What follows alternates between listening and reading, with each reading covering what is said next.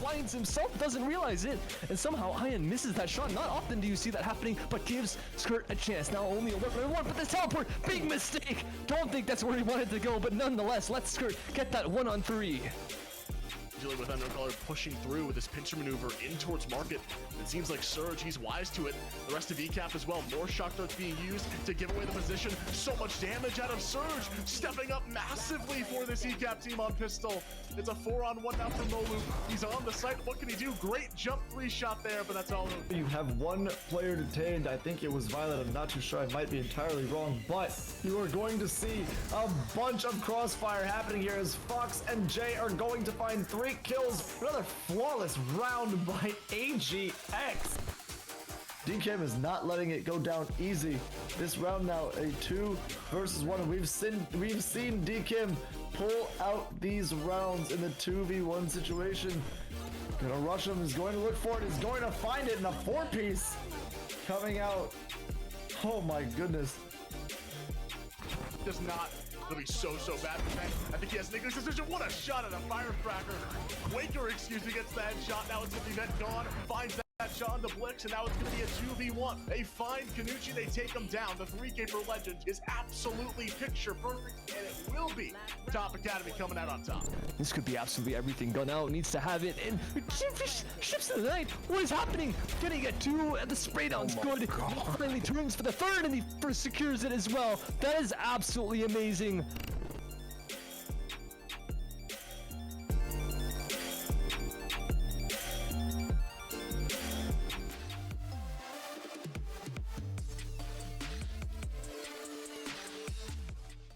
Folks, welcome to yet again another Pit of Valor presented by GLG. My name is Seymour. Alongside me is Mick.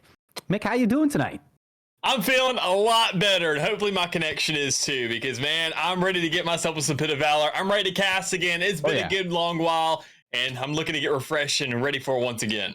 For sure. And everybody tuning in, if you're wondering, I mean, it is the 99.1 Pit of Valor. 100 is going to be coming soon, right around the corner. But tonight we got all best of ones, as we usually do. $250 on the line. First place is going to be $200. Second place is going to be $50. And an MVP to receive MSI Gaming Mouse. That's going to be a huge one for whoever's going to walk out in the grand finals of the MVP standings. But it's not only that. Well, I'm talking about MSI. Why don't you all type ! giveaway? Go check things out. We got a headset giveaway going on, and you can enter right here and now. So check it out and get on that, because who doesn't want an MSI headset? Isn't that right, Mick? Yeah, I'm completely with you, man, because even then, we have these giveaways kind of go ahead and expire every Wednesday. So we thought, we'd loosen the window a little bit. Give yourself more of an opportunity, because we know that people kind of join it over the night. People hopping on Pit of Valors, realize, oh, there's a giveaway available. And maybe they come in during the grand final. So, you got all the way till Saturday to give yourself that time to get yourself one to pick up. And just in time for the Val and Chill as well. It's not only that for tonight, folks. I mean, back in my roots for Pit of Valor, and there's only one thing I want to show off for tonight. Don't forget to go check out Drink Control. You yourself could get a wonderful bottle like this and use code GLG at checkout if you yourself wants a little bit of Drink Control. It's amazing. When you would drink Control, it would just be a perfect meal replacement for my mornings. Breakfast, I don't usually like cooking breakfast. Drink Control solves all my problems, and it can solve yours too. So go check it out over at Drink Control and use code GLG at checkout. But for Mick, for tonight, we have our game 1 locked in here and now. We're going to be looking at Copper Blue Oval versus Business Casual on Bind. First best of 1. How you feeling? I'm feeling good, man. I mean, these two teams, obviously, I haven't really heard too much, at least out of Business Casual personally, but I'm excited to see what Copper Blue has to offer once again, because I've seen this team, I've seen this roster before.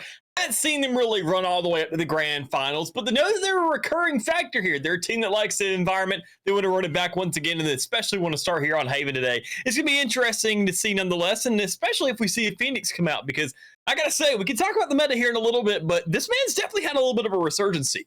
Oh, he has, not only in my ranked games, but whenever I'm watching, scrims here and there or, VCT in certain regions, Phoenix has definitely been on the rise. And I'm looking forward to. I mean, he's perfect for the meta that we're seeing. You're looking at him to definitely get that early information whenever he has his run it back. And it is a perfect tool to swing an early round. So, I'm definitely looking at Phoenix, and already Zay looking to lock one in over on business casual. And I'm guessing he's going to stick with it, but other than that, it seems pretty normal. I have to say, I'm surprised to see an Astra walking out. Yeah, I'm definitely with you as well. I mean, Astra's been looking outstanding here recently. Still have that viability as a whole, making sure to really just stay in the game. And knowing that Haven is such a big map, you still have the way to really kind of integrate yourself into here. So already looking good for both sides. A lot of versatility from both ends of the spectrum. And more importantly, these chambers that are going to be on both sides to really be that sentinel to play off of to really hold down the map. But I want to bring a little bit more influence over to the initiator side, because you see the double initiator for both teams. And we can see that, KO is going to be for one side with the fade, and we're seeing a Sky and a Breach. So, I mean, this is a completely opposite lineup. Like, we're not seeing anything too relatively familiar. When you see that, Copper Blue, they're going for more of an actual flash-based composition, the aggression. Meanwhile, we're seeing Business Casual go for more of an intel-based approach. So I think it's going to look really good from on this defense, considering they're going to be looking to see really where this approach and where this full force should be coming through. So they're looking pretty favored here, but then again, it all comes down to this first round, which we have pinning out right here, right now. And it also comes down to whether or not they have themselves set up on these sites appropriately to match. No, and I like that Kevy Fresh repping that fade is going to be combining with the Astra as well. I mean, there's a lot of information that can be gained through those nebulas, and how quick you can drop those nebulas, off of the information. Maybe look for an opening pick off of it and really catch somebody from Copper Blue Ovals off guard. But you're looking for something off guard. Well, they completely take over the C site, go for an early spike plant, and it's going to be a 5-on-5 retake. It most definitely will be a very, very just still bloodbath right here, but already the first blood coming out there towards the garage. So it's a pretty weird way to really start things off, especially considering everything's coming from the back, but it's looking pretty darn good for Copper Blue thus far. Oh, it is. Full retake. Already 3 down. It's been flawless for Copper Blue. They give up the site. They let the spike go down, but only losing out on one to get that spike defuse. Cool Blue Gatorade's going to put the last nail in the coffin, and what an opening round for Copper Blue Ovals. I love the patience. Yeah, I got to say I love the patience as well, but even then, more so, they're kind of positioning around the map. They played somewhat a little bit aggressive towards that garage area, making sure to hold down these angles because, Business Casual just pushed right down C-Long. They gave no leeway there. They got the spike down pretty easily, but there wasn't too much of a follow-up here. But one thing I got to say, I'm not sure if I'm going to be loving here in this round is the two forces already coming out here for Copper Blue, the Vandal and the Phantom, and another one possibly coming on for Connor here. 3 players really looking to have themselves a massive head start if they can make sure to keep those guns in their hands. But there's a lot of factors here, and Flaming is going to be the first one to come into effect. Well, it's not the Vandal, it's not the Phantom either. The Marshal already coming out to swing. Flaming already one opening kill, getting aggressive through A. Will be the raise for Copper Blue. Kevy Fresh a freebie, but not before Ares finds K as A. So a little bit of a trade off the Spectre that will go over to Kevy Fresh on that fade roll, but losing out on that raise does open up over towards A, but it does look like Business Casual still going to be pressing over towards the C site and Flaming. Okay. All right. Don't push Flaming with Marshall. That's all I'm learning. Yeah, especially if you don't have armor, but there's only so much you can do in a situation like that. We saw a kill come out for the likes of Business Casual. Not all the kills in the world, but still enough to make sure they can get one off. So now they can find themselves the exchange, get the buys to come out here. And we know that obviously Garage is not looking like a good start for them. They found themselves losing that first round, or at least the first death off of that one specific spot after the C plan on that round 1. And now in round 2, they found themselves all just getting absolutely mowed down by Flaming, specifically in that one spot, because that's where he was the entire time. So maybe they'll opt for a different spot in the map. You can already see him look for some leeway towards this A side. They're going to be running into the Rays and Omen as well. So this could be a really good setup for Copper Blue if they have the right utility to really stall things out for somewhat of a flank that could come out here. The flank hasn't presented itself just yet. It looks like Business Casual playing for that information. Like you said, Ares will shut down the fade for that early intel, and you can immediately see that Business Casual, because they don't get that information, they're unsure on if they want to actually press this A site. I gotta say, I mean, slow and steady is the approach they're trying to go for, considering all the information they can give themselves. They're looking to kind of wait for that to give itself up, and I don't know if they're going to get that opportunity. So they're going to be stuck here for a little bit if they don't really press the W key on something. And even another flash already invested towards the middle on that B site. So we got to see some aggression here. We got to see a duelist really step things up. You can already see that Phoenix in the middle of the map, but not really too much collectively pushing onto one site yet, as we do see now some aggression coming on C, running into Flaming, but no death on the board just yet. Oh, this time Flaming missed the mark. Connor leading the way. Vandal out. Caught a little bit back information there. Kevy Fresh opens up with the first blood. Spike down on C, so this is going to be troubling for Business Casual to get back into the site. Flaming does recover the Vandal off of the ground, but through the Nebula, sitting his kick out 4-2. Cool Blue Gatorade trying to bring things back. It's a 2v2 with Jibby on the flank, and excellent usage of the smoke. Here's the blinding light. Swings from Cool Blade Gatorade with that Vandal. A second one as well. There's a full pinch. It's going to be Cool Blue Gatorade. Can he clutch it up? Not a lot of time. And Giga Ram looks like he just wants to play that time for now. We'll get the detection on site. Looking to clear this out. Classic for the jump shot. Halfway already. Is there enough time? There definitely is. It's an easy secure right there for the half stick, man. I mean, going ahead, getting it down. Cool Blue Gatorade, knowing the kind of position he has there. 1v1 situation. Your teammate makes a call. Say, go ahead, get a half. He's a little bit lit. It's no problem. Just play your game. There's nothing he can do in a situation like this for an easy little bit of closure right there. And more importantly, 5-0 to already start off this game for Cool Blue Gatorade. Right. So it's not even that round alone, just really standing out. It's just his entire presence in the game, not really giving over any ultimate points and still getting plenty enough to go ahead and get one to work with in this round 4 already on our hands. So an outstanding start for Copper Blue, considering what Business Casual's trying to provide for themselves, but they don't really seem to be providing too much. Really just a lot of free utility to be thrown out into the wind and not really catching too much of a name just yet. So they got to catch some names, catch some bodies, and more importantly, catch some rounds, because they got to get themselves on this board here soon, and this budget round isn't going to do too much for them. At the moment, they're just catching hands. Yeah. And folks tuning in, I mean, we're not only talking about control as in get the meal replacement, get that. We also got the control clutch counter. And right there, we saw a Cool Blue Gatorade in a 1v2 actually clutch up that third round. So that should smack a first tick on board for control clutch counter on the day. But taking a look at the mini-map inside round number 4, still unsure where to go. Business Casual searching for that information, and a lot of aggressiveness out of Jibby here. Marshall's going to hit the tag, but Jibby out. Goes for the paranoia. Stuck here. The TP onto the other side. Are they going to expect it? Doesn't matter. Dark to the blind, and for now, still avoiding it. And Jibby, how are you still alive, man? I'm not quite sure, and I mean, it's just not going to be the case where he stays alive. There's just so many players already pushing up. They know they found the right kills. They knew how much Business Casual had to work with. And let me go ahead and give you a little spoiler. It wasn't very much. They had themselves a budget buy, and they're barely scrapping things together right now to even get the guns that they're working with in this situation. I mean, look at Kevy Fresh. You have the ultimate to work with, but how much other utility do you really have in your back pocket to really be finessing here? So that's going to be a big consideration, knowing that you have that double initiator. KO can play as a duelist somewhat, especially if you get that ult point and you get that null command. That's going to be a really big tool, especially with the run it back as well. But I doubt they're going to invest everything here, but one thing they do have to invest is that spite. They have to invest some money. They have to get themselves a kill. They have to get the trade, and that's exactly what they do, making sure to even things out as they get themselves up. That's what they're looking for. Here's the run it back that we wanted to see. Cool Blue Gatorade already forced out, but too blind to see where they're going, and Zay completely opens up C for the spite to go down. But take a look at this. There's a full flank coming out from Business Casual, or from Copper Blue Ovals. It's GB leading the charge to find one. Connor to double down. Aries is going to chime in. That's 3 in a row for Copper Blue Ovals to completely turn the tides of this round. All of a sudden, we're stuck in a 1v3 for Business Casual, and Hanze can only do so much.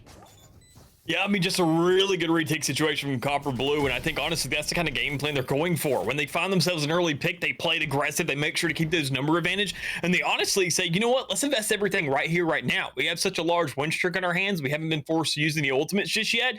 We have the confidence, we have the momentum really rocking on our side, so we have no reason not to just press every button on our keyboard and see what we can be throwing at these guys. But when they find an even trade, and even then, if they find themselves in a negative, they work for the retake, and they do such a darn good job at it, coming at every single site from all the angles, looking for a flank, making sure to set things up appropriately. So that's something that Business Casual is going to have to be ready for coming up here soon. They need to make sure they can play off the side a little bit more, or so not play directly on that spike, because things just aren't working out for them. Aries spots the cross for Kevy Fresh, so Copper Blue Ovals, they know somebody is going to be lurking towards sewers, and already it's pulled Connor a little bit off of that B site over towards A to stack with 3, expecting the heavy push.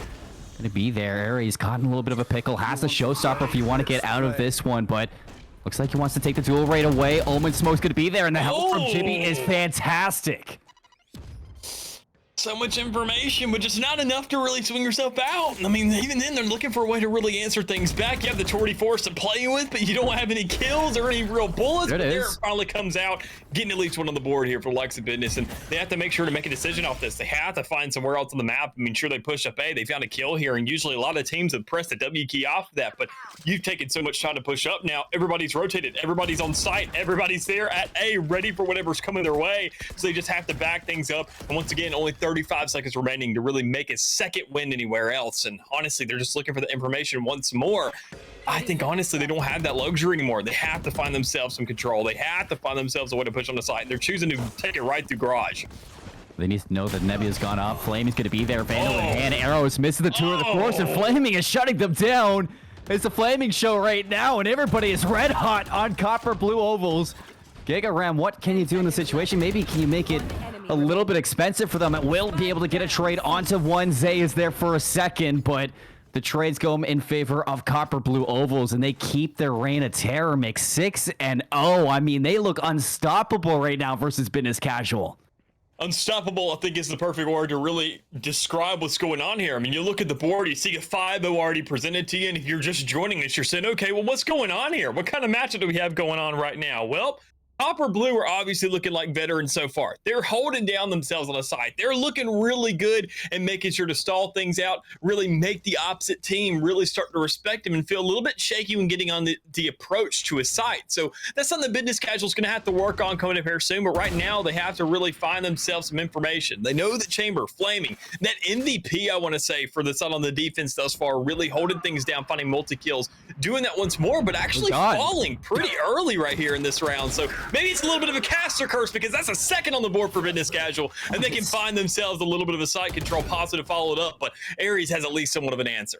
Yeah, I mean, those stinger shots were sublime, but bites off a little bit more than he could chew, and Giga Ram is going to have to sit on the bench for the remainder of this round. And not to mention that, how many times have we seen Copper Blue Ovals at a disadvantage, and they still find a way back? I'm really looking at players like Cool Blue Gatorade.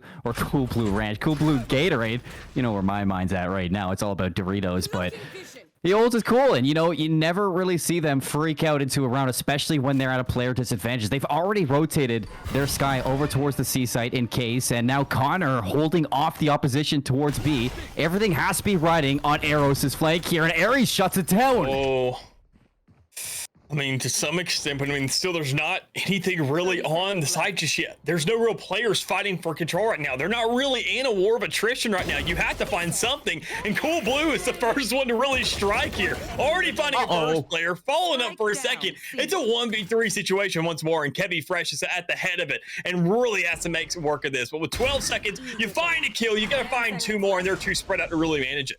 I mean, you look at where Connor is. He doesn't have to do anything. This round is over. Kevy Fresh, it's all about the damage right now, and Cool Blue Gatorade just never falls. It's another one. 3 in the round for Cool Blue Gatorade, and Copper Blue Ovals just there are right now the Great Wall of Haven, because there's no way that Business Casual can break this defense. We're heading into a timeout, and this is exactly what I was hoping for from this team. When I'm looking at what I've seen so far from Business Casual, Mick, is this information comp. Yeah, they're collecting the info, but they're not working off of it. We've seen them time and time again find that opening pick, but as soon as they do, they get passive. They give up that advantage, and they allow for their opposition to reinforce where that hole was. Yeah, and I think a lot of it, I mean, I mentioned the information composition earlier being brought up by Business Casual. Problem is, I think they're a little too reliant on that. They're expecting to really set up the map here. They're kind of having a caster sense of the game where they're saying, okay, we can set everything up. We can control this entire map. We can make sure to perfectly execute something so long as we get the information.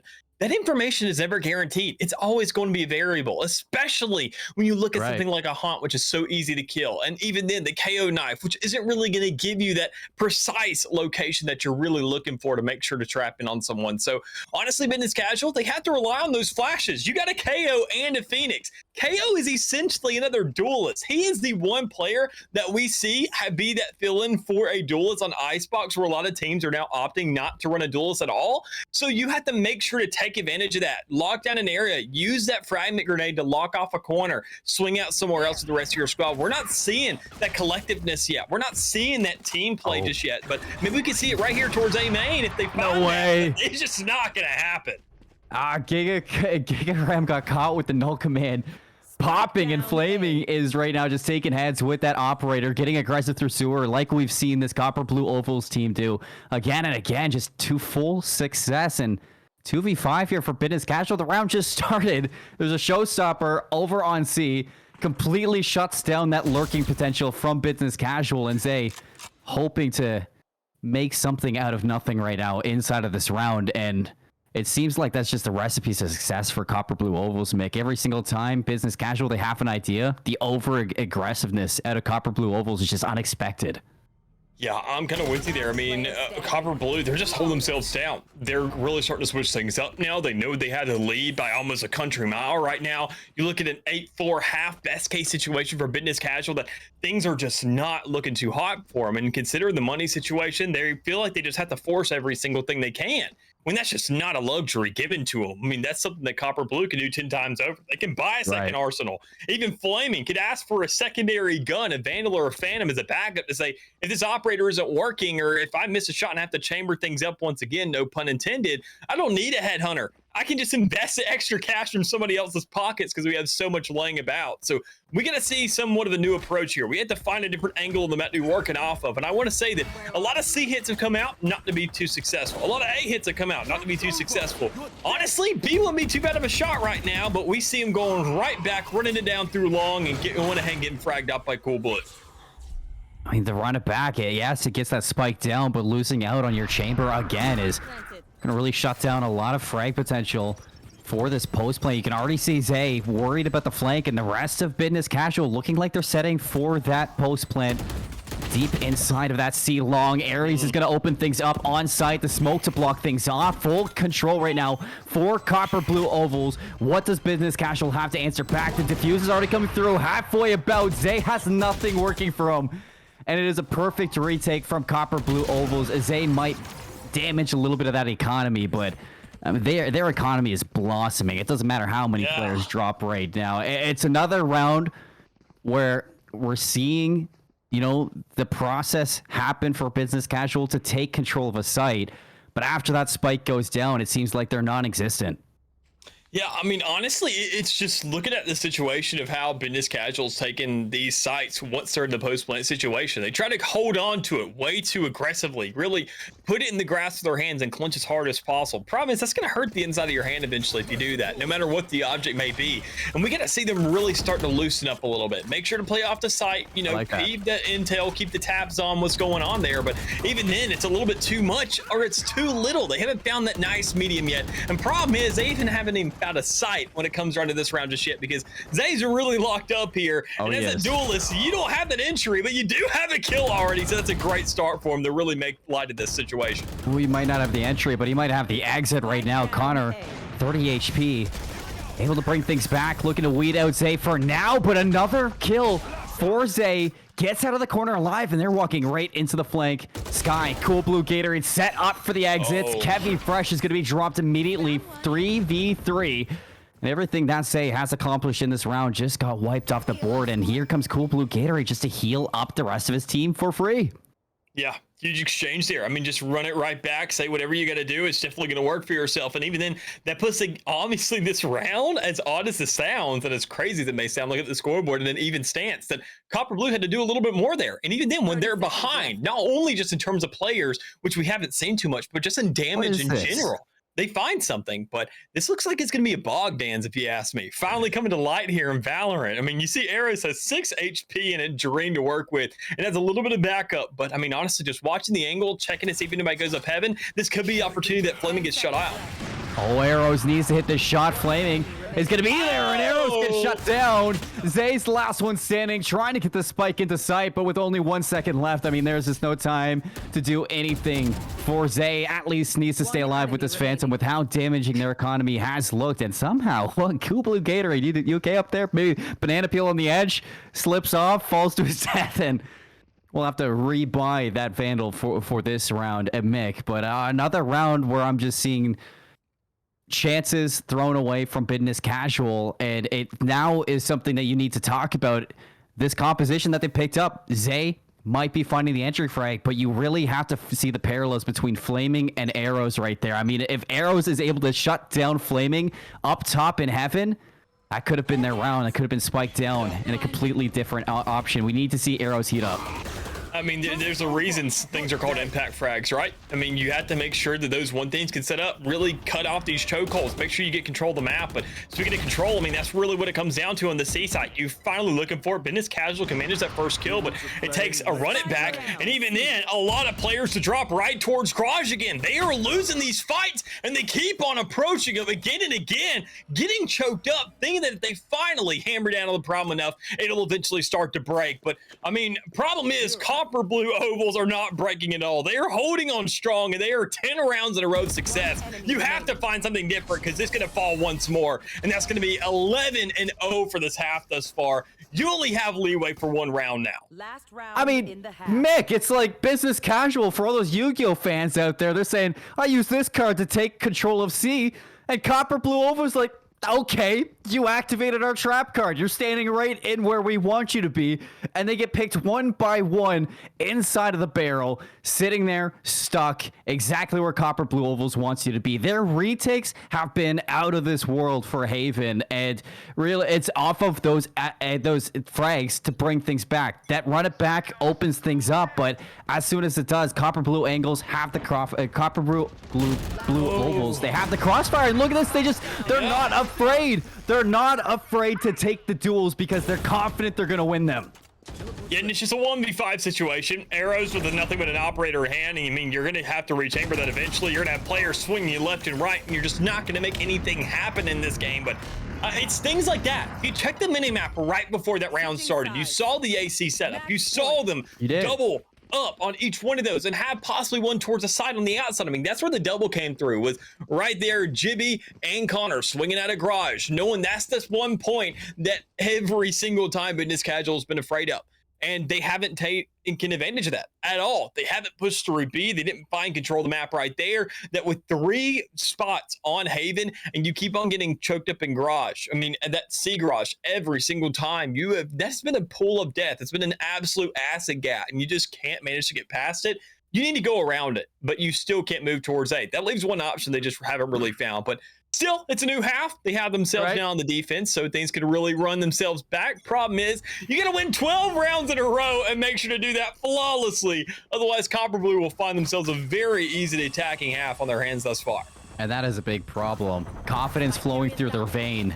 12 flawless rounds. Business Casual on the back foot. What are we going to get here? Copper Blue Ovals only one more round to put this away, and it looks like they're already rotated around. Jibby will get the trait onto Zay. 2v3 on the inside. They know that stuck inside will be on Zay. On this Asher roll right in the nebula. Jibby's going to jump down. Ghost in hand. Can't hit the shot, and Business Casual stay alive. Okay. They get themselves one. Now we can just go ahead and start this little countdown. Only 11 more to go, but they have themselves a little bit of force to work with in this round, and we're expecting that Copper Blue, they're going to save things up. They say, we have all the leeway in the world. We have so many safety nets. We have accounts on accounts. No matter what happens, if we go broke here, we got offshore bank accounts to back ourselves up. No matter what, we have a contingency plan, and they don't really have to break any of them out. Instead, they're going to go for the 5 Stinger setup. I think they're honestly just looking to have a little bit fun right here because they know the game's going to be pretty quick. They know they only have one round left, and they say, honestly, now that we're on the attacking side and we set the tempo, we can make it a pretty darn strong one, so long as we just don't let Arrows get the best of us right here. I mean, looking to repeat what Flaming did to them back in the early rounds. Marshall in hand, blinding light will dissuade him. Suck with the flash, and Connor lines up too. A huge entry from the Stingers. How fun is this? You don't often see 5 Stingers on the map anymore. and Valor, but Copper Blue Ovals, they want to put it down now. All the utilities going to be coming through from your breach to slow things down for business casual. Zay looking for the entry, Spectre in hand, but is it enough? Gonna have to time this right with the rest of your team if you're gonna make it happen. Standing on the edge, Connor runs him down. Kevy Fresh, we'll see you later. Andy inside the site to trade for business casual, but it's just not enough. 1v2, Zay completely trapped, pitched out, and Copper Blue Ovals nail in the coffin, 13-1. That's and then, you know what? I'm gonna say it. That It's game was not a little bit pretty. of a stinger. That game was kind of a stinger. I don't know what else or really how I can lay that out for you. It's just obviously that Copper Blue, they showed up to play, and even then I talk about it a lot of these times. These whole tournaments are completely free to play from the likes of Community Gaming. Thanks to them, I mean, making sure that anybody can really hop into these things. Problem is, you get situations like this where you hop in, you want to have some fun, but you realize, oh, we got a really bad first seed. We're up against Copper Blue, who have ran it back on multiple weeks and made sure to get themselves at least through the first 3 rounds on every single time. So you got to show up to play. And sadly enough, business casual was just not here for it. How long were you sitting on that stinger joke, by the way? I mean, it was only 1 round, right? So it wasn't super long. It wasn't like round 3. I was like, you know what? I mean, you're right, though. That was a stinger, not only I'm sure to play, but to watch in that last one. Copper Blue Oval, they looked fantastic. At least if you're business casual, you got 1 round. I mean, that's something to take home. It wasn't a 13-0 loss. I mean, 13-1 is no different, but you got that 1 win. Hey, you walked away knowing you got something there. So that's gonna be it. That's gonna be Copper Blue Oval. Moving on to round number 2 with what was the most perfect Haven defense I've ever seen in a very long time. And folks, we're gonna go on to break and get things set up for a second match of the day. Take your time, go check it out. Drink Control. Get yourself some meal replacement. Get yourself a nice little bottle like this as well, and enjoy some of the best meal replacements you're going to find. We're going to cut to a break. When we come back, your Pit of Valor 99.1 will continue. See you soon.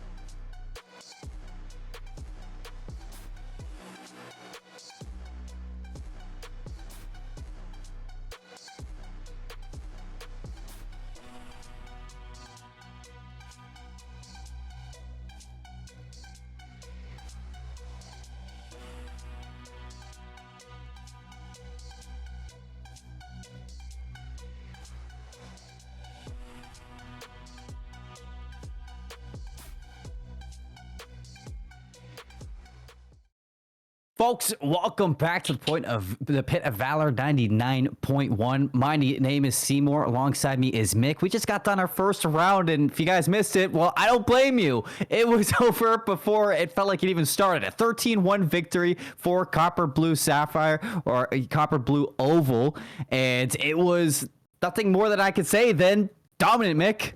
Yeah, I mean, a 13-1, we don't really need to talk too much about that. I think it really explains itself. Even if you're not new to Valorant, even if you know what's going on in Valorant, no matter what it is, I can just say one thing. The game is a first to 13, and when you hit 13-1, it just speaks for itself. But we got a new matchup on our hands. We got a new map on our hands, so maybe we have a little bit of a different lineup then.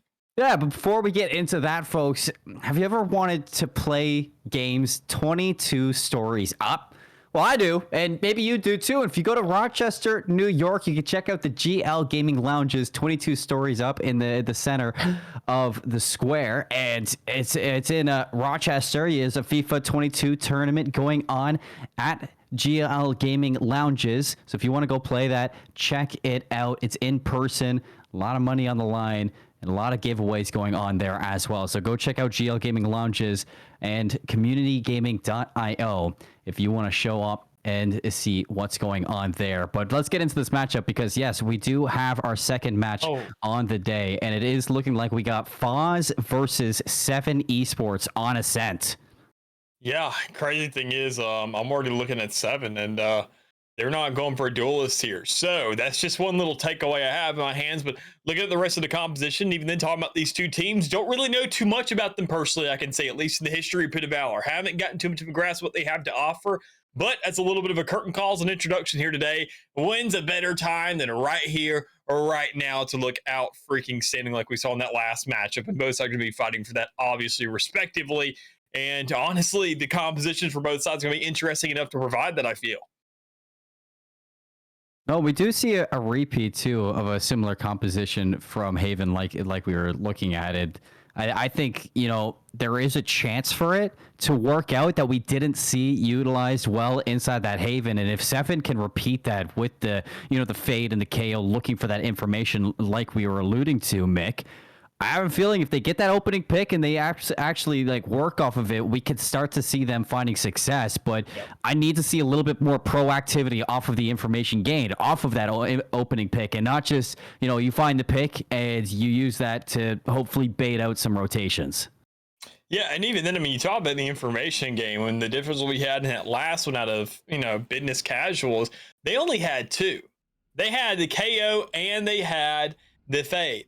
Problem is, in this right here, Arrow, he's the third one. He's running the Sova. So if everything goes wrong, 3 strikes and you're out. And you got all 3 to work with. And the best part is, all 3 are rejuvenate as well. They're not something you have to pay for. They're not something that you go ahead and consume over the course of the game. They come back up, so if things go wrong, you pop them as quickly as possible, find some aggression on the site, and if it doesn't work, you run it back somewhere else. But instead, we see a little bit of a slow and steady game, a huge rotation coming out around for the outside for 7 Esports. It looks like they're going to be trying to hit B pretty late here, but better late than never, because they still got a whole minute on the clock, and they're looking for some blood off of it. As soon as Dawn gets no information through mid and that smoke drops towards A, you have to be thinking right now that it's going to be a B attack. And Siren Child looking to lead the charge here for 7 Esports. You can start to see that Sova start to back up towards Boathouse. Full control so far in favor of 7 Esports, but it's Ezen trying to slow things down. They know he's in the back. He has so much information, but he just doesn't know who to choose. Yeah, I mean, with 4 targets there, heck, I don't know if I could either. There's just too much to shoot. You have nothing but a ghost, but then again, you get a lot more players and a lot more teammates coming on the side to give you the backup as a full wipe almost comes through. It's nobody but Spy left, surviving and standing, looking for a couple more kills. Only a little bit of the damage. No armor to really have to go up against, but you got to hit those headshots. You got to get those players. You got to wait for a collapse. It's going to come in on them. Kerrigan with the closure, and Foz go with the first round on the board. I like that. Foz didn't get a little bit too aggressive even in 1v3. You know, it's a pistol round and things can swing out of your favor pretty quickly. It was a heads-up play to, you know, pull a lot of the attention off of that Astra towards the top lip, and the full rotation from Kerrigan to collapse with the pinch, get a cleanup. All 3 players stay alive at the end of that. 4 Foz, 2 in that retake, and an opening round for pistols for the defending team. You can already see the buying up into the second round, just looking for, you know, to clean things up quickly, head into a bonus with Spectres and Ares on Ezen. And you know what? It makes me reminisce of Sova on Ascent. Yeah, I mean, there's so many people now that are running this kind of KO setup, kind of leaving Sova in the back burner, so we don't get to see that Ares setup too much of just spamming right through a wall, looking for some kills, or at least trying to get some damage off. But still on the defense, that's going to be where it really has an impact. But we could even have even more is right here towards Tree. A huge fight already going down. Plenty of players swinging out an arrow, making sure to get a kill with an arrow to go ahead and start things off. He did. Niche did not expect to get blindsided like that. Spike going down. Kerrigan's here. Trades there, but still an advantage for 7. As a spike due to be planted, and possibly in a recovered Spectre as well for the post plant. 4v3, so numbers for 7 to absolutely run things over. Benik, no idea that the chamber is right around the corner, but it looks like the Jet's going to check it anyways, and potential bring back here for Benik is Siren Child down 3v3. Here comes the recheck for Foz. It's a little bit of a start. The problem is, I mean, all this intel that they have really not even having an impact in the game right now. 7 already getting in control inside. They have to find themselves a little bit more player initiative, because knowing they're pushing things out, they're all sucking hell right now. They're finding the right trades and the right damage to go things off. Oh! But Nick with the clutch! That's another control. Clutch in the hands with the defuser going off. We don't know if exactly that can get there, and it's going to be just in the nick of time. Oh, no! For the likes of 7 Esports to close this one out and make sure they get themselves the round. So clutch in terms of the kills, in terms of the economy and getting the weapons off, but getting that spike detonated and at least diffused, that's not going to be a factor here.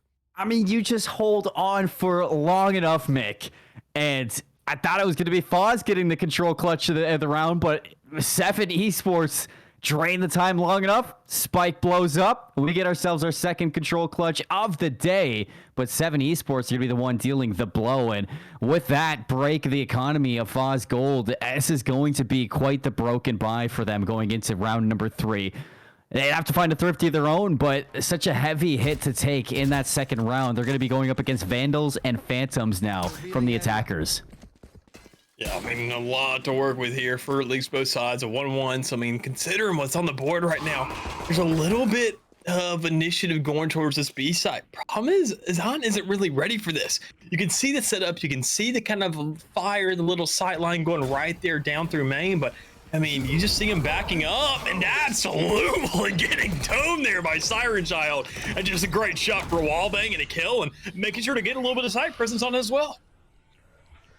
When you can see that, you know, Carradine trying to find a gap in the smoke. Nobody's going to show themselves for 7, so Spike down with numbers advantage, and with those Vandals and Phantoms, things should be locked down here for a second round out of 7 Esports. Is what can we get out of Foz to hopefully shake things up? OpenE's going to open things up to trade out in 4-on-4. Soon to be keeping those numbers, though. 7 will take them down. Maflot holding the angles, keeping the aggression up, and Banik is just rolling through them right now. The Jet keeping Foz Gold alive for a second. Although it was just one after the other. Vandal, Phantom, Vandal, and Spy is going to deal the finishing blow in that round. 4 kills for Spy at the end of that one. Now the Astra has the Cosmic Divide going into the next. Yeah, and even then, more importantly, I mean, still we got full guns now coming onto the board for at least both sides, and that's the more important thing I really want to bring some light to, because I mean, a last round you could have said that, okay, well, 7, they played the game a lot differently. They may be a rifle team. Problem is, they were up against rifles. They were up against a little bit of the save there for the likes of Foz Gold. So maybe we could see something a little bit better now. We could see some actual blood, some good trades go down, maybe some utility usage that actually looks to have some merit, have somewhat of a trade-off, provide you the information and possibly get a kill to work with. But if we're talking about working, we're trying to work the middle of the map, and that's Siren Child's initiative objective right now. Already trying to look for some kill, but can't even find the shot on the Dawn. A first hit like that, a first shot, if you could have at least found some damage, or more importantly, found the kill, that would have been a great start. But you have to make sure to nail those until the rest of this game really starts to pan out. I mean, that could have been a chance for both Foz and 7, Siren or Dawn, to find that kill there. And, you know, both teams, it was like a handshake at that point. Okay, you missed your shot, I missed my shot. Let's not double dip into this one. So back to the drawing board. 7 Esports still looking for a way into the round, and it looks like with middle map control, sent Dailili right through arches, tucked away into the cubby, and the rest is ready to push out, try to distract, and allow Dailili to get that pinch. Yeah, so here comes all the utility. A little bit of a misplaced flash there. Maybe a little bit of a slowdown, but it doesn't matter. You still have the smokes there. You still have all the players really starting to flush themselves out. So, I mean, 7 Esports looking for a play, looking to work off that nightmare, and they can't really find too much just yet, but they do find themselves some side control. They have to find some kills, but Ezen is doing a much better job at that. Already in a 2v2 situation. This spike has to go down, and it most definitely will, elongate this timer a little bit more so. Well, Ezen goes down, and Dailili's got the crossfire. It does look like Carradine gonna get aggressive to the smoke, punished for his life. 3 kills for Dailili, and that's a 4K in the round. Dailili coming to the rescue for 7 Esports. That looked a little worse for wear after Ezen found 2 down towards Boathouse. A little bit shaky from 7 for taking control of the site. Maybe not counting for Ezen to be tucked away into the back again, but he's been playing there all game long, and in the future, I expect him to watch that Sova. Man, if only we had a multi-million-dollar studio like Riot themselves to scrub through every player's perspective, because I want to see exactly how you can finesse that.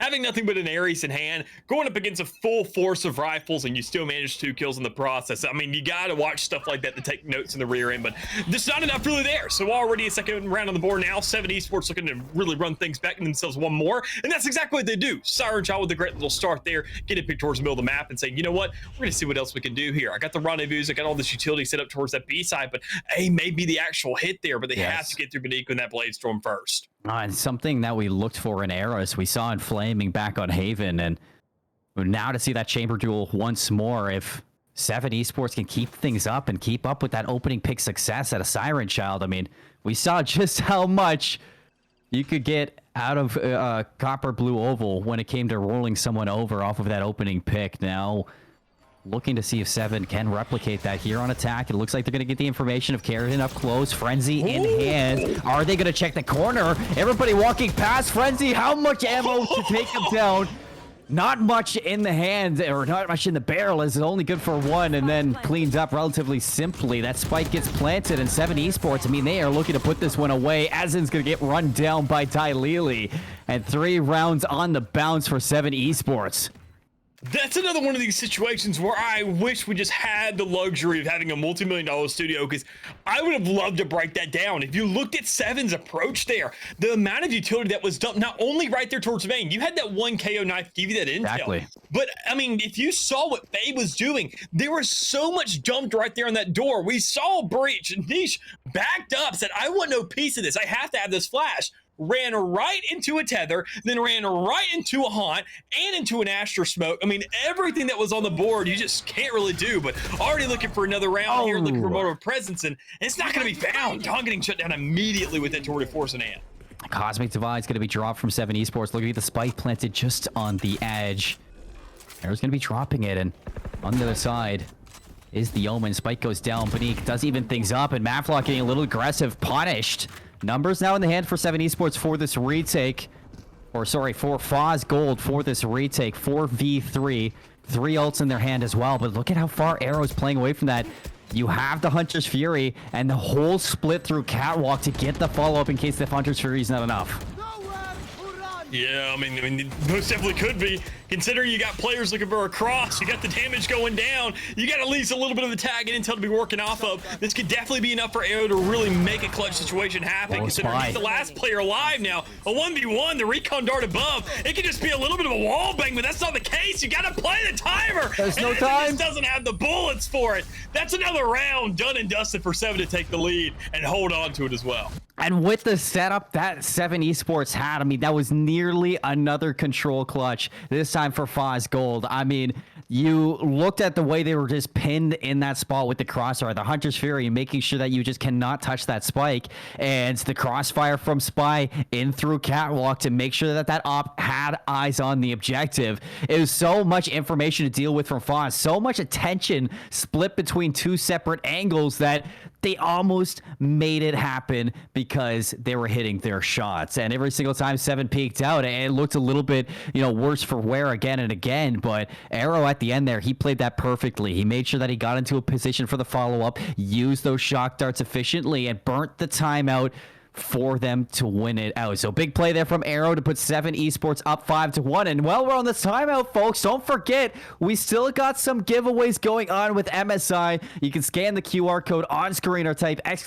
giveaway in chat, and you yourself could be walking away with a nice MSI headset. Most definitely could be, and keep in mind, you got all night to do that as well. So if you want to go ahead, get that open in a new tab, take care of it later because you want to keep on watching this game, I don't blame you, because I feel like things are going to get a little bit closer, much tighter as the course this match moves on. But go ahead and keep that thing open. Make sure, because you have all the way until Saturday to knock it out. But talk about this timeout now being over and what's going to happen here for Foz Gold specifically. I mean, 7, they just have an amazing setup. They know how to use their utility. They burn a lot of it, of course, but they don't burn too much of it. So they have to keep that in mind. They have to really look for something here. And talk about looking. This Tour de Force could really start to light things up, so long as we don't see a little bit of a spray coming down from Dawn to really shut it out. There's a gap in the smoke, and Dawn should have a freebie, but interesting what we just saw right there. A heroic flash coming out from 7 Esports to help their chamber stay alive, and it might be Courtyard in control of Foz Gold, but it looks like 7 want to get the spike down towards B. I most definitely can. I mean, with this being a free site for the taking, you only have that Omen sitting right there towards door, and not really the best guns on the hands of these Foz Gold players. This could be really doable, because you now have the null command coming out. That's an Omen shutdown, so that's less smokes to be working off of, and the rest of your team's still there to be playing with. And knowing you see everybody pushing out towards spawn, towards main, they're taking control not only of the side, they're making sure the map's unlocked too. And null command's just going to make this even harder. Burning out the time. Arrow and CT along with the Astra, and you look at the minimap, Kerrigan's looking to change up his positioning. Rolling Thunder for the entry. Spy shuts down Kerrigan. Dawn's gonna get ripped off the map, and Spy at 3K in the round to close things out inside of round number 7. 6-1 for 7 Esports, and every single time I'm seeing these attacking pushes, I mean, it's looking fantastic. It's looking spectacular, actually. I thought Siren Child was going to get picked through mid with that odd positioning, dropping down into Courtyard, but as soon as he did that, and as soon as he got paranoid, a flash came through. I'm pretty sure that was coming out from Mavlot, your KO. A Hail Mary toss to save Siren Child. That is huge. And I mean, even then was bigger. I mean, just Seven's control of the map. The way they're playing this game, I mean, they have a recipe for every single site. I mean, the recipe is just the fundamentals. They have leeway every single time. Oh, okay, we got to get on the site. We got to find a round. Okay, that's making a cake. Well, we know how to make just a cake in general. So what can we switch up every now and then? Sometimes we throw some strawberries in there, maybe some blueberries. Maybe we want to make a pie, whatever it is. They have that leeway. They bring that success to life, and they really execute things almost so fluently to where it has a lot of leeway to change it up. But already they have themselves a little bit of a lackluster start here, but I mean, they find control nonetheless, and they get themselves pushed up the map, but not really onto a site unless you're including A where the spike is even there. Oh, look how far up Mavlot's pushed up towards A now. That should give a relatively easy spike plant for 7 Esports, but he bites up a little bit more than he could chew, and Banique will trade out the KO. A 2v3 situation, but still you have a setup for that spike to go down. Fosgold, you see Banique backs up to the team. We're going to group up in a 3v2 situation, but is that Chamber on 1 HP? I mean, Fosgold, you breathe on the Chamber. And he is done. Niche gonna put the flash out. Spy take a little bit of heat. Still backs up and gets Niche. Dilili on the cross, and it's just feeding grounds for 7 Esports. Pulling out of the Cosmic Divide, and it's 1-by-1 to drop. Man, I mean, just right there, you look at 7, they're not afraid to invest what they got. And a lot of teams you'll see, okay, let's load this on top of this and find these layers and create a game plan and go on a step-by-step basis. At 7, even when you just find one plant, get a Cosmic Divide, and it's only one player really there with that utility still available, they say, screw it, we invest it. Yeah. We find rounds with it. We see what we can do in a situation like this, and they make the most of it, and they get another round on the board, causing to already have a guaranteed lead in this half on this attacking side. But they got to do it on defense, but they still got plenty of rounds to go, but one less player to do it, at least in this one. Yeah, Siren Child dropped early. That's that Chamber duel that I was looking at early on in this half, and finally, I think after numerous rounds where Dawn gets first blooded, gets the better of Siren Child, and look how much control now Fosgold have in that mini-map. 7 Esports are walking right into a trap towards A long, and Fosgold, you're getting so much information from your Sova and Omen that you basically know 7 Esports' strategy already. Yeah, I mean, you can tell they are just locked up in A main. There is no other alternative here. I mean, looking at the entire map, you push everything up, you collapse, but finally they're trying to force themselves out, trying to find the damage, and that's exactly what they do. You've given 7 enough time to create this game plan, bring it to life, and to bring you to death. Yeah, with that flank coming through, I mean, it leaves your numbers a little bit less towards A, so 7 just bullied their way onto point. Still looking for the flank here from Ezen. Gonna find one. Caught with the sonar dart in hand, and that's gonna be the trade. 3v2 for Fosgold to get this one done. Information on Spy. Benny gonna keep it going, but excellent utility from the Fade, and Dilili a 3K to put it away. 8-1. The lead just keeps on growing here inside of the first half now. Guaranteed at least an 8-4 half. If Fosgold can bring this one back, but it's going to be so hard. They do have the buy for the round, and Ezen's again going to go for this Odin pick, the LMG pick towards B. I haven't seen it really turn into anything except for that Ares double kill back Boathouse. I haven't seen too much out of Ezen this round. I mean, it's just there as a contingency plan, though, right? I mean, you're playing full defense as a Sova. You're not really going for too much of a flank in that last round. We saw him do it out of desperation, but right here, you're just playing a hunker down. You're playing for defense. Let's hold down the castle, do what you can, and there you go. Finally finding some success. Even though we haven't seen too much of it, at least getting a kill right here, right now is going to be enough. So long as Mavlot and Kerrigan can really find this exchange and get down and dirty with it, and with Spy having almost no HP, it's going to be an easy little take for him for the likes of Fosgold, knowing the kind of situation handed to him. Oh, low indeed, and Spy's going to get cleaned up through the wallbang. Well, Kerrigan looking to lead Fosgold into a round victory. Dilili forced into the positioning of Dawn's operator, and Niche will close it out. Fosgold answer back finally after winning round number 1 way back when 9 rounds ago. They finally find their second. Yeah, so a little bit of, I'd say, a light at the end of the tunnel, maybe for this half, more specifically for Fosgold, if they can make something happen, but they still definitely have to do that for 2 more rounds in a row here, but to make themselves look pretty darn good. 1 should be guaranteed for them, or at least they're hoping for, considering that 9-3 would be a very, very doable half that we've seen a lot of times in a competitive environment, but I gotta say 8-4 would just be Oh. so much better. So a little bit of switch up, the double operator coming out here for the side of the defender. So looking to hold things down, get these sight lines absolutely locked up. But with all the guns and aggression coming down and a nightmare available for the side of 7, that could definitely read the ace up the sleeve they need. And look at this op setup. I mean, they just have a crossfire through mid and basically no room for opening here. It's a nightmare over towards B, looking to force their way into the site. Nebulas are going to be dropped, and there's just no eyes on the cross on in. Again, Asin's going to be forced into a position to have to make something on the inside of it. Kerrigan going to leave a little bit of space for Asin to move. The Odin's going to come out to spray, but 7 Esports, they are getting picked away while they rotate over to the A site. So it was all just an elaborate plan to get the spike down at A. Now they have the post plan. And they definitely have a little bit of work with here, considering, I mean, the utility in their hands. You see the Astra still alive and well, and knowing the double operator is still alive, that's not going to be too much of an actual hold. And so you got to get a player on site, get onto that spike, find someone to defuse, and they just haven't found that yet. All these sprays coming down, the utility set up for them. They're looking for somewhat of a wrap around here, and 7 definitely have that set up. They don't have all the utility in the world, but with a Sova and an Astra alive, that could be just enough of a post plant for you to really make something happen. If Siren Child, all the kills in the world. The flank's gonna double down, and suddenly you're trapped again if you're Foz. You gotta fight your way out of this one if you're gonna be niche, and there are so many angles to look at. You lose out on Asin, you lose out on the round, and that's gonna be 7 Esports on 9 now. Looking for that 9-3 half, looking for the 10-2 half, everything right now. It's just a world of opportunity for 7 Esports, and again, like you said, I mean, such a smart round for them to go dip their toes into B. They haven't really been rotating from site to site very often, so to do it in a later round, you basically call the bluff of Foz Gold to really rotate early, a little bit too early, and that leaves you completely open towards A. Yeah, and knowing it's later in the rounds, I mean, you don't have any leeway for these curveballs anymore. I mean, you only, have 1 round left after this, so if it doesn't work, what's the worst that happens? You still find yourself at 8-4 half if you lose every round passes.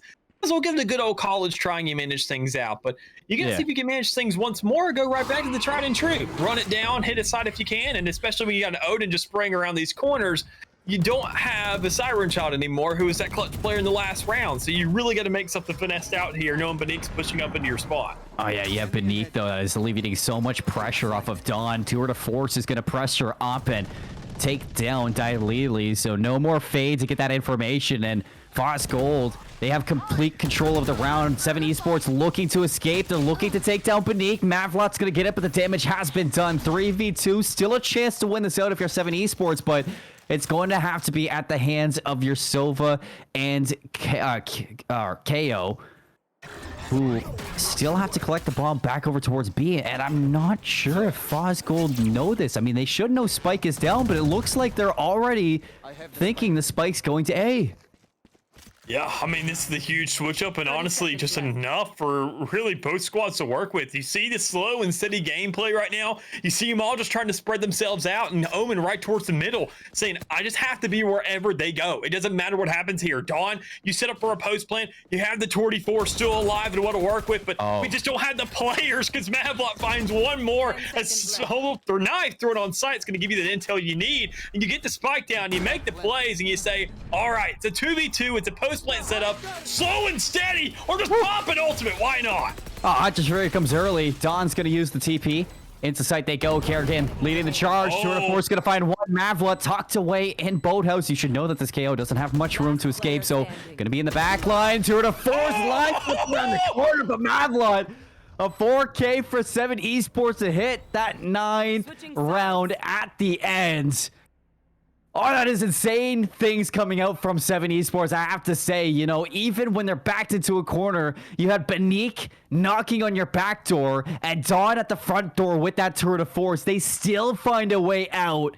And it's down to your Sova and your KO to make it happen. And the way that they played that, the Hunter's Fury getting invested so early, it's just brilliant.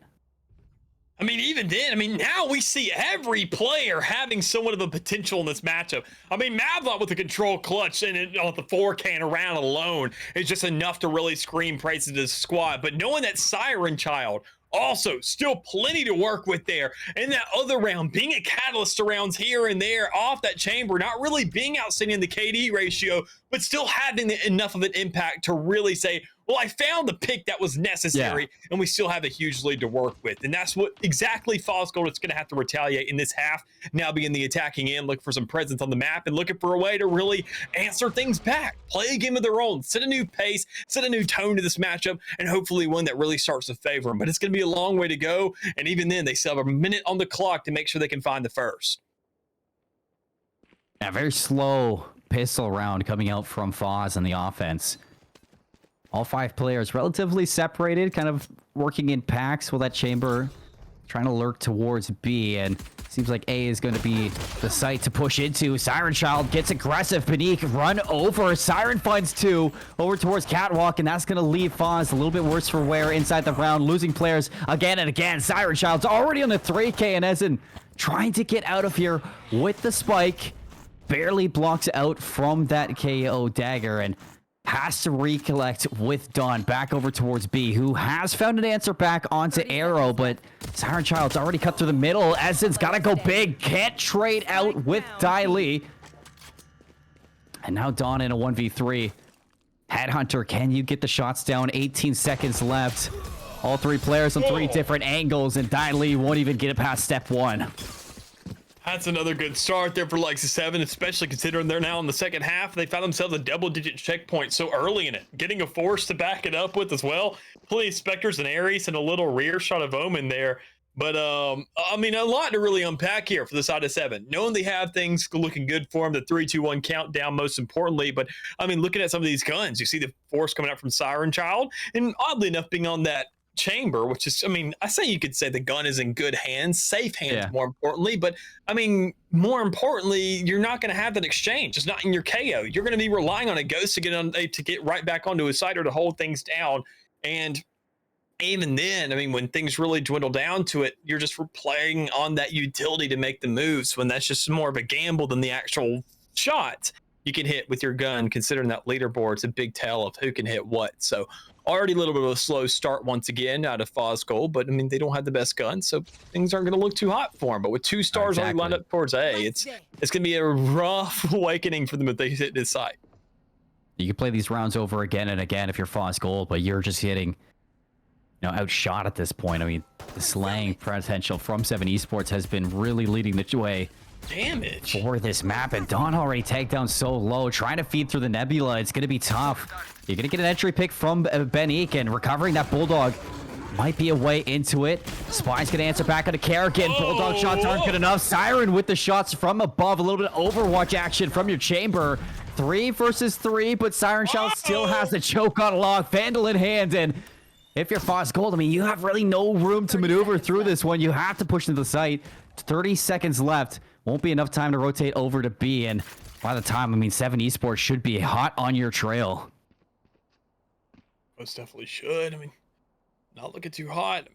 I mean, with obviously Nish, they want to go ahead and get 1, so I mean, that's a good start, but with 10 seconds left, it's in the spike down.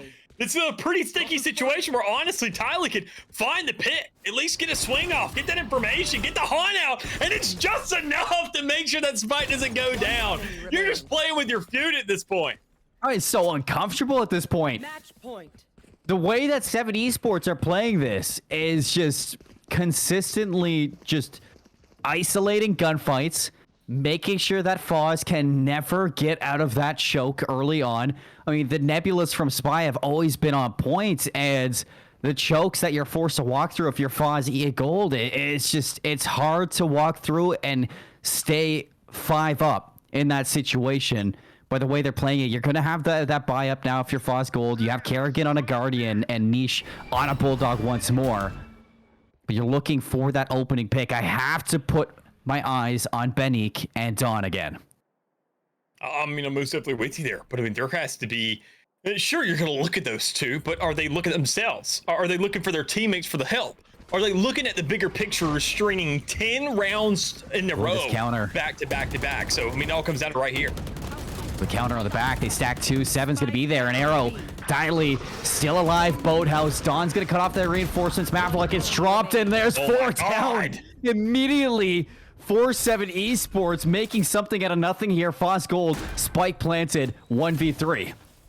Well, this could be a great little way, a great little kindle to the flame of what they need with this 10-round string they're going to have to put together, but they got to make sure that a clutch doesn't come out once more. We've seen a couple of these already come in tonight, at least 2 of them being brought out by 7 specifically, but it's not going to happen. Third time is not the charm. You're already out of it, and Don's going to close things up. So speaking of threes, that's the 3rd round now for Fosgold, and they made sure to really play off of this. They look pretty darn good. They have plenty of players alive towards the rear end there, so you don't have to invest too much money in going into this next one. And luckily for them, a little bit of a choke up in the economy for the side of 7 Esports. So things could definitely be doable for a 4th here, but considering the utility that's going to be coming out and the retakes that are going to be a little bit more impactful here, a little bit more considerable, knowing that 7 can't just force themselves down your throat anymore. They're going to be waiting for that opportunity rather than creating it.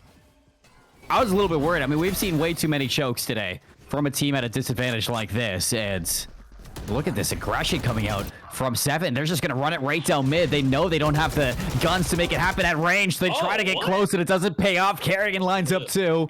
And all of a sudden, 7 Esports down to only 2 remaining players. The B side is completely open for a plant, but I mean, if you play your cards right and you bide your time, 7 Esports, they might be able to catch them on the rotation. If Fosgold just keep on stirring over towards B, you might get a rotation there, but Spy's going to get the inform over towards A, shut down by Don, and this round, I mean, it is done.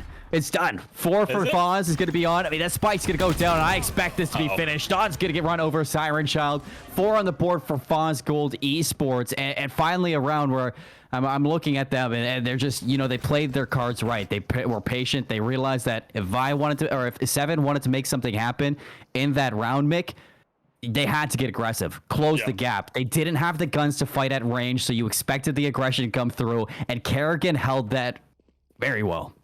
Yeah, and even then, I mean, we saw the effort come out right there at the start for that. They played up towards panels. They tried to push themselves down the throats of Fosgold, but it just didn't happen. And when you have 8 rounds to really work with here, you're not concerned about that. You say we just give it a shot. Why not? It happened in the last round where we tried something crazy, did the little Trojan horse plan, it worked. So let's just do something different. Let's try something else and see if it really comes to light. And even in the operator play will already come to light here for Siren Child. Able to go ahead and get one on the board already. Looking for a second, playing very aggressive, saying, you know what, forget the rendezvous. I want blood. I want this match point to be done and dusted so we can move on to this next round. And it's not even him that's doing it. It's everybody else done. Siren Child. Siren Child, the op trade. I mean, these 2 are going at it with the scopes. You never expect him to be so aggressive. Benique gonna get run down by Mavla, but expecting the pressure in 2v2. And you see back and forth trades, and you know, as soon as I expected, you know, guns to be equalized on both ends, I expected the scales to be tipped again. A little bit over towards the side of 7 Esports, but you're really looking at players like Don and Benique to dig deep for this round. Keep your team alive on a set. I mean, this is only best of 1, so it's do or die throughout the whole tournament. And right now, Foz, it's either you win the round, or you go home packing. And look at Spy's positioning here. Slipping into wine. I don't think Benique is going to check this. And neither does Kerrigan. So Spy has a chance to completely shut this down through the smoke. They line up and see you later. 7 Esports move on. And even then, I mean, I could have swore that Ash was going to get caught out. I thought right there earlier when they were making that initial push, line up towards AMA, we saw him kind of making a little bit of inching out, saying, I want to play aggressive here, and almost having the worst timing ever. But luck completely changed its mind at the last second, giving the opportunity of a lifetime, closing things out and saying, you know what, this is a pretty easy game here, already just done in the books for the likes of 7 Esports as they look outstanding on the map of Ascent. No, and I really want to pick your brain, Mick, after that game number 2, because now we've seen 2 or the same iteration of this information comp, the KO and the Fade setup come through. Very successful on Ascent, not successful inside of Haven. Do you think there were just 2 different game plans, 2 different caliber of teams being shown there, or like what was your mind on that composition? Honestly, it came down to 7. They were just an actual, literal better team. I mean, there were plenty of points that I was even kind of, I mean, I could even see a reaction where you're like, well, all right, Mick, you're kind of giving these guys too much praise to their playbook right now. You're starting to talk about these points, the kind of setups they got. There's shots going on the field, and you're talking about utility setup. That's great and fine and dandy, but I mean, you got to give the respect where it's due. I mean, they looked outstanding. They took full control of a site, and as I mentioned, their recipes are just extremely fluid. There's a lot of leeway for them to work with. They have one point on the site they take care of. They say, all right, well, we got point A, B, and C, but that's only for one site. They got the other half of the map. They got middle map control, and sometimes they let it throw a little bit of a curveball out there if they got the leeway for it. They know how to play the game. They know how to experiment. They know how to have fun, more importantly, and that's really what it kind of dwindled down to for them. Well, it's very interesting to see the same thing have two different stories already in 2 rounds of your Pit of Valor 99.1. Folks, if you're enjoying this, and if you've enjoyed Pit of Valor, I mean, you just look at the amount we've had so far, already at 99s. I mean, we're definitely, holding things out before we get to 100, but 100 is right around the corner. We got 99.1 this week, pretty sure 99.2 next week, and it has been quite the ride. And I just want to give a big shout out to Community Gaming for everything that they've helped grow GLG for, propped up, things like the Pit of Valor, other events are on a pedestal for players to just enjoy, build a community, and have a great time. And huge shout out to Community Gaming and for everything they've done to help GLG grow to where they are now. And if you guys want to show support, go check out communitygaming.io. That is communitygaming.io, all one word. And, well, not dot, but you know what I mean. Go check them out and show some support to Community Gaming because everything that they've done has been amazing here for GLG. But that's going to be all for our game number 2. We got a 13-1 in game 1, a 13-3 in game number 2. We're going to go to a break and see if maybe round number 3 is going to be a different story.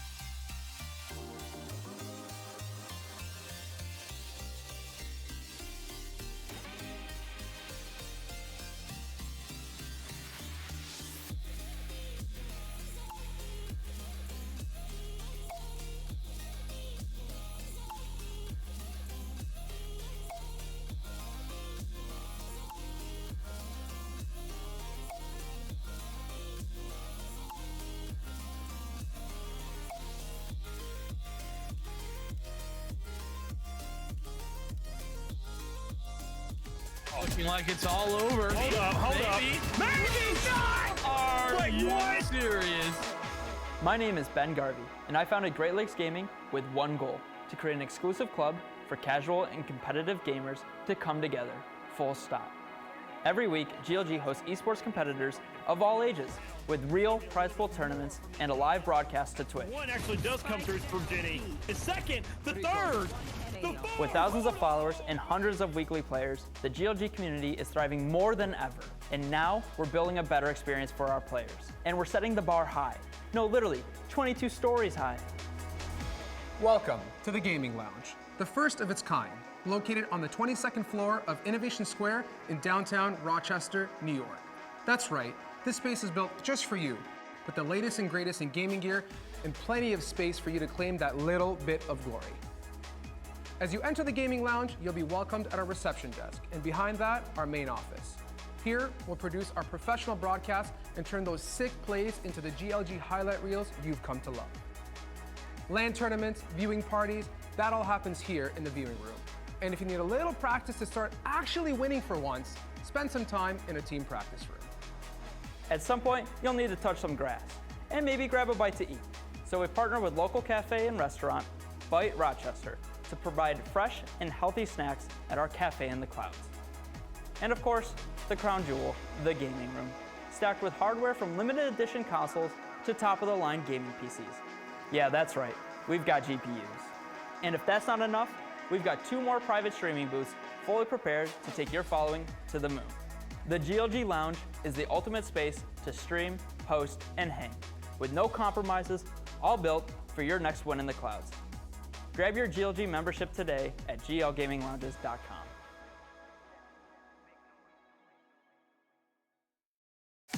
Looking like it's Welcome back to the Pit of Valor, number 99.1. My name is Seymour. Alongside me is Mick. We've been taking you through the action so far. Mick, 2 rounds through, going into our third one. Yeah. How you've been feeling about the gameplay so far? I've been a little let down. I'm not gonna lie. I mean, looking at the 13-1, a 13-3, maybe if we're following suit, we'll get a 13-5 this time around. But I'm hoping, being we're now kind of getting into the last legs of these regular kind of areas, For where sure. we get the round of 64, 32, 16.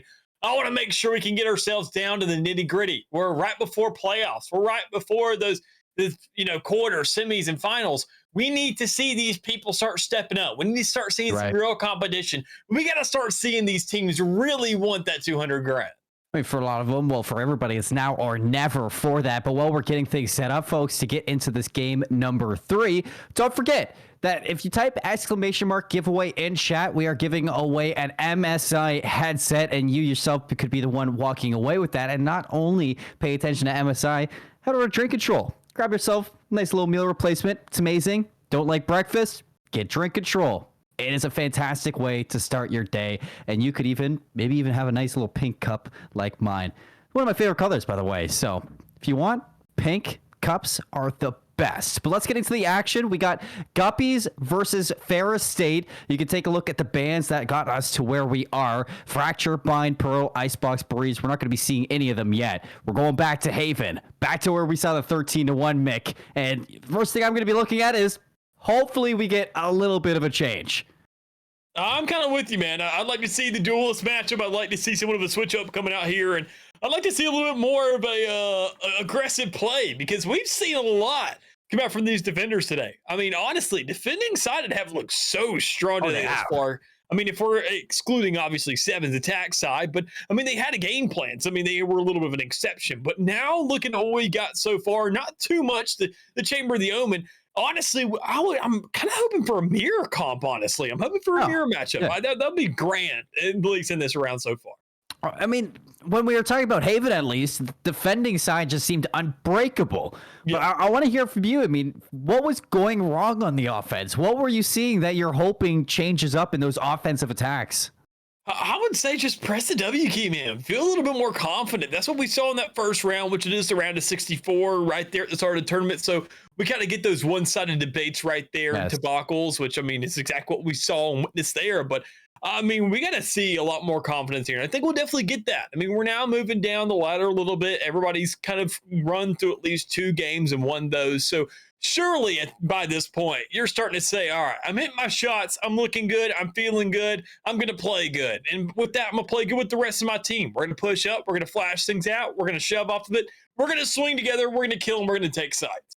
No, it's like that look good, feel good mentality. You've been playing good. Well, now it's just smooth sailing for the rest of the tournament. Just play at the level that you've been warmed up to now, and everybody should be firing on all cylinders. 2 teams we haven't seen yet, by the way, Ferris State and Guppies, as they're going to be making their debut today for this matchup, as we've seen so far in the Pit of Valor 99.1. And looking through the compositions, I haven't seen anything really differentiating from earlier on. The only thing that catches my eye is going to be the Breach. I mean, we have seen Breach earlier on. I'm pretty sure it was Connor running it in the past, and the Breach was, you know, it was a great utility for the defensive side, is defensive teams retakes, and Guppies are going to be looking to mimic that again, as Fruta is going to be repping that Breach here on defense.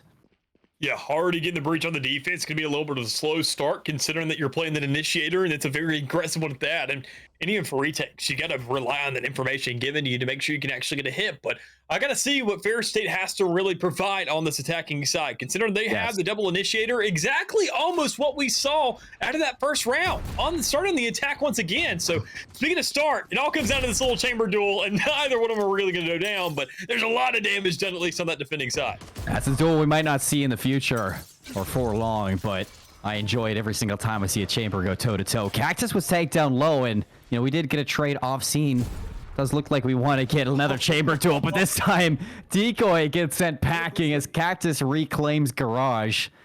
He has to be aware there's still a little bit of presence, but only 2 shots left in the Headhunter. A lot has been burnt off of that chamber early for the Guppies. I got to say, I'm so excited for these chambers changes come through. When you find yourself having to send 100 gas, are you serious?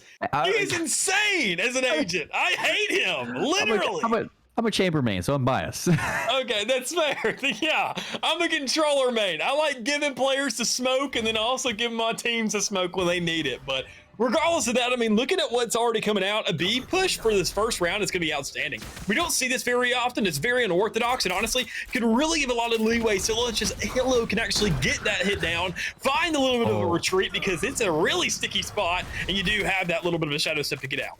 Yeah, and Decoy's got his back, but look at the mini-map. Guppies, they have a flank. They're Astra. Might be able to catch somebody out chilling. Will get the better of Elo now. Looking to pull things back for Guppies around through big window. Raktamote is going to be on one side. Guppies looking to close things out. Chata for the trade, and now Chillin looking to pinch things out. Demoted's out in the open, and what a retake there from Guppies. And it's one thing for Ferris State to get that spike down, but as much damage as was done so early on from Guppies in that round, I mean, the cleanup from Chillin was huge. I mean, the flank unchecked. You can see how much it snowballs around. And even then, I mean, looking at the positioning and the way that Ferris State played that specifically, they kind of locked themselves up in courtyard. You got to look for somewhat of the positioning around the map. What we see a lot of teams do, start to push out towards the A site, towards the C site, take control of the map, kind of overwhelm the opposition to guarantee their number advantage, and then play for a retake to the retake. As weird as that sounds, but it's the best way to go about it. Keep on playing that attacking side. Put yourself in a situation where you're getting away from the spike, taking it again, and just kind of hammering down on it until that timer goes off. But already it's like a round, kind of going ahead, getting underway, and with some guns already in the hands of the defenders, and already stacked up towards Garage. A great first pick by Cactus. It's big. The aggression is going to pay off. Fruta now off the back of the flash, jumps right through the window, and won't be able to find 2. The trades will leave things at a 1-player advantage, and if Decoy can put this Headhunter to use, maybe draw things back. Cactus at range gets the better of him. That's going to leave Elo now last alive. Has recovered a Spectre, so this is very doable, but Cactus has been running through your team, and he's not going to stop there. 4 kills for Cactus in round number 2. And the Guppies, I mean, they're just keeping that follow-up from round 1 steady. They only lose out on 2 players. That's not really a big hit. They're going to have a good bonus round in round 3. Yeah, they most definitely are. I mean, and more importantly, you're going to see Guppies possibly have this Tour de Force to work with.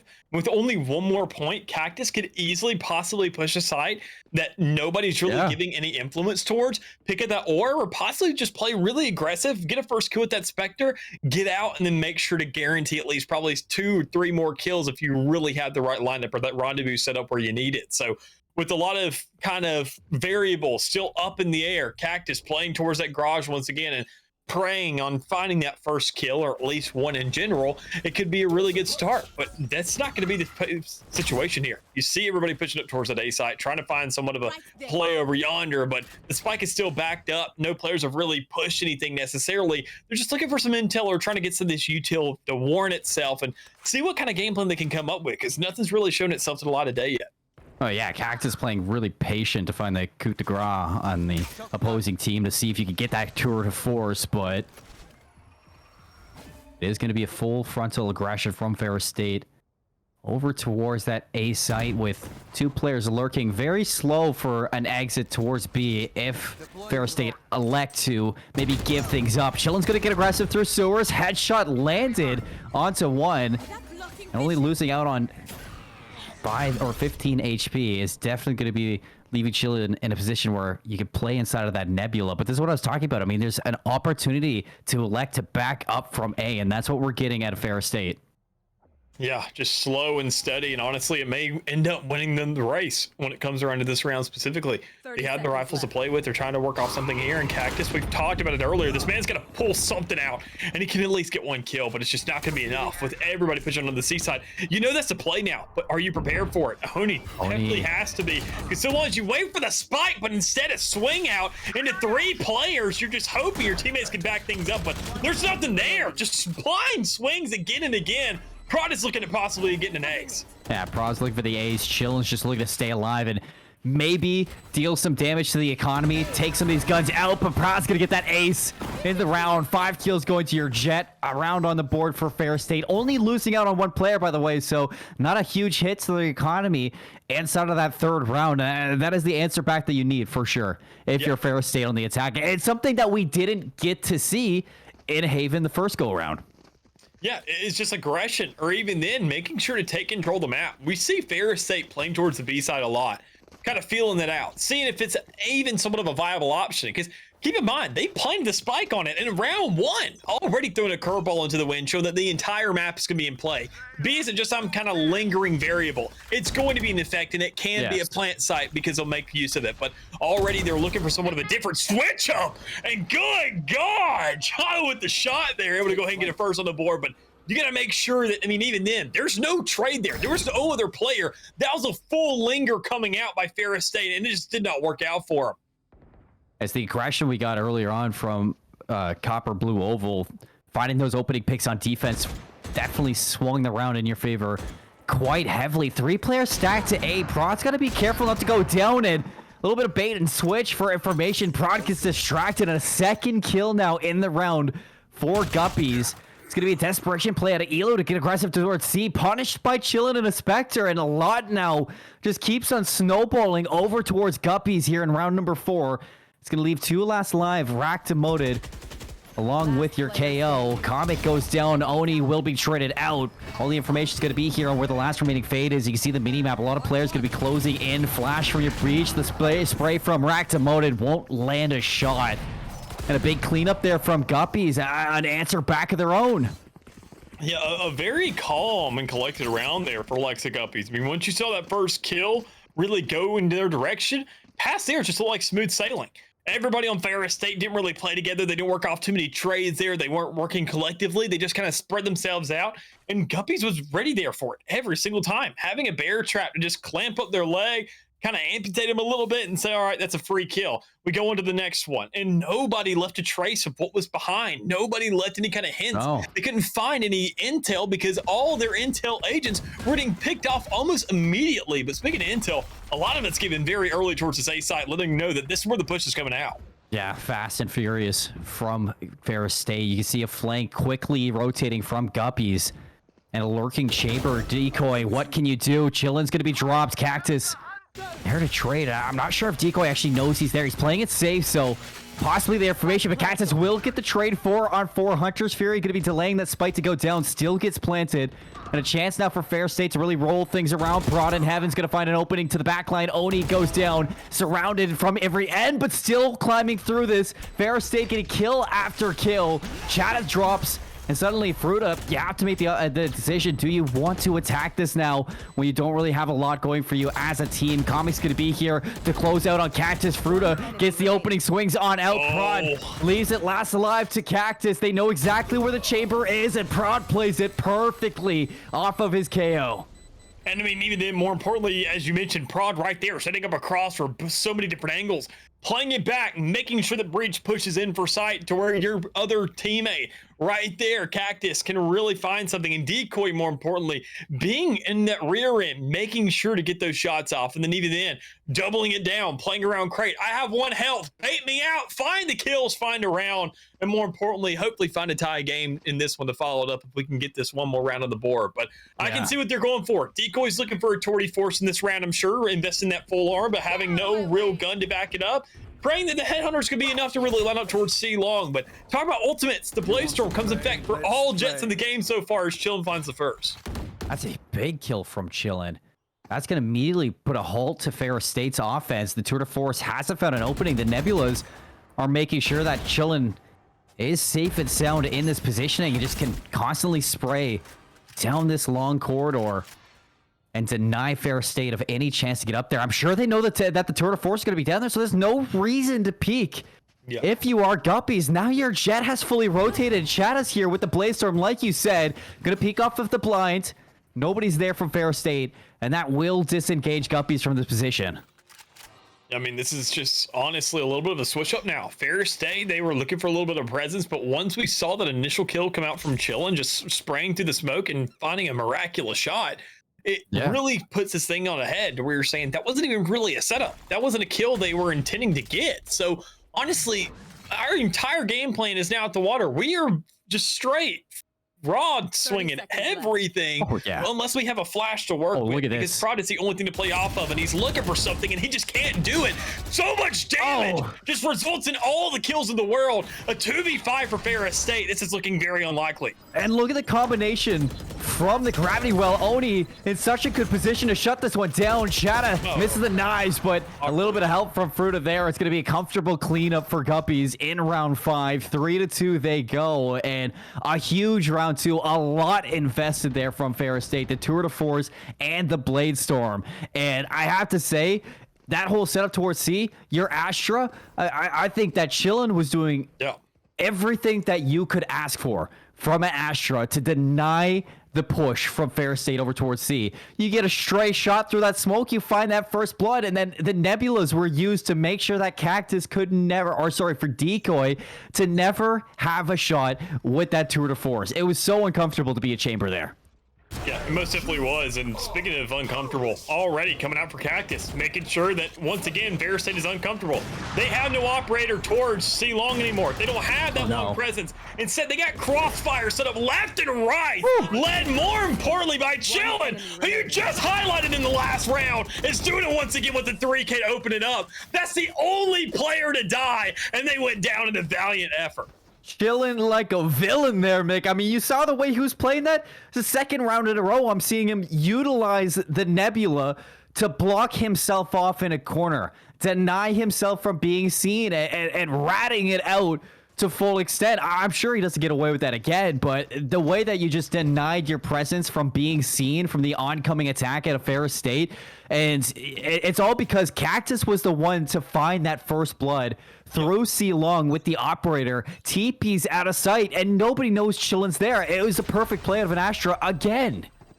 Yeah, it was even then, I mean, more importantly, just led by the chamber. I mean, you mentioned that catalyst. They're real engaged to all of that, but especially on the defending side, and talk about engage on defense, that's going to happen again, but a little bit of an exchange comes out. And oddly enough, the 2v3 is the result of all of that. As I keep speaking, there's one more to go off the board, and that's going to be Prod, who finds himself 6 feet under as well. But a 1v3, still somewhat doable for a chamber. Problem is, you got to find a gun. And honestly, with all the kills there towards spawn, you definitely have a couple to pick up, but you have to make sure that Torty Force can't lock you down, and, or excuse me, the operator. Cactus. The Cactus is definitely home with it.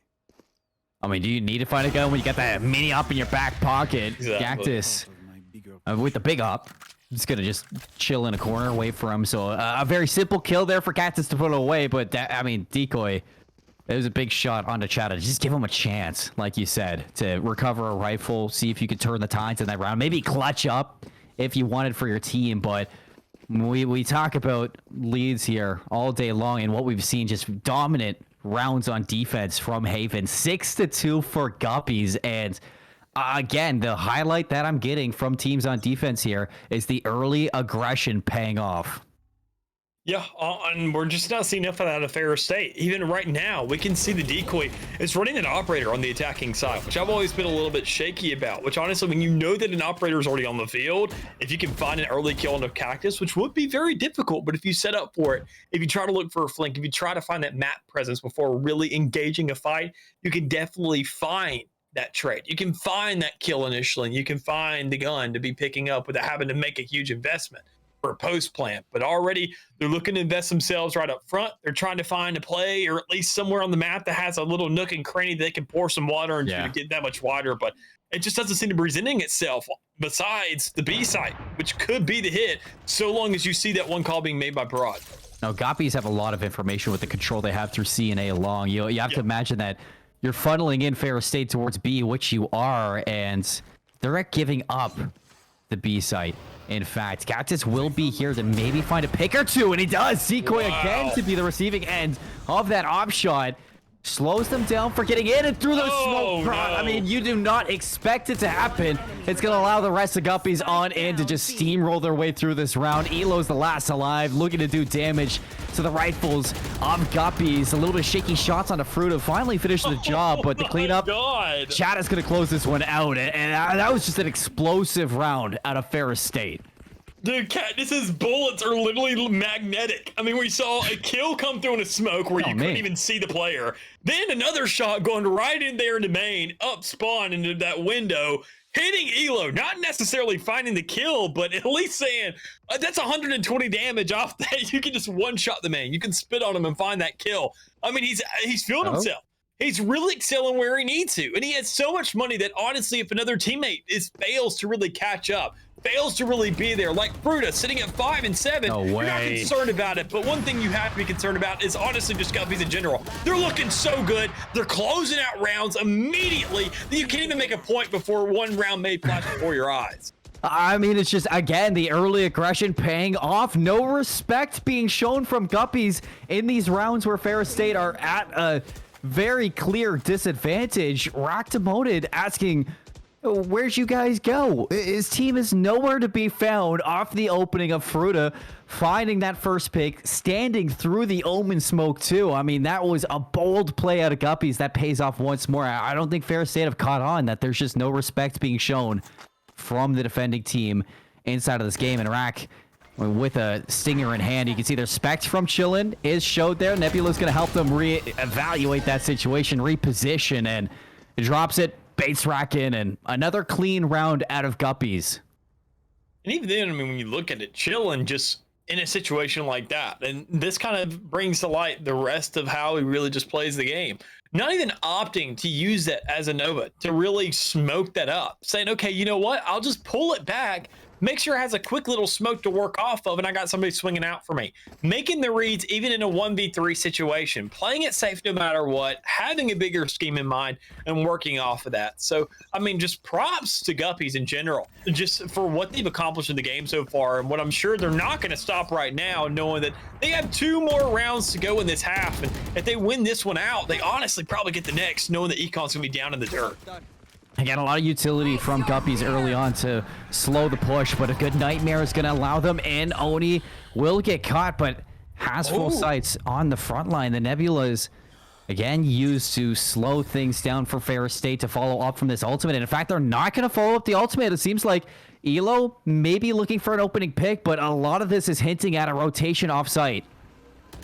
Yeah, and the exchange just overall, I mean, you look at it, look at the top, look at the ultimates both being invested a 1-for-1, and one honestly had a lot more info.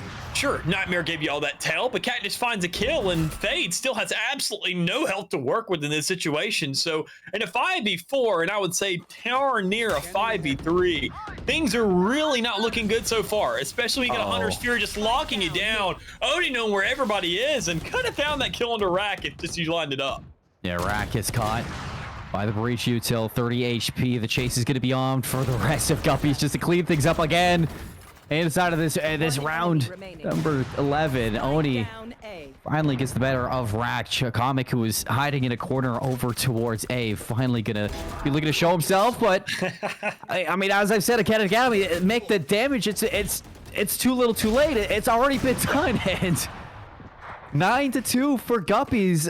This is just looking unstoppable for the defenses for Haven. I haven't seen anything to really change my mind that Fair State has what it takes to win an attacking round against Guppies when it's an even rifle round. We're getting a timeout, and I mean, this is going to be a chance to talk things over with your team, maybe work up a last-ditch strategy to make it a 9-3 half, at least give you a little bit more confidence going into that second half, and maybe a little bit more wiggle room, too, to make that comeback happen. But I mean, for you folks tuning in at home, don't forget, you can use the QR code on screen while we're inside of this break, and you can potentially sign up to win an MSI gaming headset. Yeah, a pair of GH50s. Who would love to go ahead and not walk home with a pair of them, but just honestly stay home, have them delivered to you, even less work on your behalf. But all you got to do is sign up for that link. You have till Saturday to do it. But all things being said and done, and right back to the game that we got at hand. I mean, 10 seconds left in this timeout. Things aren't looking too good. You find yourself possibly 9-3 best case situation, or I mean, Ferris. But there's just not a lot here to play with, considering the money that's in this round, knowing the setup they're going to have to find themselves in. And we talk about the aggression coming from the defense so much that honestly, Fair State hasn't really played around with that. They haven't found that initial kill. They haven't set up themselves to really say, somebody's going to overextend. We can maybe get a first kill off that. And then we look at a site. Then we start considering our options. Then we utilize the intel that we had to say, maybe let's throw it on that site that we just found that pick from to see if we're going to overgo. But instead, we already see a lot of aggression coming once again out of Chada, and it's not going to result in a kill just yet, but this man is still committing to it. Oh, it was like a horror movie. The Chada was like, boo, and immediately you saw Decoy TP off site, a little bit frightened from that, and Elo will at least be able to shut down that jet for now. Decoy only a Guardian in hand, so a little bit wary of taking this fight. Coming up next, turns the corner on Fuda and will at least keep things even in a 3-on-3. But Rack demoted going down to Chillin. That is going to deny a lot of future information from Fair State for the remainder of this round. Yeah, a little bit choked up here, but still 3v3. I mean, considering the guns they started off with, this was almost unlikely in itself. No way. Finally making sure to get at least one more kill is going to be Oni, alive and well towards the middle, but getting almost immediately traded out. So this is going to cause a little bit of a rotation towards the B side. A little bit of shakeup on the side of Guppies. Kind of not really too aware of what's going on around them, but the Tour de Force v Tour de Force battle is in full force right now, and you're going to find yourself a spike, more importantly, if you're Fair State, if you have any light to win this round. Yeah, and if you're Elo on 21 HP, you know you can't go to B because there's just the potential of being caught in a crossfire is too much. So they want to slowly burn their way into C, get this spike down, utilize that Tour de Force at a long range to hopefully get that third round lockdown for Fair State. And I like this play from Decoy. He's not going to be playing down long. He's actually going to get aggressive right into C, expecting the aggression or expecting the retake to kind of feed off through CT. And all it is, but it looks like both players from Fair State have given up that aggression to a flank. Chillin. Oh, almost getting caught in the astral form. It looks like Elo's flank will still be coming into fruition. Spike should get tapped. Decoy knows Elo's going to be on the flank. Now Chillin has no idea. The trade's going to be there. 1v1. Chamber versus Omen. 21 HP for Elo. Can he get it done? The paranoia hits at Mark. He knows exactly where Cactus is going to be. The smoke goes down. Cactus has to make the clutch, and he gets it with the headhunter. Only question is there time? It most definitely is, baby, and there's more than enough. You got a whole second, almost two at that point to really be working with, and still plenty of Tour de Force shots to ring into the air as a little bit of a celebration. Knowing, though, that now the halves are switching up. These teams are on two different opposing ends now, and we've seen the defenders really hold things up on such a common occasion here. I mean, It's a repeat of history once again. Yeah. We saw Guppies just absolutely hold down the defense that you're almost considering as having a defensive sided map now. No, I don't believe it is. I think these teams really just got to wake up. And I mean, it's not going to take very much for Guppies to prove that it can be an attack sided map. Problem is, if they win these 3 in a row, we're not going to get too much of a real light of why it could be. I mean, it might not be a complete mirror for the first time we were on Haven, which was a 12-0 half for Copper Blue Oval. But I mean, 10-2, you might as well be looking at the same exact outcome in the map. Ferris State, I mean, they got to dig deep for this, and I think repeating or mirroring that defensive success, it was a struggle back in that first round that we saw here in the Pit of Valor. But Ferris State, I mean, these rounds, they haven't been one-sided. It's been a lot of clutches and a lot of out of Guppies to maintain this lead. And by all means, I think Ferris State, I mean, if they start to get the momentum going, they can make it happen. But you need to see big things, and you definitely need to see Decoy start stepping up on that chamber roll. Honestly, looking at this very early engage, looking at them trying to hold things down with brute force. Oh, no. I don't think this is going to work too well for the side of Ferris State. I mean, you don't have the comp for this. Looking at their team composition, they are so attack-sided. They need to be playing for retakes, but instead they're trying to hold things down like they have all the signals in the world, and it just didn't work out for them. A 2-for-1 exchange favoring Guppies here. They're just saying, you know what? We got site control now. This is going to be easy pickings for us. The spike is all the way on C. They're just playing it slow. I mean, honestly, Ferris State they're kind of discombobulated right now, saying, what is going on here? Why is the spike not down yet? Yeah, they're definitely biding their time. Guppies looking to get the plant down. Oni took his sweet old time, and here they come for the retake. Ferris State barreling on in. Rack's going to get the opening onto Chad. Shillen lines up too. Decoy's going to be the last one standing, and they know exactly where the chamber is. Opts for the classic instead of the headhunter. And oh, look, they're playing with their food right now.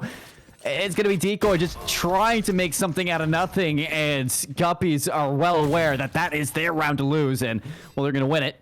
11-2 they go, and off of quite an easy take towards that A side as well. I mean, there's not much you could do if you're Ferris State in that positioning. Prod and Rack Demoted were basically hand in hand on that A site, but Prod was not playing off of that fade utility, just opting to hold a one-shot angle that doesn't pay off.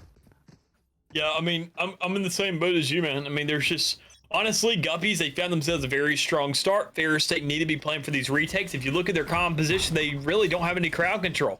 They have no real way to slow down these attacking side.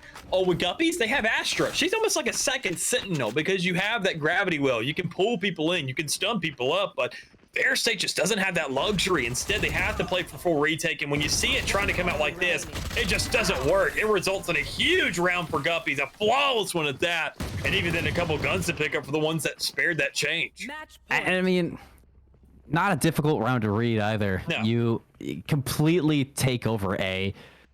You don't hear a lick of sound from Ferris State taking control of that site.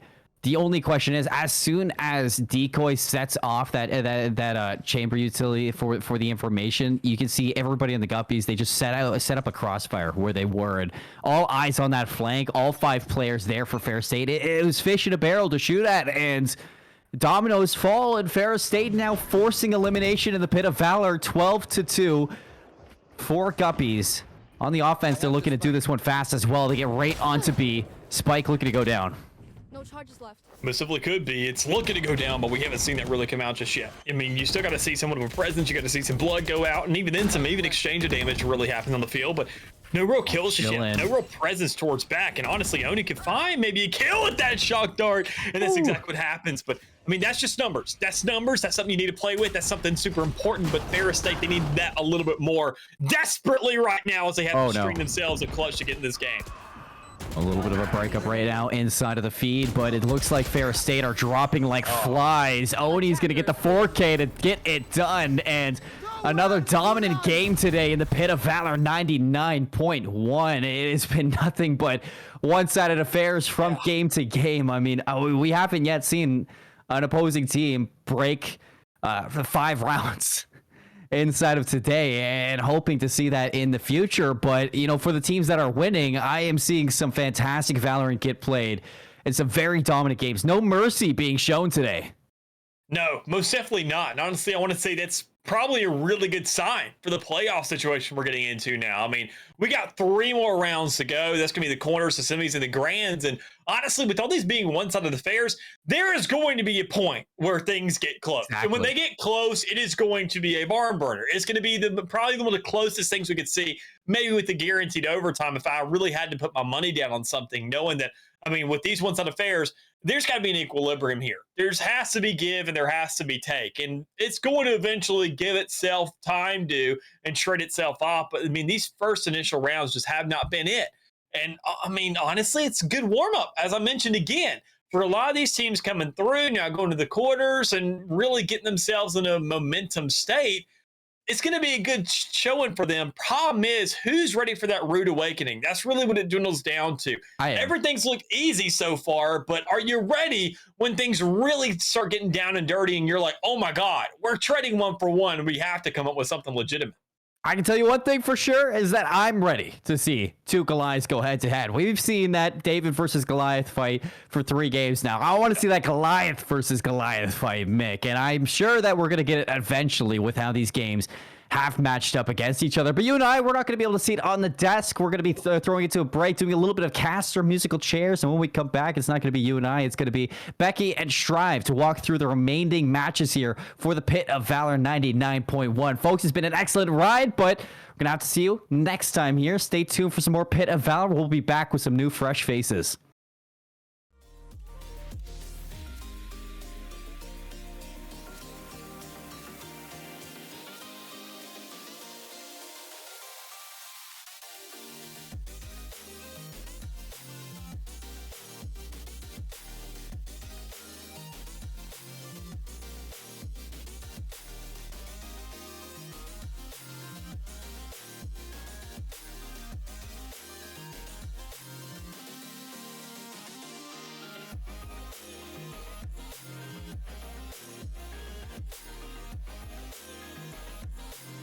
Looking like it's all over. Hold up.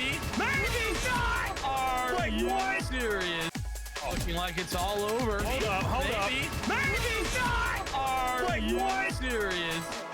My name is Ben Garvey, and I founded Great Lakes Gaming with one goal: to create an exclusive club for casual and competitive gamers to come together, full stop.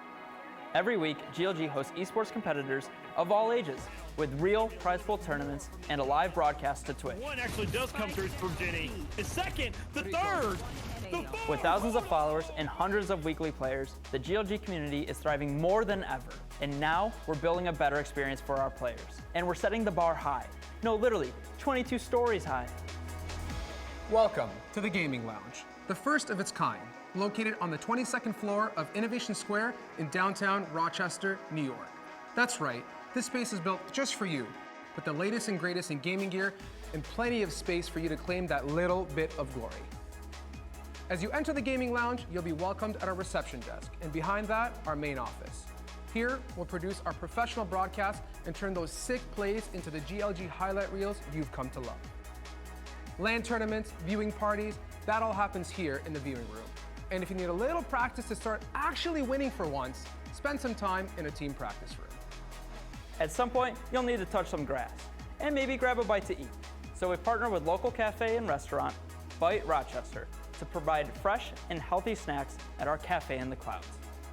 And of course, the crown jewel, the gaming room, stacked with hardware from limited edition consoles to top-of-the-line gaming PCs. Yeah, that's right, we've got GPUs. And if that's not enough, we've got 2 more private streaming booths fully prepared to take your following to the moon. The GLG Lounge is the ultimate space to stream, host, and hang, with no compromises, all built for your next win in the clouds. Grab your GLG membership today at glgaminglounges.com.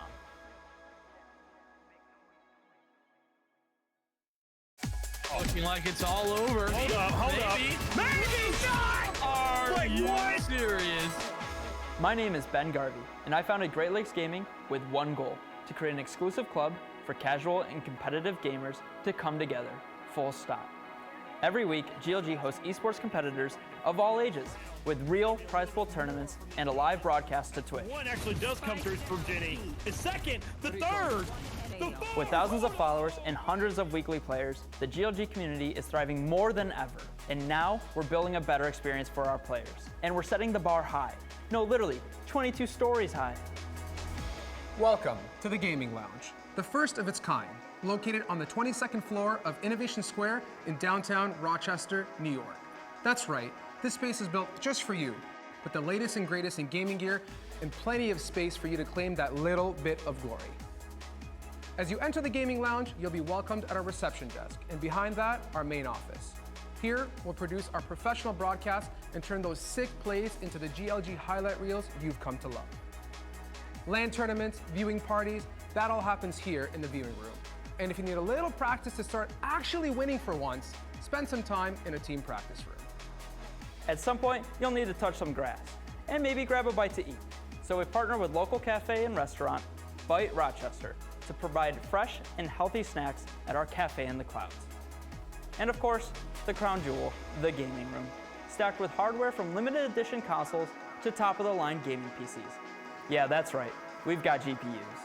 And if that's not enough, we've got 2 more private streaming booths fully prepared to take your following to the moon. The GLG Lounge is the ultimate space to stream, post, and hang, with no compromises, all built for your next win in the clouds. Grab your GLG membership today at glgaminglounges.com.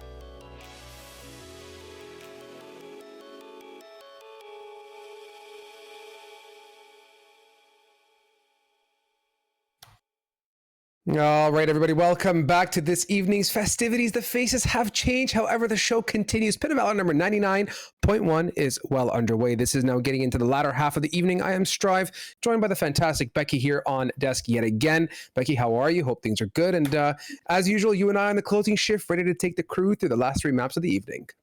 I mean, I'm happy to be here, happy to be casting with you, happy that we got sent in very beautifully by Mick and Seymour, who did a fantastic job bringing you through those first 3 rounds, and we're looking to bring you into some sweet, sweet final games action.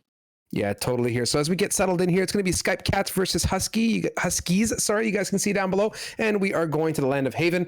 I'm very excited. Good way to start us off. We've had a bit of an interesting couple weeks here at GLG, right? A lot of very topsy-turvy, let's say one-sided heavy matches, I'd say. And I'm hoping that this latter portion of tonight brings much of a difference, not the same as I hope you guys were with me on that one. But we're going to be seeing the Skype Cats start on the attack. But before we get into the game here, as we're getting the lobby all settled in, a couple reminders, of course. Shout out to MSI for sponsoring us and keeping it real. We have the mice and headsets going out, the headsets to our viewers, mice to the MVP, so stay tuned for that. Let's get into agent selection here, and as we talk it through, a reminder to everybody, if you are local to the Rochester, New York area, the GLG Lounge is a thing. It's open. There's going to be an amazing FIFA 22 tournament happening as well on PS5, so please check them out there. 22 stories high in the sky, and it's at the GLG Lounge. For those that weren't there for the opening or watched it, y'all missed out. It was hype.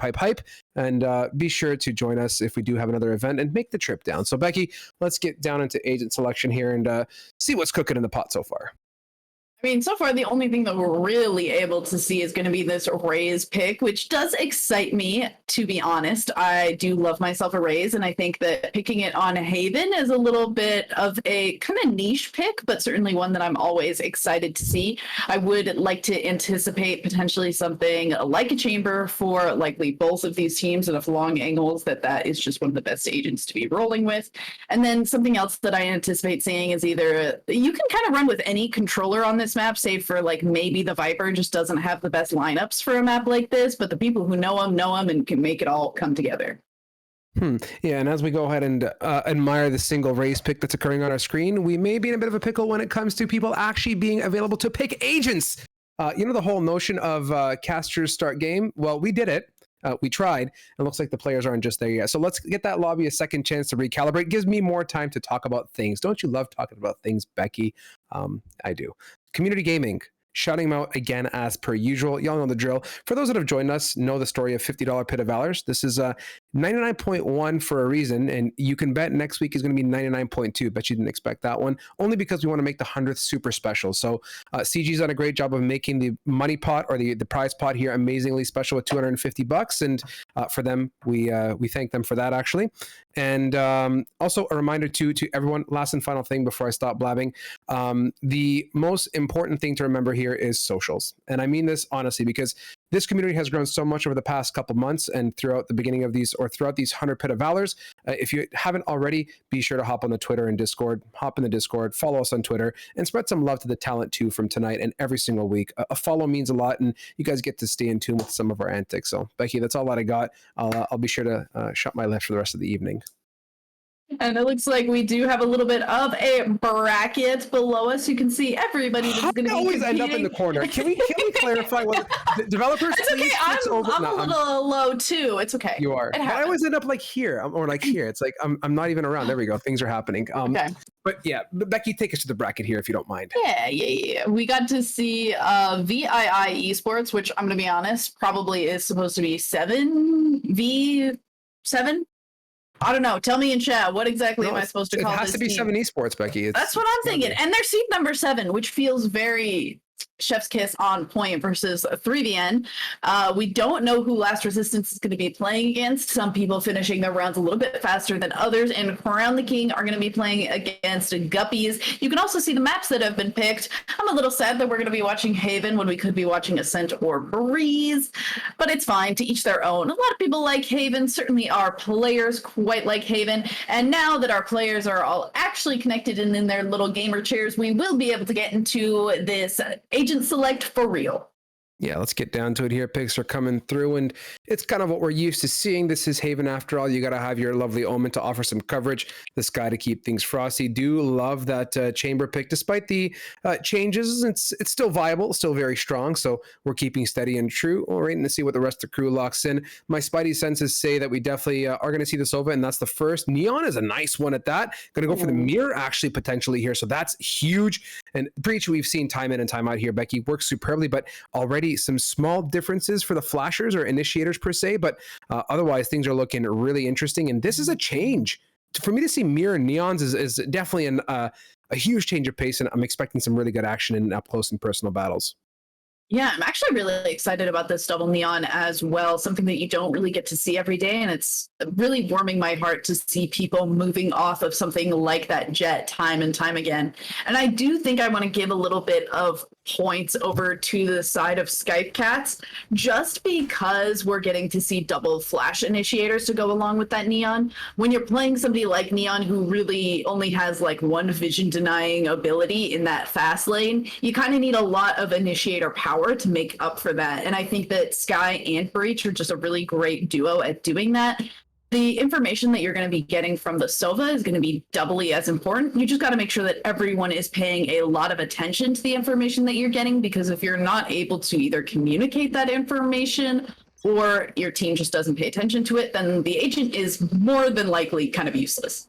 Yeah, I'm kind of with you on that. You got to be very attentive, and clear comms go a long way here. And with the initiation towards middle and such, we have a bit of a chamber on chamber back and forth. A lot of activity at the A side, and it's pulling the rotates off from that C here. So movement from Huskies as they're kind of in a lead here when it comes to kills, and make that two, make that Ellie with a nice set of picks with the Frenzy, going to give him a huge advantage. So for a defender here, 5v2 is a great way to get going with a minute 15 on the clock. Ooh, and using those flashes that we were talking about, Eli finds a third one, and Shane kind of forced to just go back and try to fight this player on a flank if they're there. Make a little bit of a book towards this long angle, narrowly missing Soupy there. And the defensive side of Huskies just getting to really have a little bit of a chillax moment here. They know they're in a 3v1 situation. They're just facing off in pistols against Shane, who realistically, you got to realize, has only a few shots left in this headhunter and just kind of waiting it all out. Yeah, Shane looking for a bit of a jiggle. Does get a bit of a peek onto Allegro, who went up for the teleport to the top there and makes it out on top indeed with that first round. Huskies, Ellie with that frenzy opens it up nicely. Huge picks, and like you said, comfortable. You can kind of take a breather at that point and not get too upset about things. So they're going to get into this round with hefty amount of money on their name, especially Ellie there, who's sitting at 37, going for the Guardian buy. Almost, possibly, kind of broke my heart, but the Spectre will do in this case here. Let's see what they can come out with. Shane committed a whole bunch of headhunter charges too, so obviously not looking the greatest in terms of fun. So going to hold back steady, hope for a nice cheeky classic round, if anything here, Becky. And I mean, you got to do what you got to do. If you're going to buy the next round, making sure that you just have the bare minimum to make it through matters quite a bit. Camera's going to do a nice little move up there after not spotting anybody through those double doors. And the rest of the attacking side kind of looking to just go through long, at least try to see what they can. Casual, throw in a nice bird to gather a little bit of that audio cue information. Definitely a different way to be using those flashes, but when you don't have something like that Silva or that Fade, you got to do what you can with the tools that you got. And sometimes that means using a blind for those audio cues. As Allegro finds one, the blind, though, doesn't allow to find another in camera with a nice pull in through that garage area. Yeah, this is massive. Actually, if they can get the spike down, the money will go a very long way, and Tomzu is trying to do much of that here. Planting, debating, actually. An internal debate at that. Waiting a bit more patiently here. They do have a gun pickup off of it, so a pick or two would be super. Bambi, oh my goodness me. Talk about sneaky business. Oh, Soupy's just admiring long for whatever it is. Gets clapped to the side of the head. However, Tom still does have the Spectre, can come in massive. Finally, that spike goes down, but all the rotates are here as well from Huskies, Becky. And thinking about using that shrouded step to get to a different location. Looks like they're going to admire long in its very nice brickwork as well.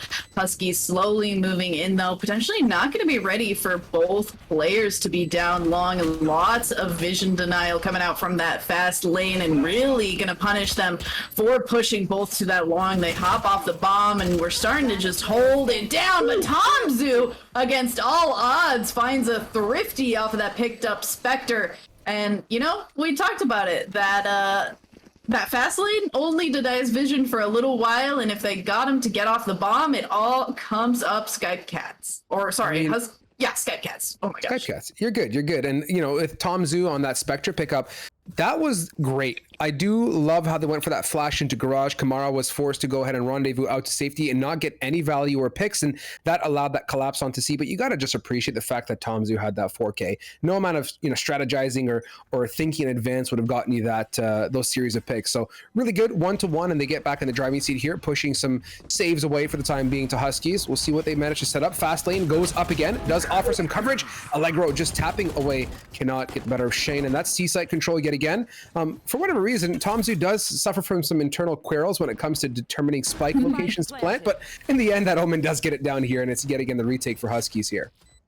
I mean, when Tom Zoo clutched up the last round with a nice 4K, sometimes you're just going to let him try to figure out exactly where that spike should go and maybe just not question it for a little bit. Agwa's going to try and get onto site here, but is facing down 2 players with a little bit bigger guns than the Sheriff that we're sitting with, and Camera's going to be the first to figure that out as they try to push on together, but I think the issue there was together, but not quite together. If they'd maybe done a double swing, they would have been in a 2v2, at least been able to do some better 1-for-1 trades. But at the end of the day, the bigger guns do reign supreme, and Skype Cats were able to find themselves that second round.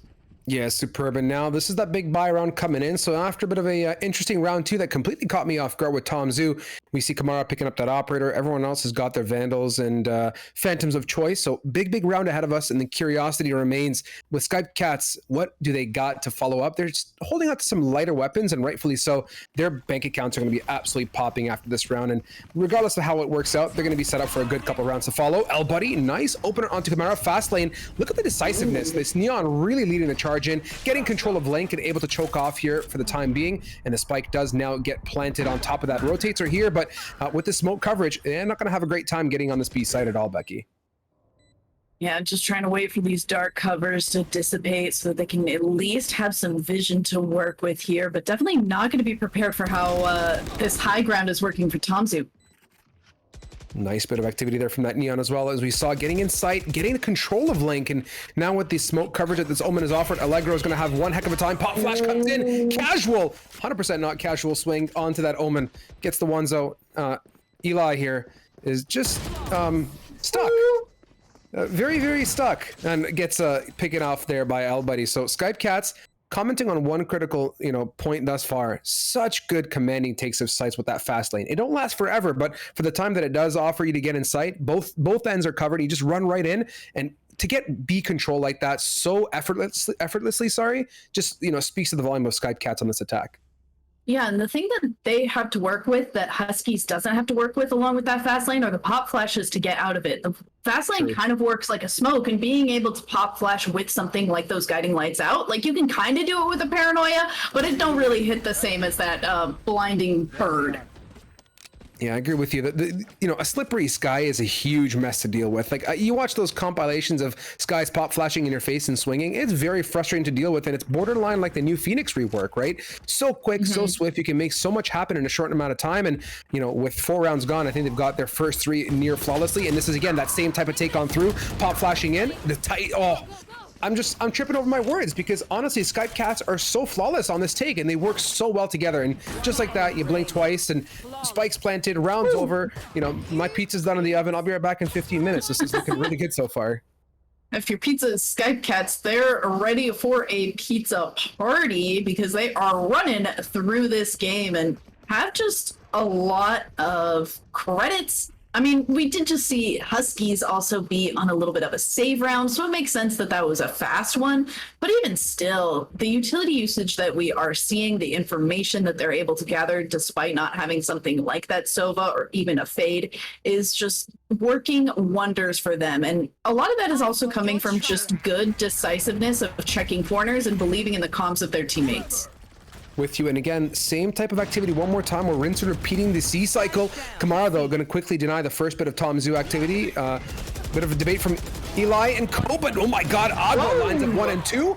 This is a huge change. Neon ulting, doesn't even need to get it as Eli's rotated supports Shane. So talk about shutdown as fast as Skype Cats pick up 4. Husky says, listen, enough of this fast-paced gameplay. We are tired of this nonsense. Please back away from C, A, and B while you're at it. Let's slow the game down a bit. And I'm expecting this 7th round to be kind of that flavor. Skype Cats may want to resort to a bit of a slower round here, kind of feel them out, work a default, a pick or two, and then go back to a quick take thereafter.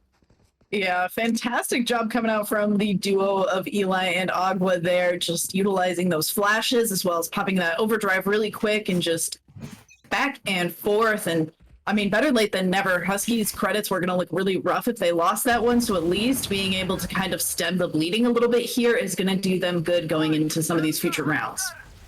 Yeah, with you, Hunter's Fury now activated as well for Huskies, looking for a pick. Do we get anything? Not at all, really.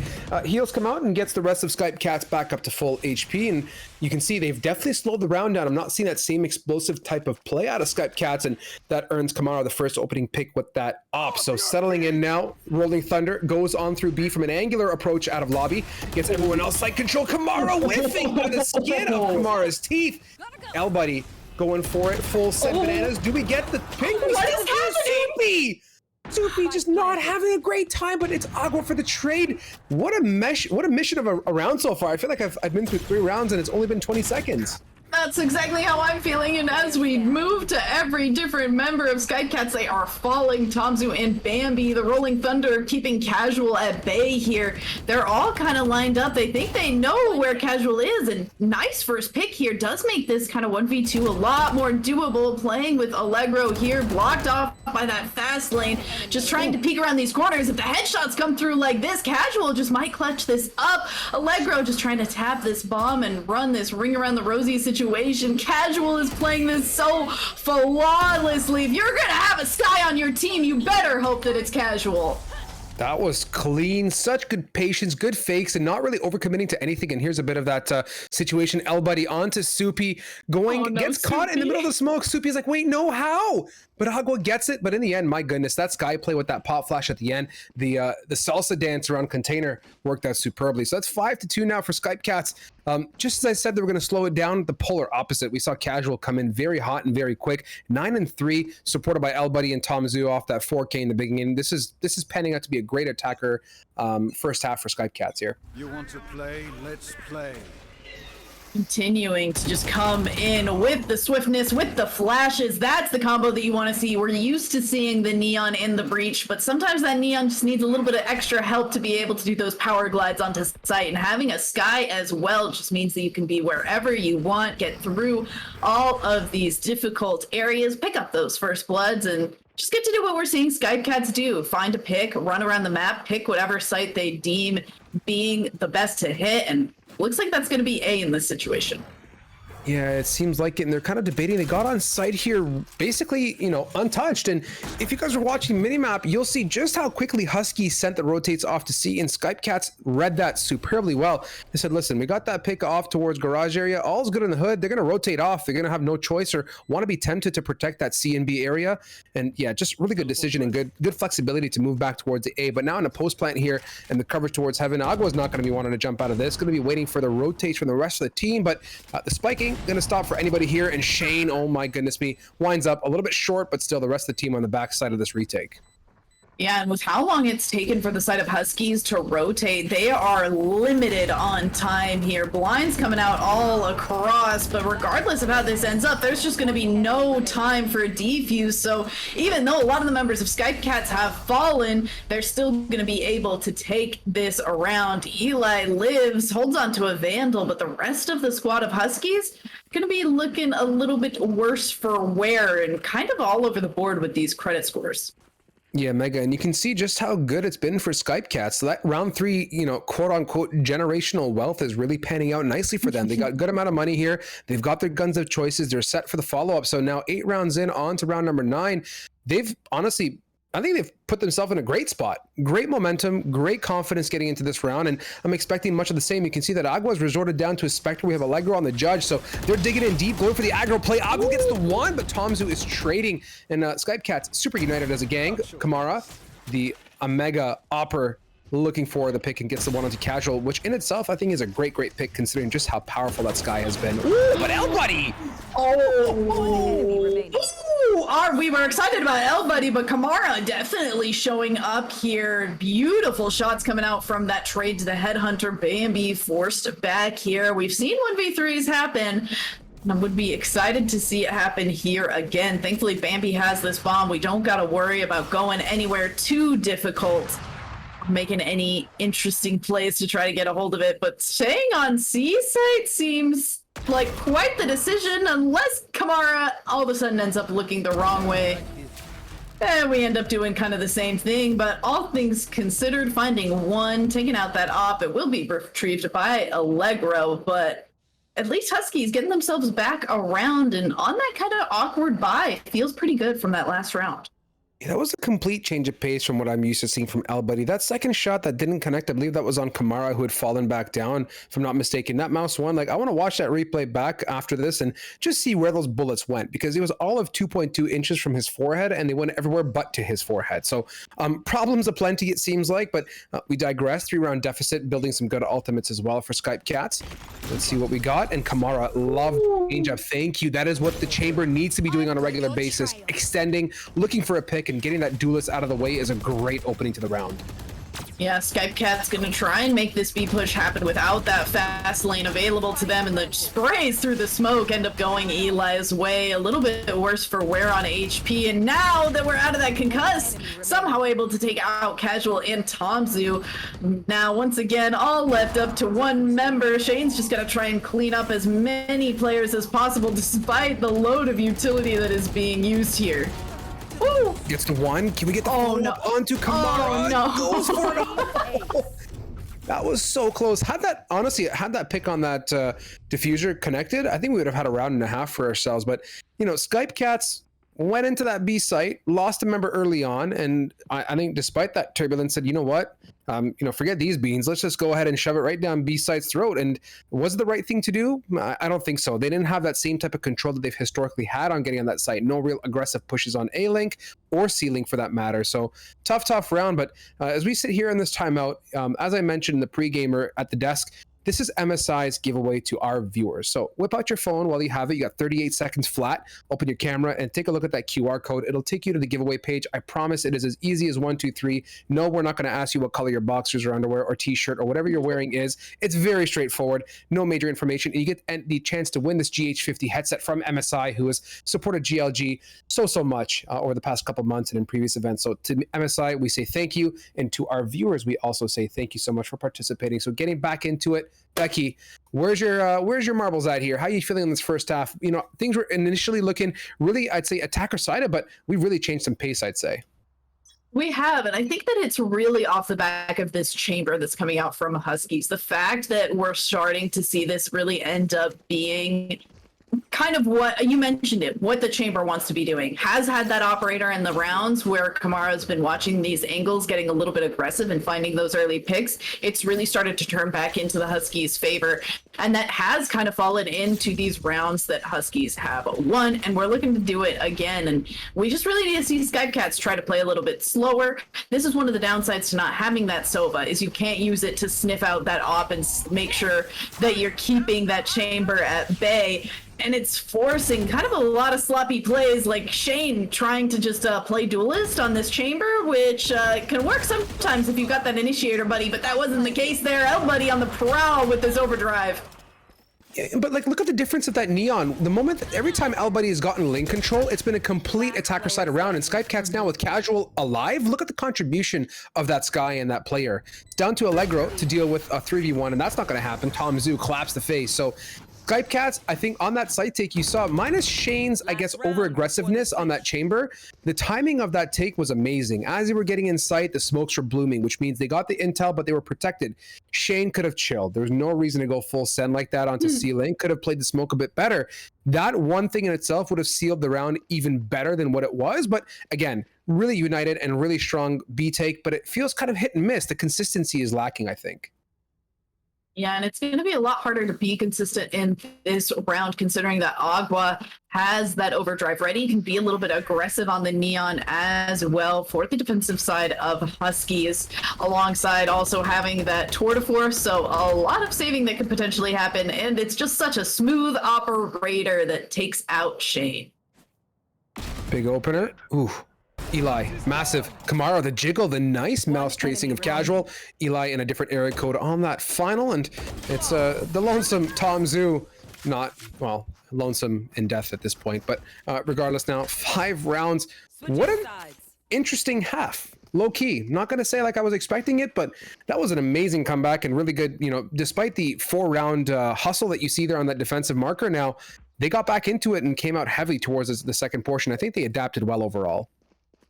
Yeah, I think we finally got to see them figure out just exactly how Skype Cats were being aggressive and did a great job of being able to respond to that. We started to see a lot of them holding back a lot further, not going for those rotations quite as aggressively, and they just did a great job of adapting. And I'm interested to see, since they needed that time to adapt, how is that going to affect how aggressively or not aggressively they play on this attacking side?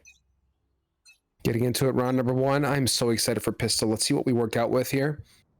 Kind of a similar flavor initially here for Huskies, looking kind of towards that seaside. Shane not giving an opportunity for the recon drone or recon dart to pick up, but regardless of that, that's just a huge time grab as the rest of the team now going full aggressive. The Paranoia connects onto Garage on top of that, Becky, and they got the site down, locked and secured. Now with the pop flash in, Casual committed, but gets shut down very quickly on the back end of that push.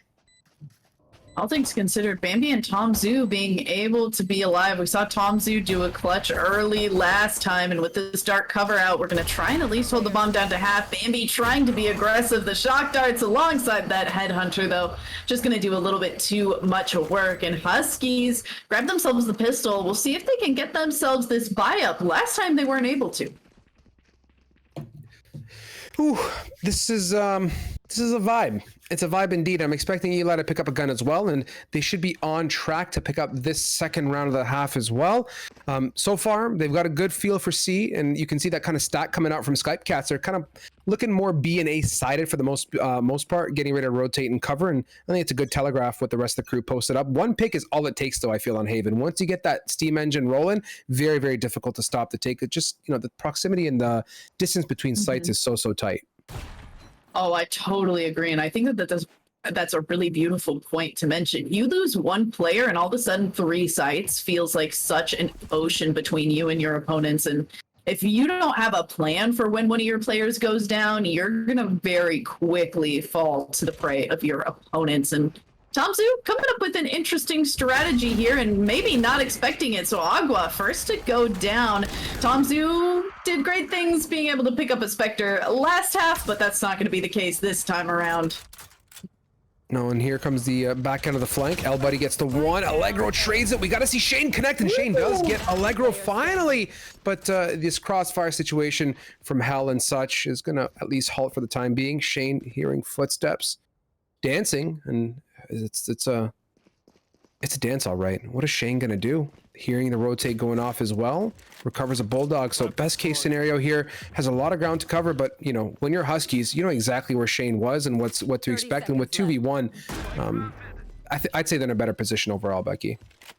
I actually really love that Huskies have done this. They decided to go to a completely different site and utilize as much time. They know they have time. They know they have the advantage. So using that to go somewhere where they can make sure we are watching all the angles that you could possibly come in from, which is a lot easier to do on that B site, and make sure that they are converting that round to a win. Big props to them, especially in a pressure situation where you're like, oh my gosh, it's 2v1. Let's just plant the bomb. At least taking that moment to breathe and end up really just being thorough to that conversion. Big claps. Mega collapse, and that's going to be the equalizer too. 7-7. Now getting into the gun round here. Skype Cats have to assert their position now. It's critical that they get this money working towards their favor. Looks like Shane is going to be going on that Spectre light armor, you know, presuming to get an op later on.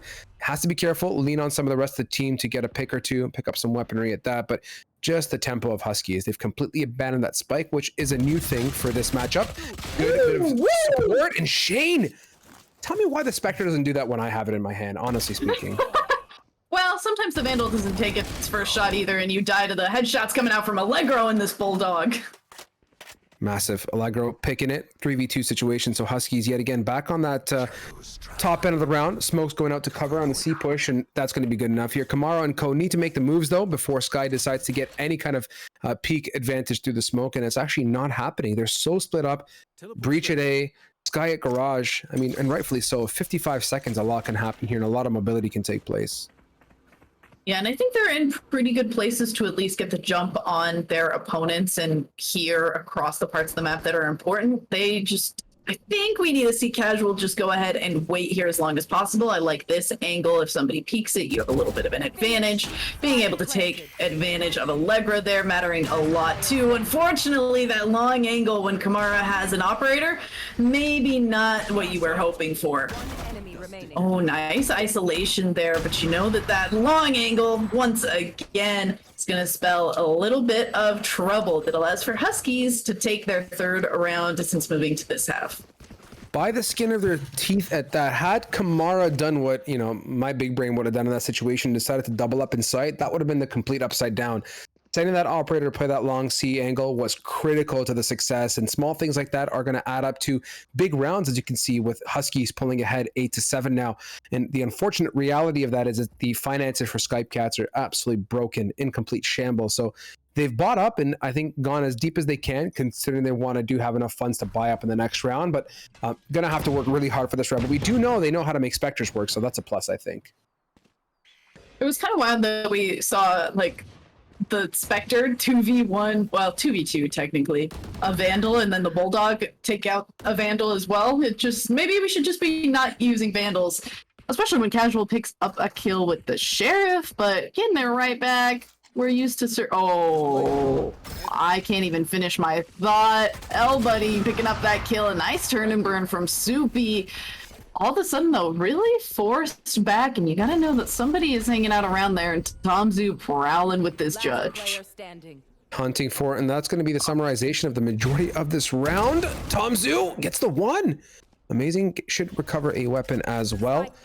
Ample time on the clock, but again, a huge retake here, and you can see just how passive they're going to play this, taking heaven cover, taking spawn cover, and the plant position couldn't be that much better for it here, Becky, as well. Tomzu gonna have to use the cut sound to their advantage. Can hear the trademark, just trying to see exactly where it is. Thought about smoking it off, but we're using a little bit too much time here, and yeah, I like the decision to just go ahead and go for a little bit of a save here. Yeah, right decision. I mean, they're not in the greatest spot, and these two attackers are just having a great old time in heaven together, running away to safety, going to pass that round off, and, you know, it's still a close match. They're going to come back into this with a weapon in their hands, Skype Cats, that is. And I think off of the save, too, they should be in a good spot, and the best part is, Becky, they have a tour de force to carry through with it. Tour de force here for both chambers, but both chambers also hang out with operators, so lots of long-range weaponry to work with here. It's also funny to see that everyone for the side of Skype Cats, save for that tour de force, are 6 out of 7 on their ultimates, so could potentially pack a punch as everyone who doesn't have an ultimate actually in this game won away, so we could be looking at a whole flurry of utility and even more than normal. Yeah, here we go now, getting into the round.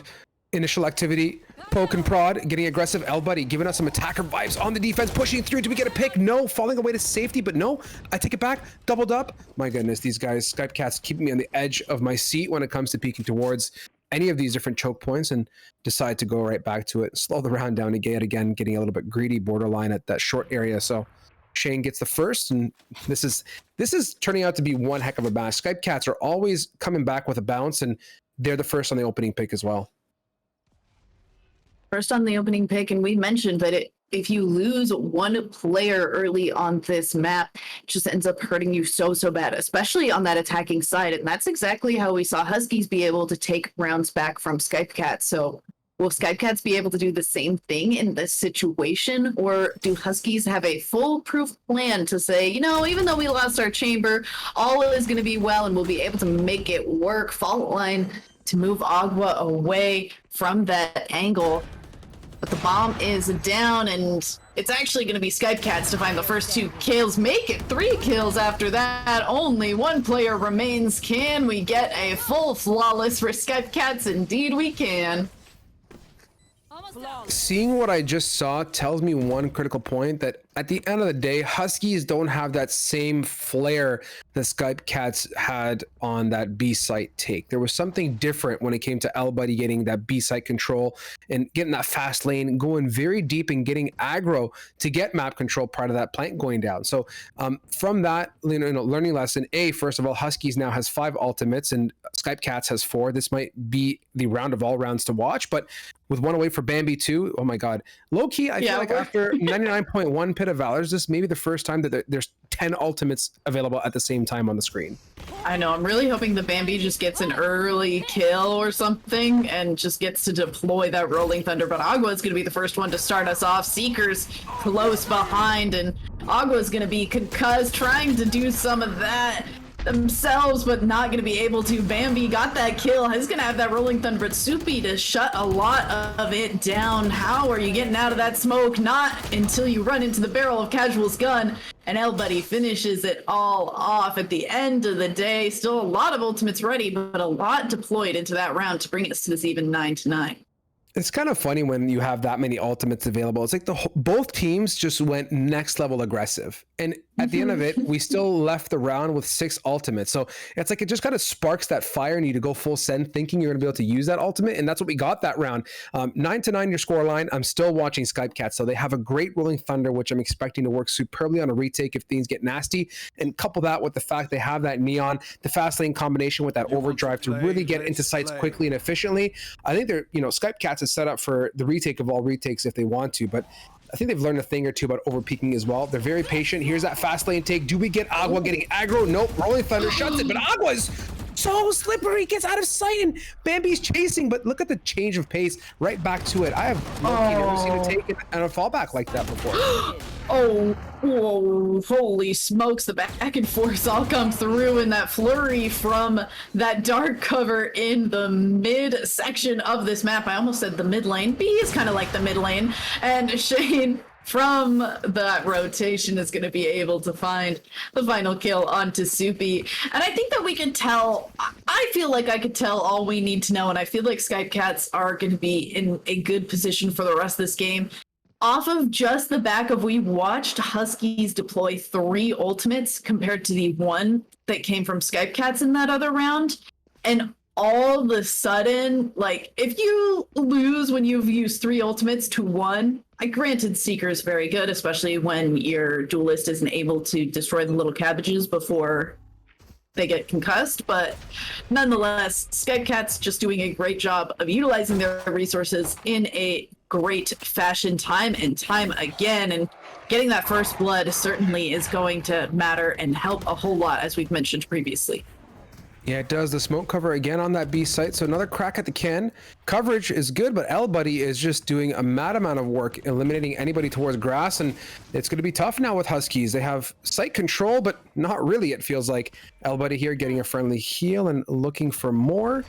The whole team is just backing up that Neon superbly. Oh my goodness me. Is this really happening? Is this just Allegro? Allegro's getting a free show. Allegro is getting a show and a half. Dinking Shane. Oh, that's no. Close, but almost gets away with it as well. I was expecting at least 3, but honestly, at least being able to pick up 2 has made this round so much more doable for Agua and Soupy. So hopefully, off of the back of that extreme trigger discipline, we'll be able to see if Huskies can get this round back, tapping that bomb, and the Hunter's Fury going to be the first to pop. Shane's got it connected. My goodness, does Shane ever connect? That Hunter's Fury is gone, and Soupy is a little bit far away, but yeah, Shane knows what's up, and oh my god, the headlock is clean. Skype Cats bring together that round as well. That is 11 to their name, 2 away from victory. What a round. Actually, low-key, production said it well. What every round, that's not even English, every round has been a banger. That's kind of what I'm trying to get at here. Like, really, really good matchups. It also is kind of crazy. I feel like we normally on Haven, I feel like we see a lot more like kind of bait and switches. We see a lot of people trying to like be like, oh, I'm going A and throwing a lot of utility A, and then all of a sudden they just like go for the long run towards C. I don't think we're seeing any of that from either of these teams. It's been a lot of very decisive play, a lot of aggression, and it's working out just a little bit better for the side of Skype Cats. Yeah, a little bit better might be the understatement of this matchup, as they're looking more than better for V2 now. Agua has retrieved Spike in hand. Chambers kind of looking to cut off some of that B activity towards grass. But if one thing is known about Skype Cats is when they get in that advantageous position, especially when they have so many ultimates, they're not going to go ahead and over aggress for no reason. They're going to hang back on the sites, just kind of chill and let Huskies make that first move. It feels like they're kind of playing like roulette in a way. They're getting really aggressive at the start of the round and being like, all right, can we find more kills than our opponents this early on? And so far, they've just been able to get luckier in a lot of these situations, going for those aggressive pushes like this one that we just saw at the start of this round towards mid. And yeah, you mentioned it beautifully. Now they just get to sit back. They were like, okay, we got our advantage. You have 2 players, we've got 4, and we're just going to try and play for information and use the time that we have. And the time they have is all of 34 seconds flat. So that involves getting on a site, planting, and looking for a post-plant setup, and a 4 versus 2 at that. So running it down, B is completely secured as well by El Buddy. If you know how this is going to pan out, I smell a fast lane and a push. Trademark basically foils all the plans. They do get that spike down, I believe, and El Buddy says, no, El Buddy, next level awareness. Quick and easy, it feels like, for Skype Cats, shutting down that site basically single-handedly. Oh, that was so unfortunate. We almost had that fast lane blocking off the area long enough for Agua to be able to get that bomb down, get those extra credits for the side of Huskies. It just barely isn't enough. Everybody's like, hey, I know this move. I play Neon too. And just, yeah, as you mentioned, beautiful awareness that shores it all up. And this is a rough thing to be looking down a broken buy for the side of Huskies. A lot of Spectres, some light armors versus completely full buys, an overdrive, a tour de force, and Seekers from the side of Skype Cats.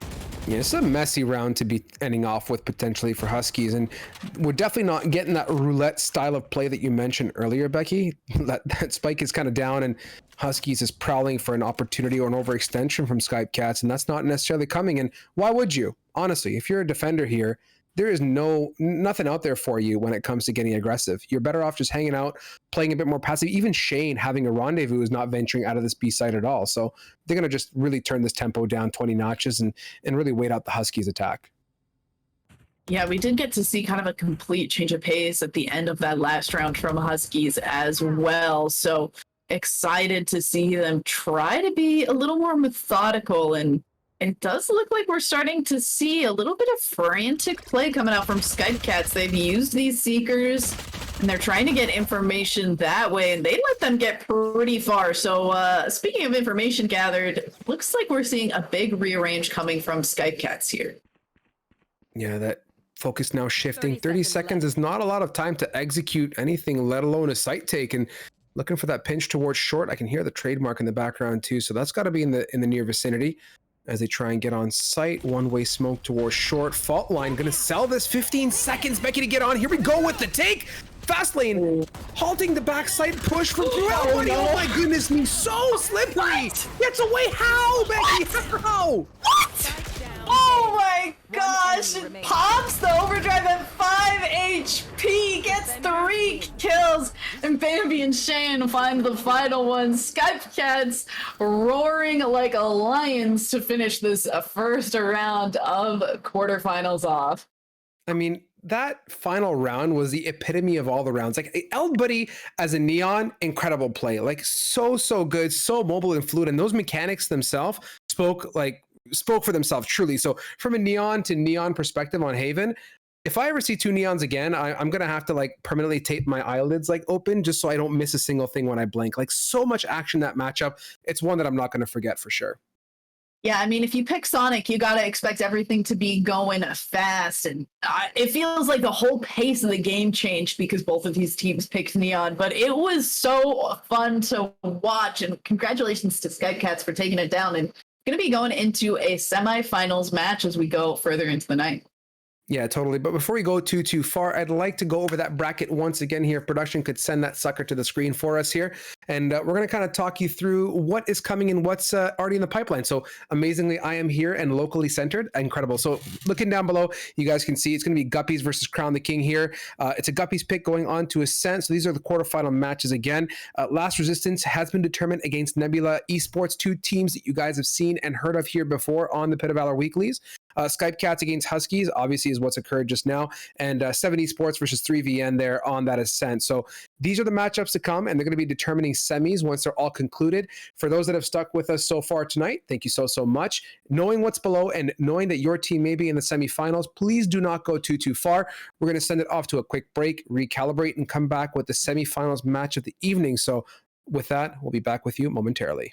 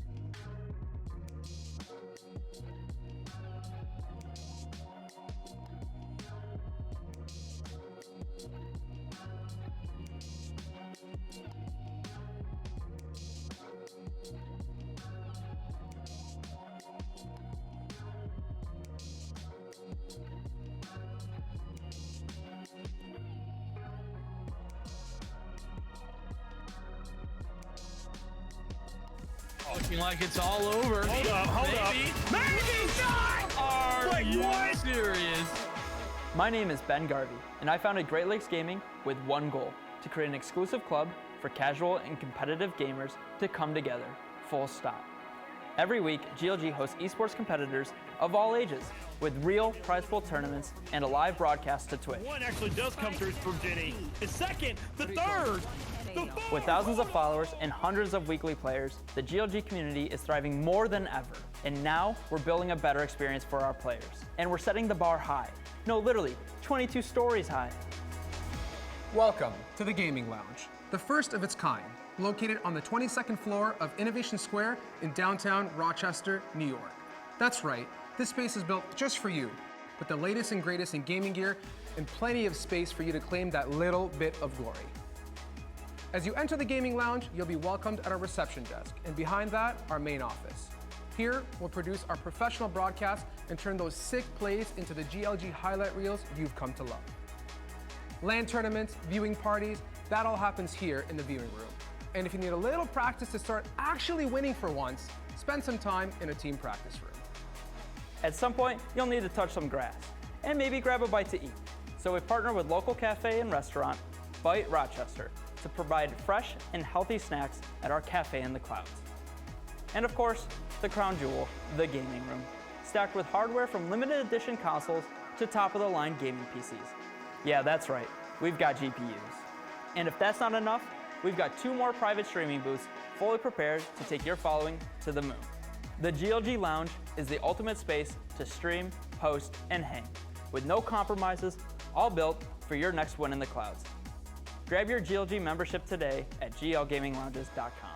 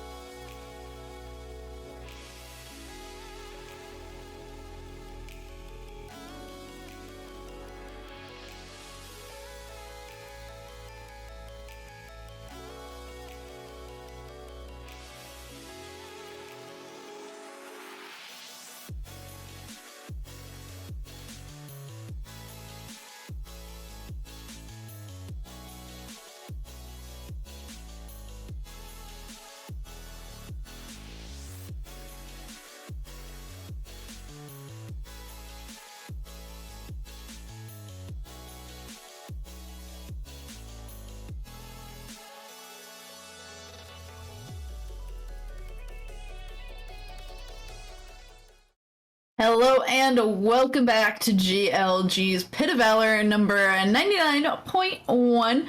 We're going to be having 99.2 next week. We're just trying to get some things together before we have that nice, sweet, and spicy number 100. I am Becky, joined here on the desk by the amazing Strive, and we just watched quite a last round.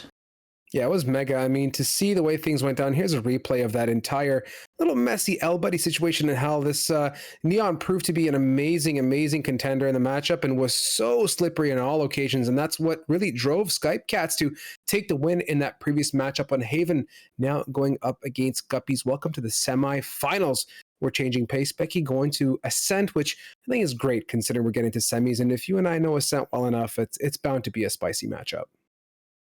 Yeah, it's going to be really spicy, and I think that if we maybe got to see exactly how that last match ended up, you don't want to be facing down Skype Cats on Haven, because they looked strong, and we'll see how strong they can look on Ascent. And you're trying to be as strong as some of the MSI gear that is offered and that we're giving away. Big thank you to MSI, who has supported us on the Pit of Valor time and time again. We have giveaways for a mouse going to the end. Well, that's not a giveaway. That's going, well, we are giving it away to the MVP, and we give away a headset as well. You'll be seeing a QR code come up for that as well, or you can just go ahead and do exclamation point giveaway in the chat and get yourself involved with that. I believe we are getting our little gamers all set up and ready to go. Maybe. They're really trying to tell us exactly how to say their names, and in reality, they're not helping at all, because every time I ask, you all get angry in the chat when I say a name wrong, and then I ask how to say the name before it starts up, and you just give me 12 different ways to say the name. I gotta, come on, just be real with me for 5 seconds so we can get into game and I can say y'all's names are right. But a name that I can say right is gonna also be Community Gaming, and they are always right, and they are always backing us up, supporting us, and the platform where we host Pit of Valor and where you could host your own tournaments as well for pretty much any game. So a big thank you to Community Gaming as one of our sponsors time and time again. And now we're into it, getting ready to go to the wonderful map of Ascent. And what can we expect to see here, Strive? I mean, if anything says L-Buddy, it's going to be that Neon selection. So we'll wait and see what they decide to lock in here on the opposing end. Very quick selection from Guppies. You got the Sova, you got the KO and the Jet kind of solidified here at this point.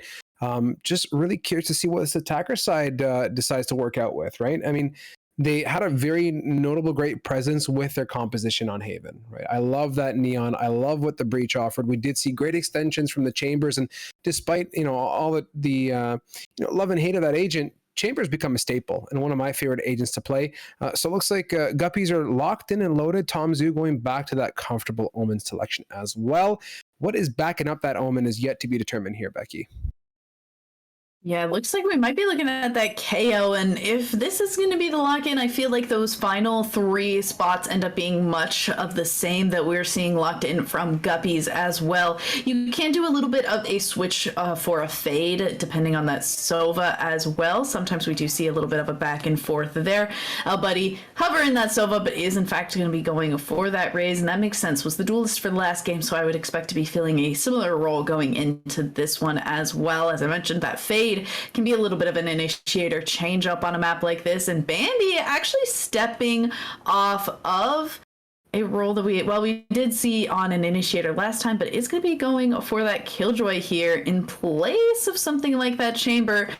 This is hard because I like the Killjoy and I like a lot of the very traditional Sentinels. I think that Sage is certainly something that can still be utilized pretty well. Killjoy as well. Cypher, when people are really good Cyphers, it's always so impressive to me. But a lot of the time it just ends up feeling so much worse compared to how, I don't want to say easy Chamber is, but how cut and dry the style that you're supposed to be doing on Chamber is. And it's just a lot easier to notice when somebody is being a Chamber that's doing their job compared to a Killjoy that's doing their job. Interesting you bring that up, right? Like, I kind of feel you there, and it's almost like for KJ to be doing KJ things, you got to see kills on the board. Utility's not enough, right? We've all become accustomed to Killjoy on this map, the placement of the turrets, where the nano swarms get dropped down on sidewalk at B. But starting on the attacker side here, we got to see Skype Cats come out heavy, and with that big shock dart to do a fair amount of damage initially.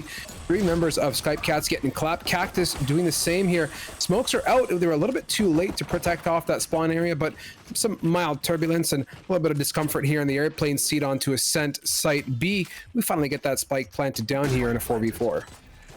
Planted down, and we talked about how much losing a player early matters on Haven. It's a lot different on Ascent. Still a whole flurry of action coming through here, and Cactus trying to avoid these swarm grenades alongside the rest of the team. Tomzu's going to force a little bit of a back and forth, and Cactus just trying to decide where exactly are we going. And we mentioned we got to see this Killjoy utility really come through, and it has blocked off so much here. Bambi doing a fantastic job with that, and now 1-2-1, but Cactus looking a little bit worse for wear, and Shane going around the long haul here as that shoulder is seen, but it doesn't matter. Shane able to finish it off and perfect that nice little 3K for Skype Cats.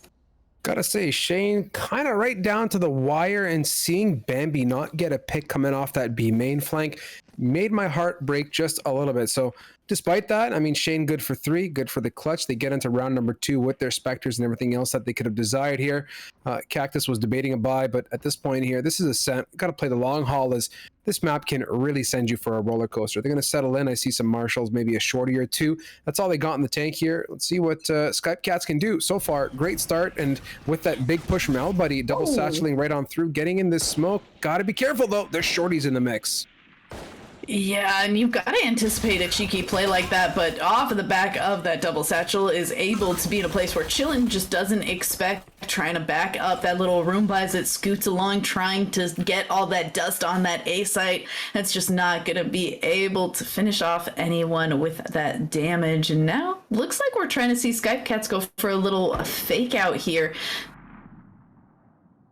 Fake out might be the situation, but what I do appreciate from Skype Cats is they've got good B presence, so map control is solidified. They know their flank is covered. Bambi going mouse 1 warrior onto that Oni. That's Sova, the reconnaissance that you wish you had for a retake, eliminated with Shane to further back up that pick onto Fruta. So Chada has a Marshal, but again, 5v2 makes things a little bit more tricky. And when you're getting swung on full send by Bambi, close proximity battles are just a little bit too difficult to manage. 1v4, Cactus getting absolutely blasted through every bit of wall and smoke. Shane gets it in the end. That's the second round of Skype Cats, and now my favorite round 3 gun by here is Among Us. Guppies, what do they got in the tank here, Becky? This is where things get spicy. You know, what is it with me and spice today? Low key, I think I need something spicy to soothe that soothe my taste buds. I also can't believe that you just said Guppies, what do they have in the tank right now? Like, you just did that very casual pun and just like walked away from it like it was nothing, and my jaw dropped at how masterful it was. Is it? I didn't even realize that, so I appreciate that, Becky. Thank you. It was beautiful. I'm in awe. And what do they have in the tank? Are able to go for, as you mentioned, those big buy-ups, and it's a little bit strange because when we saw Skype Cats on Haven, their strategies were good enough that they got quite a few bonus rounds off of their previous opponents. So let's see if they can do that once again here. Cactus on it for the first. The good aggression from Chada towards short here. Shane full blind. That's going to be the Jet getting that pick. With that now, Skype Cats on the back end of things. No spike in hand just yet, but ample time left on the clock to make a move.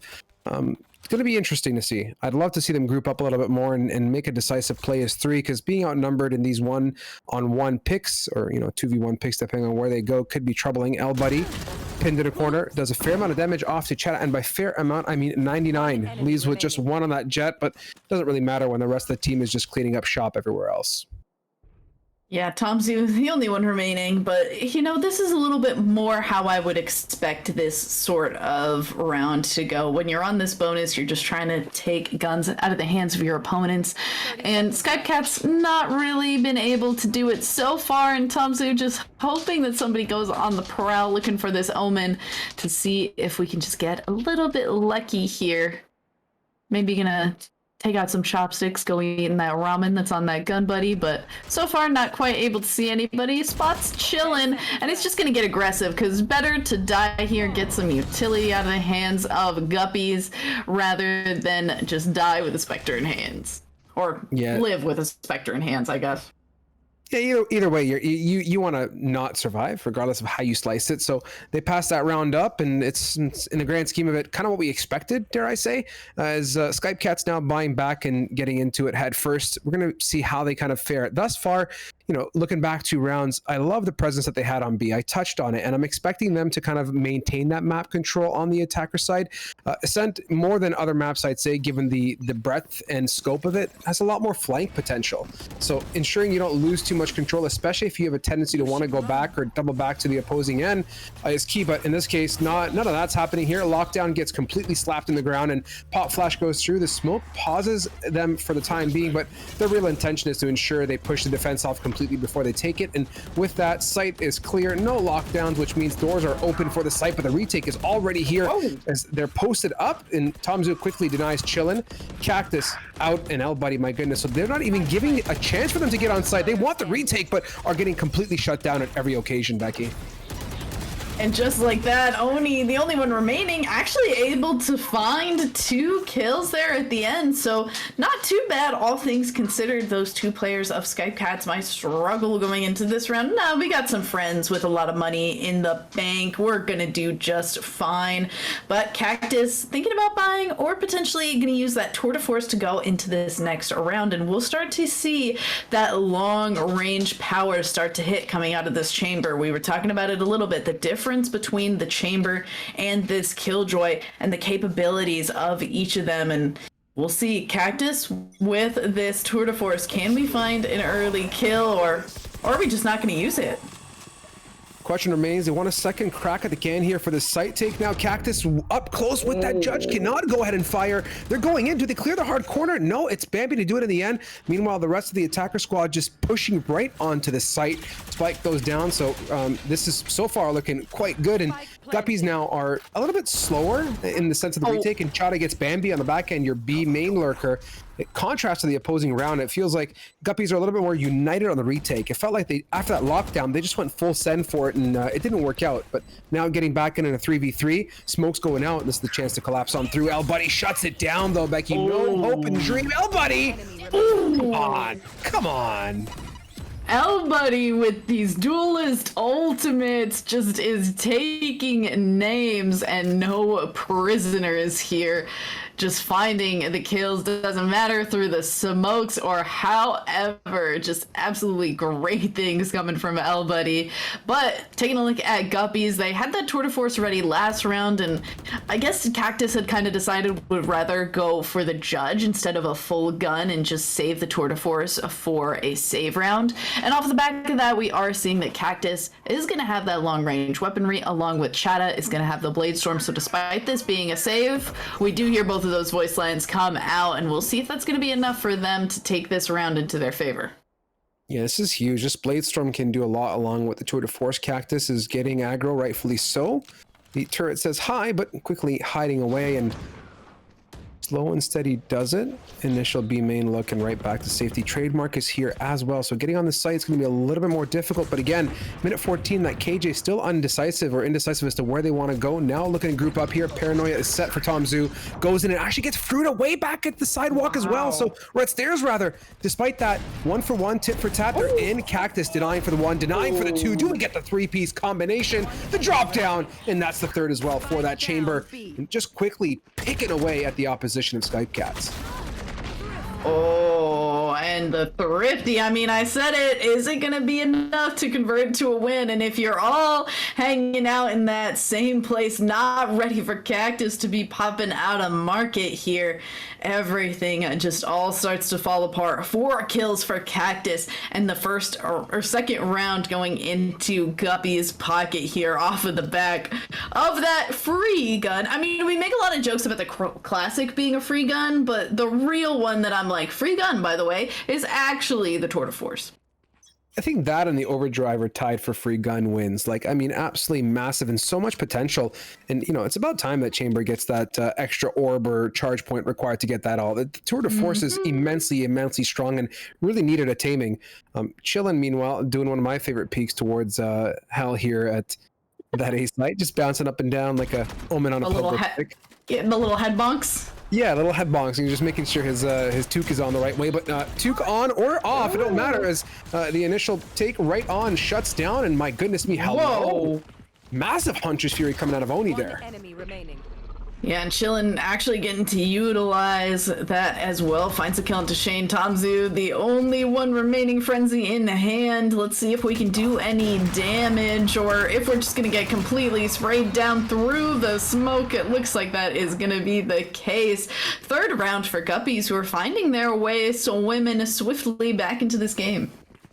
Yeah, Thomas would be like that friend that you end up hitting the bar with, right? There's 6 of yous, right? Everyone's completely blackout. 5 of you disappear and get lost, and Tom is just doing Tom things. Like, Tom is probably the most responsible out of the group, but has complete different opinions as to where he wants to be and at what time. And, you know, y'all are just on the middle of the street, you know, dying, and Tom's just, you know, getting pizza at the corner. I don't know. That's kind of what I picture Tom Zoo as, with this Omen wearing a hood. Just could be at a better place at a better time and ends up more than often being the last man standing. But regardless, now getting into the 8th round ahead of us, I'm still waiting for this KJ on this lurk to do something a little bit more, I guess, value add per se. I appreciate the control towards the A side, but look how pushed up everyone else is at B main, and they're kind of split apart towards Tile. They give mid control to Chada.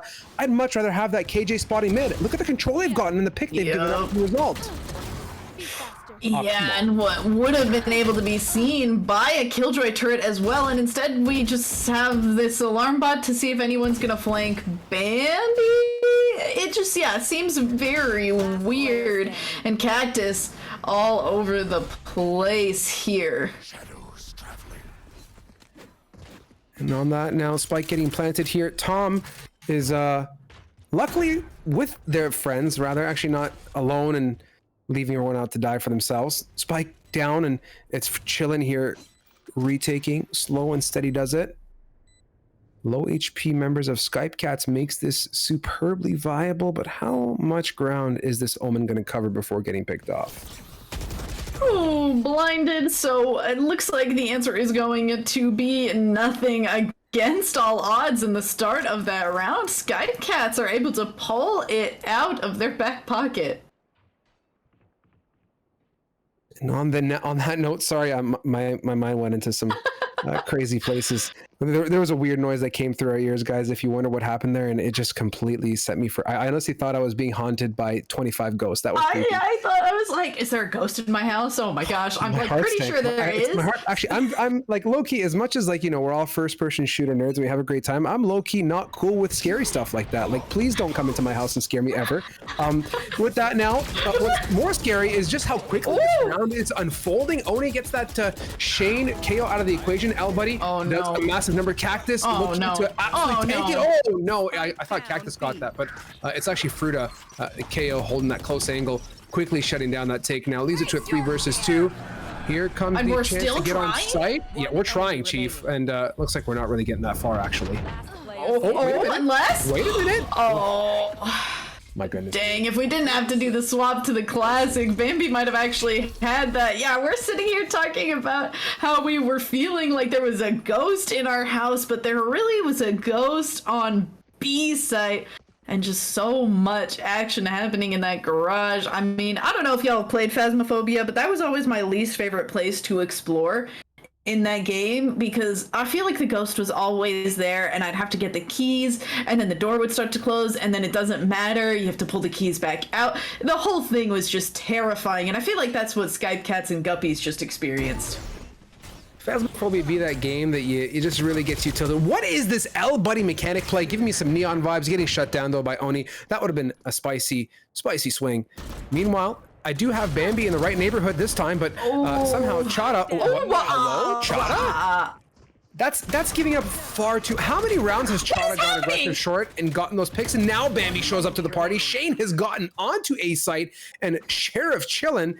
And this game has been an absolute whirlwind. I feel like we're learning, yet we're not learning. And somehow things are connecting to people's forehead and we end up in these 2v1 situations time in and time out. Yeah, I feel like I keep being like, oh, Skype cats are all dead, and then all of a sudden Bambi's just like, hold up, I hold my drink, and then is like 3K, and okay, make it a 4K. Excuse me, my bad. I am still holding your drink. Here you go. You can have it back, and you can also have the 6th round for Skype cats. Do we get another Chada aggressive short push? That is the real $1 million question here. And do we get Bambi to be present at top mid? That is the next real question here. So let's see that kind of work its way through.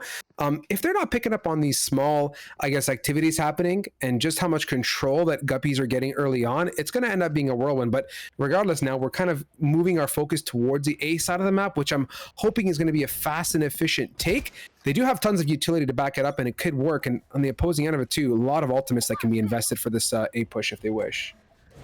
Yeah, and we'll see what's going to be used this round and what are we saving for the final one. Absolutely not saving the showstopper. Shane going to help out and find that final kill. Fragment Grenade going to try and keep them off the site, but it's not going to keep Bambi from finding some heads. Chada jumping up. Tailwind. Prime. Do we get the one? No. Does a fair amount of damage as well on the... Whoa! Hello! Right after the Observer POV switch, we see Chada getting that clean shot to the Domski. Tomzu in hell. Has to be careful. One right click is all it takes to solidify this one. Dancing, and yeah, no, has casual to back things up, so nothing too scary for the most part here. Yeah, and a big shout out to Fade, our observer. I don't envy you, Fade. We are just action all at once happening here. You've got your work cut out for you. Every single time I feel like things start to happen, they're happening in like 3 different places on the map. Everyone is colliding at the same time, and it's kind of very similar to how we saw Skype Cats play on Haven in the last round. When stuff starts to go down, it's going down just like a waterfall. Everything is just guns blazing all over the place, and these rounds end up being over so quickly as a result of it. And actually the paint shells pick up coming from L Buddy here to solidify Casual finding that Chada kill as well. Sure, Fade, our observer, is that like that gif of that guy who's sweating profusely, smashing his keyboard and like making the violent clicky noises, except it's Fade pressing controller buttons. Like that round on, 2 quick picks in all of 2 seconds, and we're putting the effort to capture these, but my goodness me, are these initial picks going back and forth superbly fast. And with that situation still locked down again, this is the second crack at the can of this B take, and looks like so far Cactus is going to tank it. Just sit here and wait to get one pick, hopefully, before bouncing away, and does get it. L Buddy not waiting long enough for that lockdown to solidify. Ooh, that does allow for this tour de force to come out, but it's not going to be the tour de force that is the star of the show. It's actually going to be Oni with this Odin. And Skype Cats, Tomzu, the only one remaining, just holding out in this dark cover. What exactly is going to be the game plan here? 1v3 situation. Has the From the Shadows ready, so could use it to relocate, but you gotta be really careful. What's gonna be the little bait and switch that we're getting away with here? Yeah, Tomzu again, like, for if anyone in chat IRL knows Tomzu, can you please confirm or deny my hunches about this individual when it comes to taking care of your friends after a long night out? Like, Tomzu would be that kind of guy that I don't know how I feel hanging out with, right? He either going to be the most clutch person ever or leave you out to dry. And in this case now, in a 1v3, has a lot to do.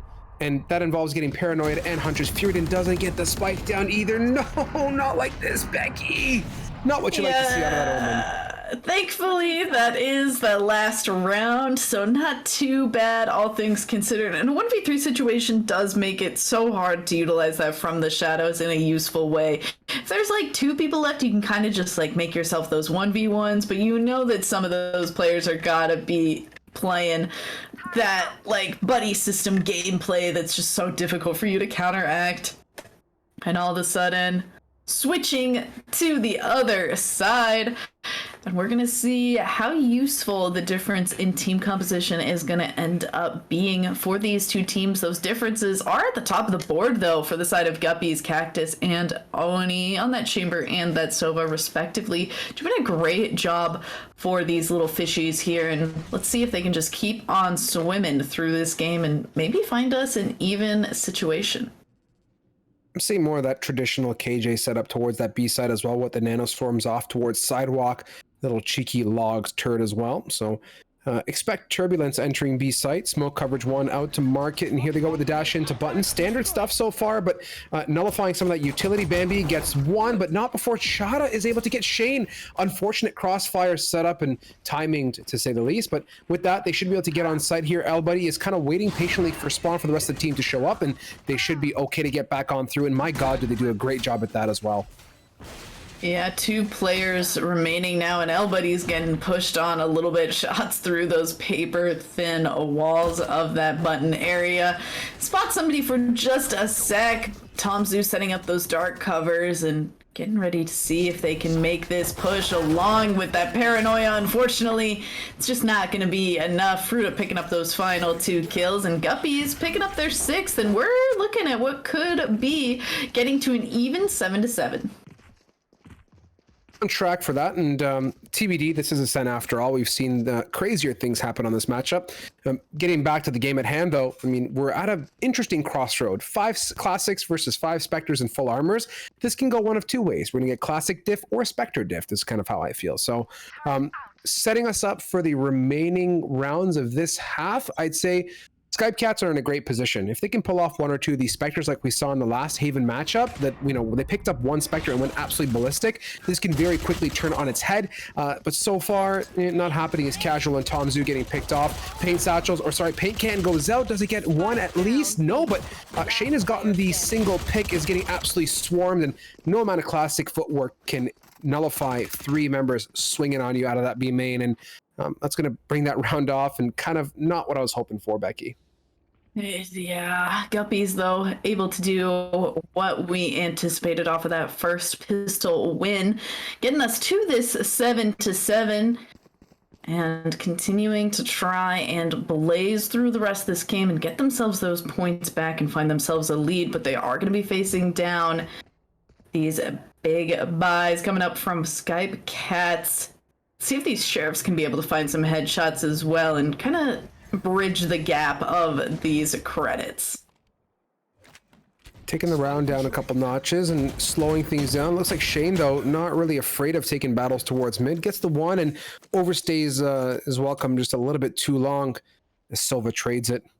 Meanwhile, now off that pick. Yeah, with the Sheriff at that too. Now looking to get some nice control, but El Buddy looking superbly aware, immensely fast on that mouse 1 connection. Takes that advantage back off to Skype Cats. The rest of the team kind of grouped up towards long AA main area, but that jet towards market's got to make some moves fast and close off on that pinch from the back end. Bambi has information and the rotations starting to come through, but that's a little bit of a scary Killjoy setup over towards this door.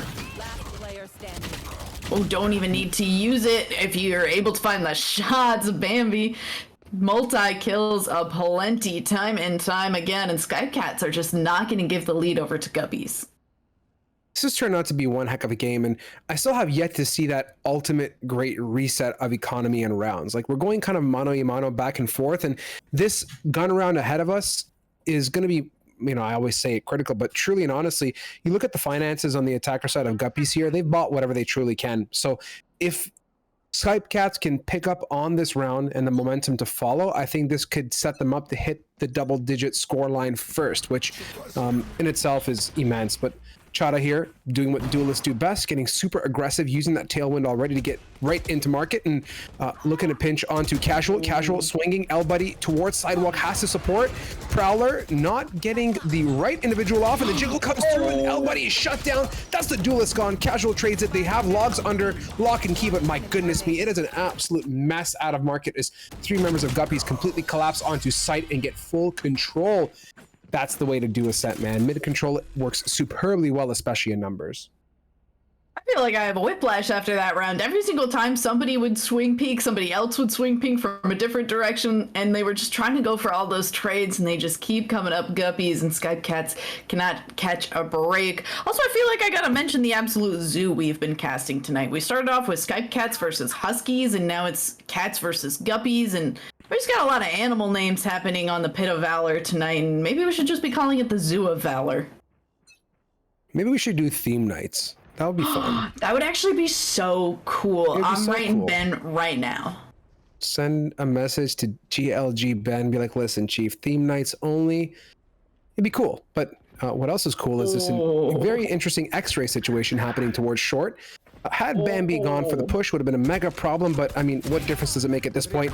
Oni is just absolutely solo monstering this B main. Double swing out of short. United are the fishies. Tom Zoo showing up though with a massive 2-piece Sheriff, gets a gun as well, half armor to boot. 1v3 is a mega reach, but if anyone's going to do it, it's got to be Tom. Yeah, and it's trying to think about going for this peak, unfortunately revealed by that owl drone.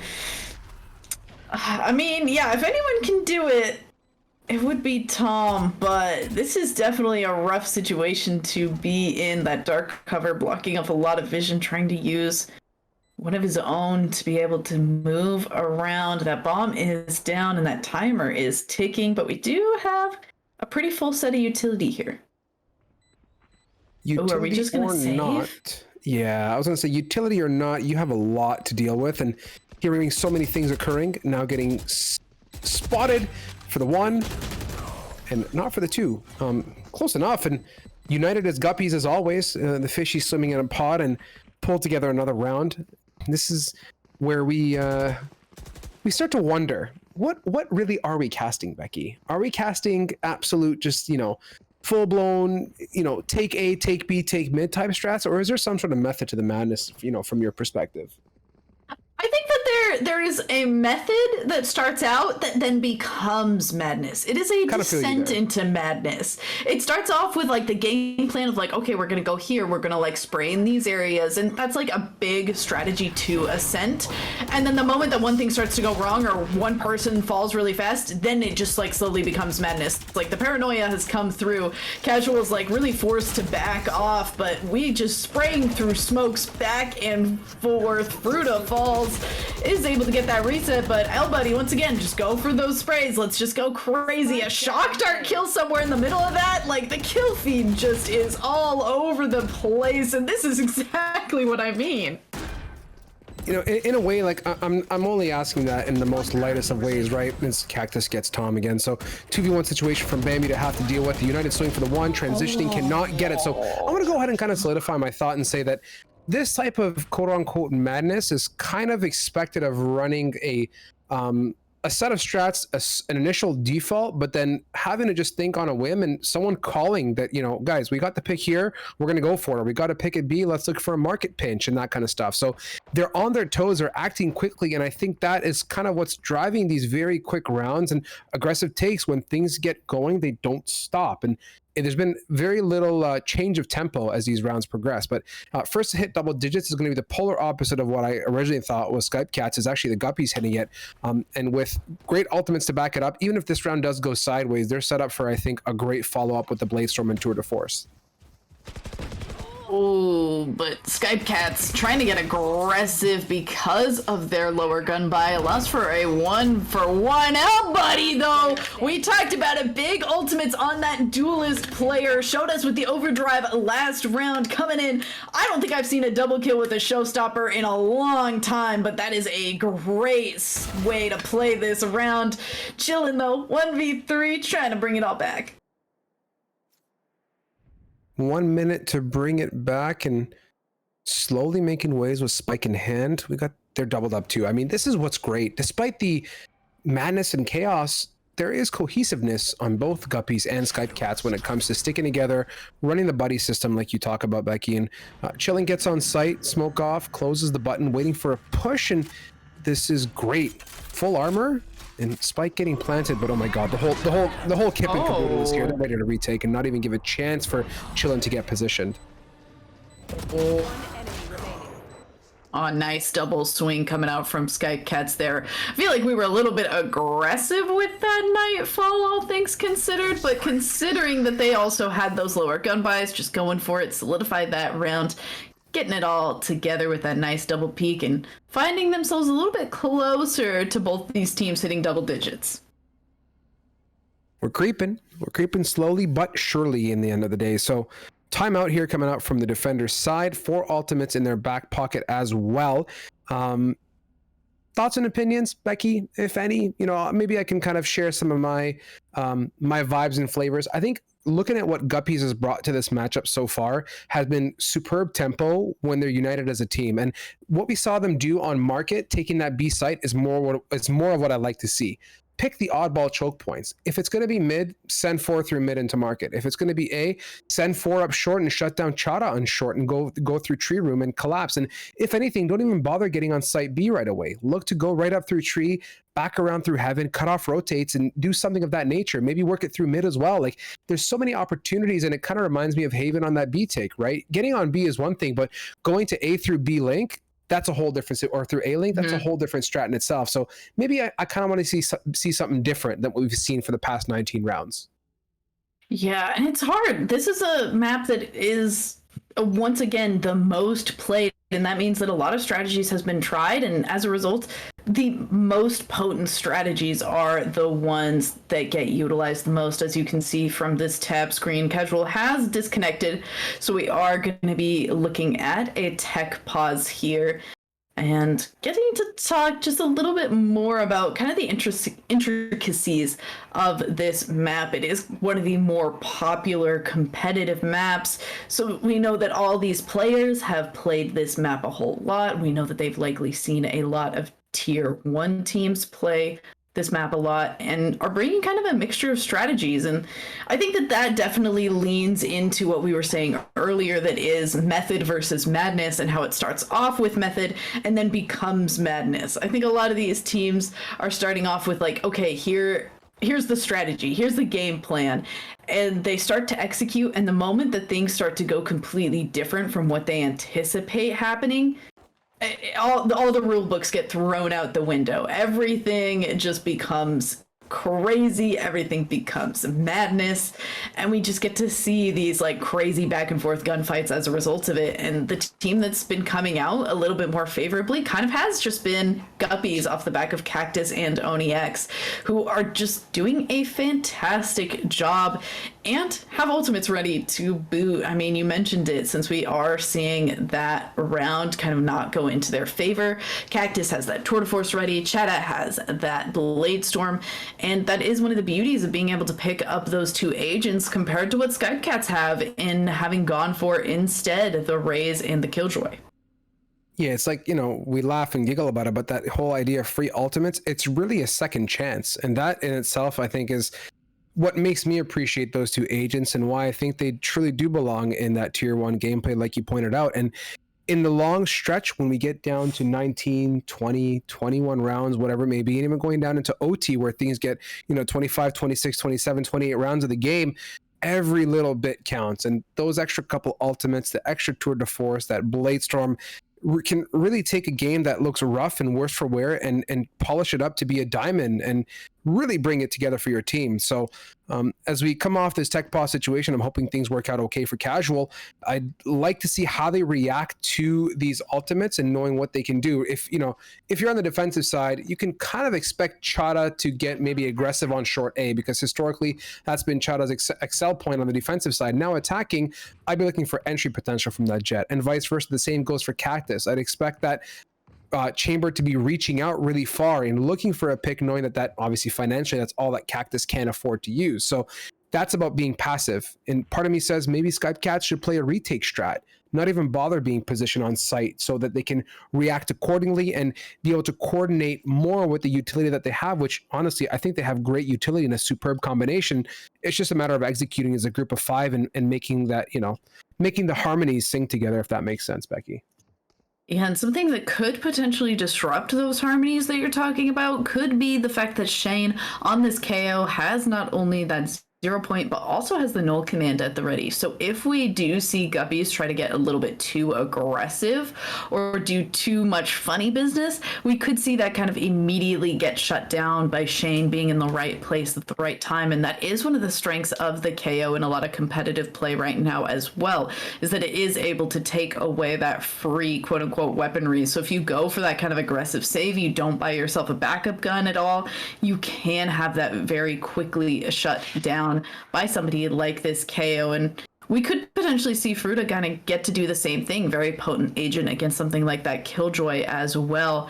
in future rounds. So a very interesting dynamic happening here. And unfortunately, as I mentioned, it does have to kind of be right place, right time. If you use that ultimate and all of a sudden you're just not in the radius to shut down that tour de force, like it all doesn't matter. And tour de force is a very long range weapon. So you kind of just get to play extremely safe as Chamber. Not even mentioning the fact that you have rendezvous on top of that. You know, I'm just kind of looking back at some VLR stats and just looking through Ascent and what was top pick, right? Like you have to understand that KO was basically solid all across the board for Masters. We had Fade much of the same, Chamber much of the same. We had a lot of Astra show up, which I haven't seen here tonight thus far. And you and I have seen Astra pop in now and again, superbly strong agent. But I think seeing some of these picks and knowing the overall strengths of these different agents, I'd love to see Casual come back, and we kind of do need Casual. And being in a tech pause situation, I really hope that, yes, thank you so much. I see some ping. Come on. I see ping as well, thankfully, and we would have had to start regardless of how things went. So to have that Fade now back with a 1-round deficit, what I really wanted to summarize and say, Becky, was that there is so much going for both of these two teams. They're just going to have to really come together and synergize how they're going to manage it. And again, Skype Cats know how to retake. They just got to slow that tempo down a little bit, I feel, and coordinate things. Don't fall to the trap of over-aggression and wanting to get that one pick or two pick as they're entering. Stick together as a team, cohesive, and swing as, you know, like you say, as the buddy system goes.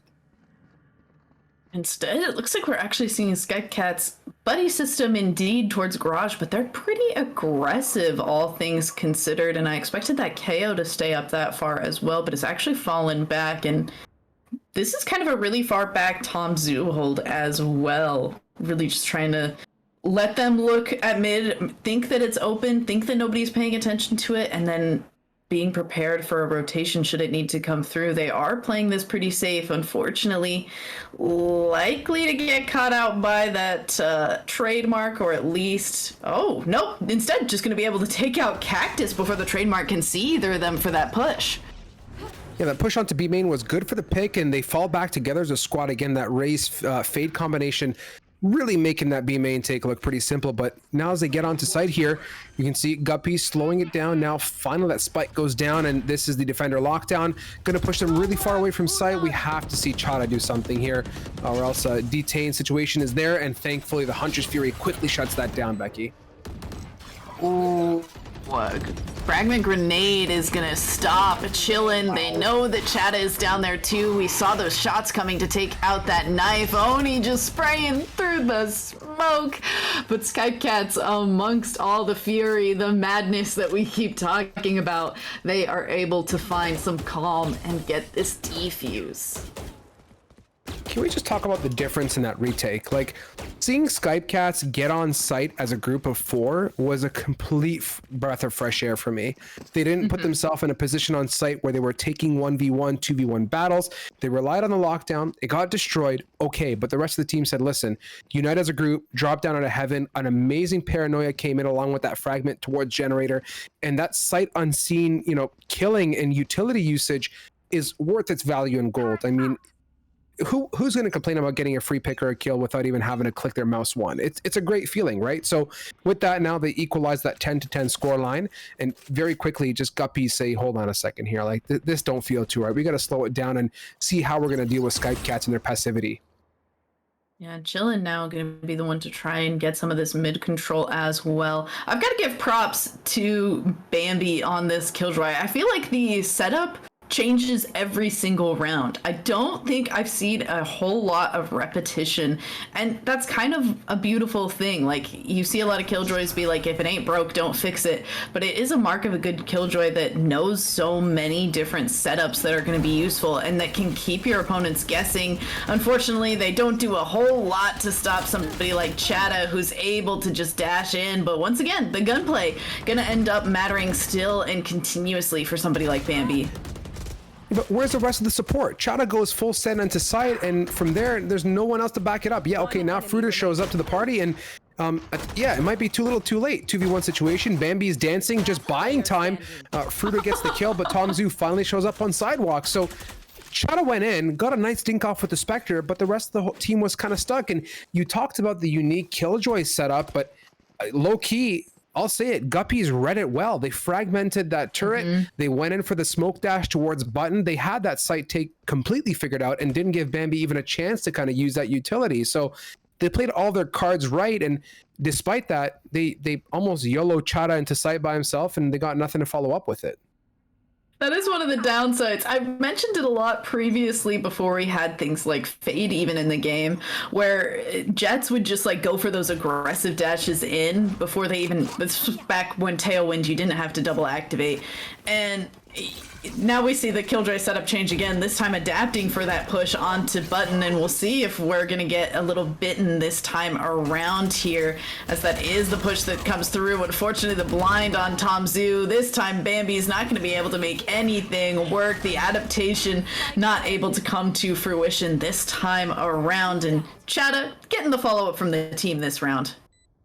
Learning, like that time there was a team there was an owl drone going through, there was a whole party happening, and it looks like El Buddy and Chata here picking their favorite skyscraper to hang out on, going back and forth. And Fruta aggressive, El Buddy at button. Hello, good morning. What a series. Showstopper goes out, does nothing too major here. Paint shells, but Oni's crosshair is so good. Guppies, I mean, you talk about adaptation, you mention that word often. I think I'd say the first time tonight, I really saw a different Guppies take on that B site. Truly, they came together and solidified what it meant to get out of B main as a team and to utilize utility with Oni's owl drone to get that ping off. There was no shot that I think it was Tom Zoo there stuck at stairs was going to get away with any kind of life left in him.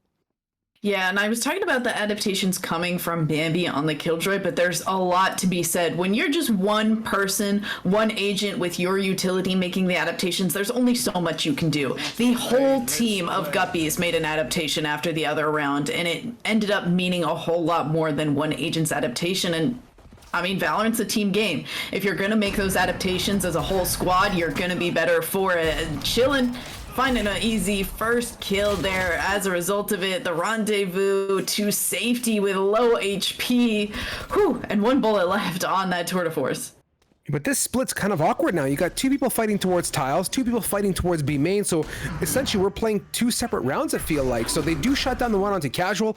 Cactus is making a run for it. And where do these two rivers or streams cross? It seems like they may meet together now, but yeah, okay, so it comes together a little bit late, but I was kind of worried. I'm like, are they really gonna go get on that B site as a duo by themselves when they don't have the rest of the team? And luckily they don't. So a regroup and reuniting towards A, it seems like is the plan thus far.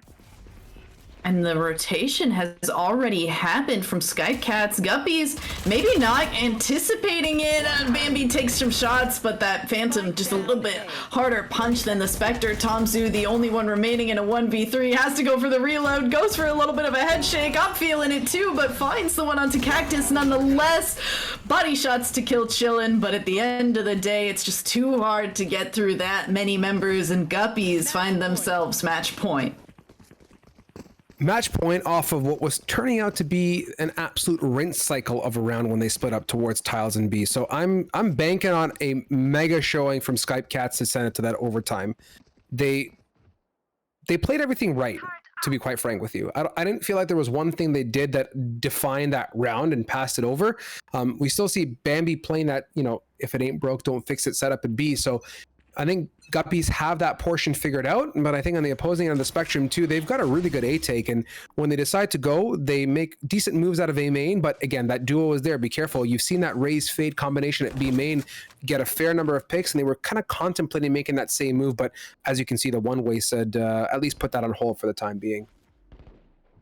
And the Killjoy setup is the same, but look at how far back we're seeing Bambi play now. Has gotten once bitten, twice shy, and third time is so shy that you're not even hanging out on B site anymore. You're ready to just completely fall back all the way into spawn, and I guess that's going to help you for this rotation towards A. So in the end, it's going to end up being okay as the C's comes through, and you talked about the combination of the Raze and the Fade, and it shows up here. That is the best way to play that. I mean, paint shells with C's is just superbly strong. Does a good job at zoning, if anything, as well, if you can get away from its grasps. Meanwhile, Chillin' gets one onto Tom. You're oh so clutch Omen. 4v3 now, retake coming here through door. This duo has to make something happen and they cannot do it. Match point it is. Shane in a 1 versus 3. Low HP chamber, but so much more to cover here, Becky, and it's not going to be enough as Chada takes Guppies off to the victory. What a crazy back and forth matchup. Wow, and for it to end up going into Guppy's favor, big ups to them. And I think that we really got to see in real time. We talked about it, we mentioned it, adaptations. And I mean, soon enough, these Guppies might be growing legs because they are adapting fast and they're evolving and they're doing a phenomenal job of reading their opponents in Skype Cats and taking that match down. And they're going right into the finals. These little fish are coming in hot. Yeah, it's amazing to see the progression and the growth. And that ascent map, I think if it's giving you guys any indication of what's to come in grand finals, it's going to be a great one. So on that note, I'll go ahead and say yet again, if you guys have not already, follow the social, spread some love to GLG. Exclamation mark talent in chat is appreciated to give your observers, production, tournament admins, and casters the love that they so rightfully deserve. And if you haven't already, also, I don't think I mentioned it tonight, the GLG Country Club membership is very much still a thing. We've pointed out before, and GLG has grown so much that our events do fill up superbly quickly. And we have a lot of teams now wanting to get in, and they don't get that opportunity because it's full. So the Country Club membership is pretty straightforward. It's $10, 3 months coverage, and $10 is typically our monthly price for it. And your whole team with just one member having that membership is covered and entered priority access to all of our events, not just Pit of Valors, in the event that we do throw something other than the Wednesday. So get yourself signed up if that's something that interests you, and participate week in and week out. So let's go to a quick break. Becky, come back. Grand Finals is around the bend. To our viewers, not too far. You made it this far into the evening. Just one more map to go. Stay tuned.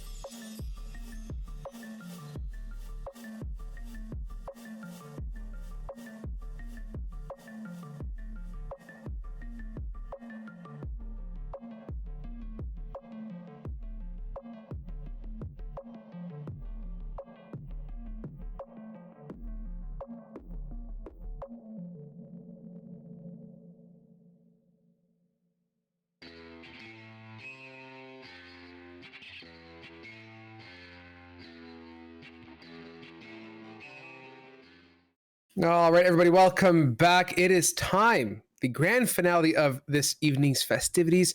Pit of Valor number 99.1 has almost reached its end. I am Strive, joined by Becky. For those that have stuck through and made it to the end, thank you so much. And for those that have even also continued to spread that love on Twitter and Discord and all that goodness too, again, thank you so much. I keep an eye on that stuff, and I know it means a lot to the team here. So let's get into it. For those that have two eyes and are actually looking at the screen down below, it's going to be the Guppies versus Nebula Esports. Nebula, familiar to us from previous wings, and Guppies previous weeks.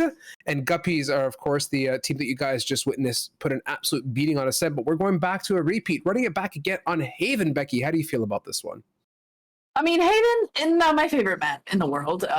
If people who've been to the Pit of Valor a few times kind of know this, but it is something that can lead to some fun agent selections. See the neon clip that keeps playing in our little highlight reel as we're at the break. And if we get to see something like that neon pick or even the double neon pick all over again, I might start to change my tune about Haven. I'm good with the neons. I'm good with honestly anything at this point, because we talked about this briefly during the pause, but amongst production ourselves, it has been a flurry of a night of matches and a flurry of matches throughout the past 2 to 3 weeks. I feel like since we've kind of shifted and grown with community gaming and made the move to this platform, things have really completely gone to, for the better. We've seen some amazing competition, some amazing individual plays, solid teamwork all across the board. And we're getting these crazy matchups, and they're so intense and fast paced, but yet, if it makes sense, slow pace. Like they go the distance, double digits for most of the cases. And it always makes it fun for us to cast and for our viewers to watch. But getting into agent selection here, looks like Nebula came in with a very clear and decisive plan. They've got their composition on this map very much solidified. We're just going to come out and see what Guppies want to lock in here. I mean, we were seeing some very aggressive team compositions about 2 rounds ago, and we're seeing a complete different level hanging out now for the side of Nebula. No duelist. In fact, 2 sentinels, 2 initiators. They're going to be probably wearing that duelist hat. And for the other side, Chata's just going to be the one to go for that jet. Yeah, everything's locked in here, waiting on Oni to finalize. I'm expecting Sova, and yeah, so filling that same role, and rightfully so. Darblaz on Cypher, though, and this rings a bell. I believe I've seen this player before, and it was a number and an amazing sight to watch. So patiently waiting for this matchup to start, and coming off a Haven map 2 maps ago, now to this, to see both a Cypher and a Sage, it's got me wondering what Nebula is going to bring to the table. They're going to bring a ton of defensive power, but they're actually starting off on the attacking side. But you better believe that you're going to have a hard time flanking a squad like this. And the upside to having those 2 sentinels is that you can use the Cypher for a little bit of flank control, and then you can go ahead and just use that Sage Wall to block off one of the directions that they could come from for their spawn. So actually a lot of work that can be done with those two sentinels as long as they can at least get through some of those corners and get onto site. So really going to be relying on that fade to gather that information as well as those flashes from this KO. Those smokes are going to be really difficult to deal with, especially because Chillin's picked up something like that Astra, and that has some great mobility as far as those smokes are concerned. Round number 1 is underway or about to be underway.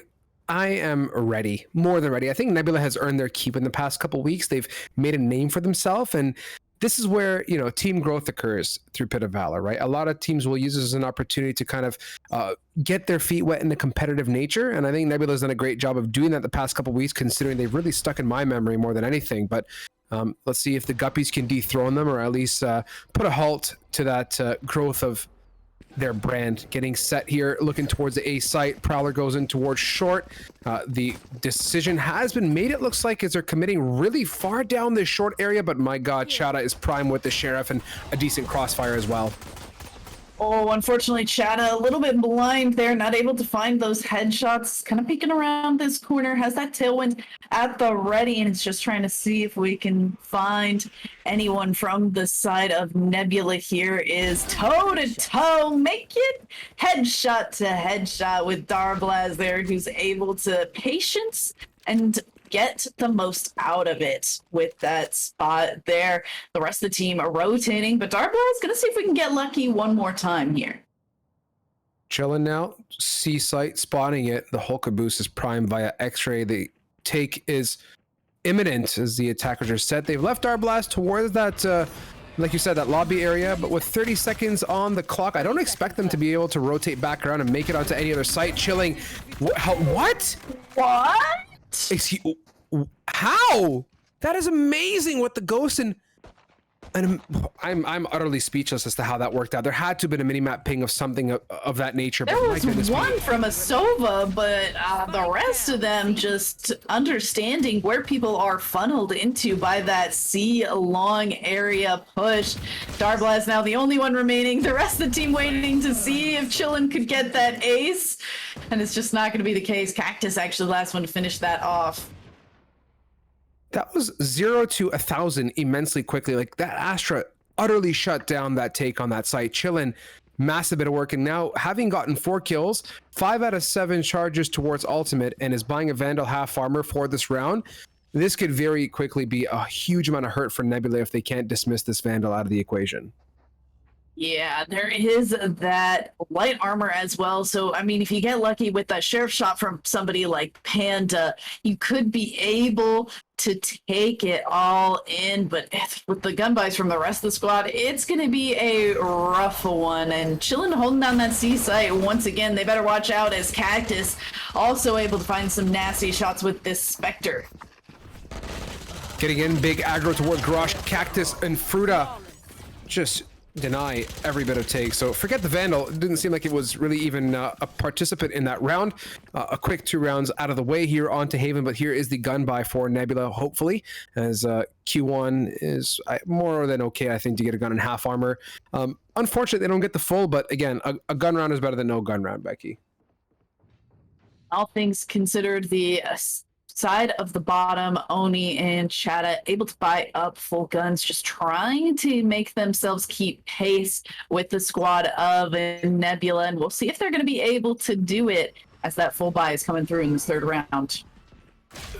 Elusiva, oh my goodness, I was going to say, looking for that B pick, but Cactus up on top, Headhunters that KO out of the way, and that's not only one agent wipe, but critical utility as well off the backs of Nebula's squad. And very quickly, yeah, they were looking kind of interested in kind of getting an opening pick, but with that KO elimination, they've definitely slowed the pace down and are now just falling to the aggression of Oni towards lobby here, and they're not stopping yet. Ooh, and Shock Dart's coming out, able to just do a little bit of damage and keep the rest of the squad at bay. But now just setting up a crossfire, preparing that recon bolt, and there's the pings to come through. The aggressive turns, but oh my gosh, Panda able to hold it down. Fruta, though, absolute Spectre menace, and doesn't matter that we don't have our teammate anywhere close to us. Fruta is going for it and finds those final 2 kills. Early momentum, I think, means a lot on Haven. And with huppies, what is a huppy? A guppy, the guppies. Wow, it's one of those moments. With Guppies getting 3 rounds consecutive now, taking that gun round away from Nebula, it's these moments where you really have to kind of take a moment back and say, listen, this type of play style as a whole for us is not working. We need to be maybe slowing down the rounds a little bit, trying to deal with some of the utility and getting that off of the defensive side before we decide to commit to a site. Like, this map is so much close proximity battles, a lot of flash opportunities for breaches and such, and when you walk into a cactus, that hurts. And Elusivo out again early on means just more and more trouble for them as they try and get this mid control of grass back, but they can't do it with Chada and Co so aggressive towards window. And continuing to just get rewarded for it. Panda has relocated, but immediately shot down by Cactus there. The 2 of these free gun wielders, well, not wielding free guns right now, but ability to do so. Shadow's going to be able to shut one down before Oni finds the last one. Just an absolutely aggressive defensive round for the side of Guppies, and I don't think that Nebula were quite prepared for the push that we just got there. You know, I was going to bring up the comment of the push on a save round, and part of me feels like they, you know, maybe I'll disagree to agree type thing. Like, I felt like they were ready because they played it a little bit passive and were waiting far back. And I think Guppies did the right thing. Knowing they're in an advantageous position, why let them take picks with sheriffs at long distances or cheeky marshal buys or something of that nature? They got right up close and personal, got the grass control that they honestly were fighting for and held on to it. So, you know, again, back to the point of the conversation, regardless of how it panned out, that's 4 rounds for Guppies now, and they're going to go ahead and settle in and at least let Nebula get on this B site as Panda walling up high. Coverage towards all the links is signed, sealed, and delivered, but getting aggressive. Darblaz not giving Oni a chance to even get anywhere near that B link side of the map. Yeah, Neural Theft is going to reveal the locations of a lot of players, allow for those crosshairs to move into the correct spot, but maybe not expecting Fruta for that little peek, and Cactus to find one as well, trying to find another as the rest of the squad slowly closing in on this Nebula gang. Q to find one, is prowling for another, picked up the spike.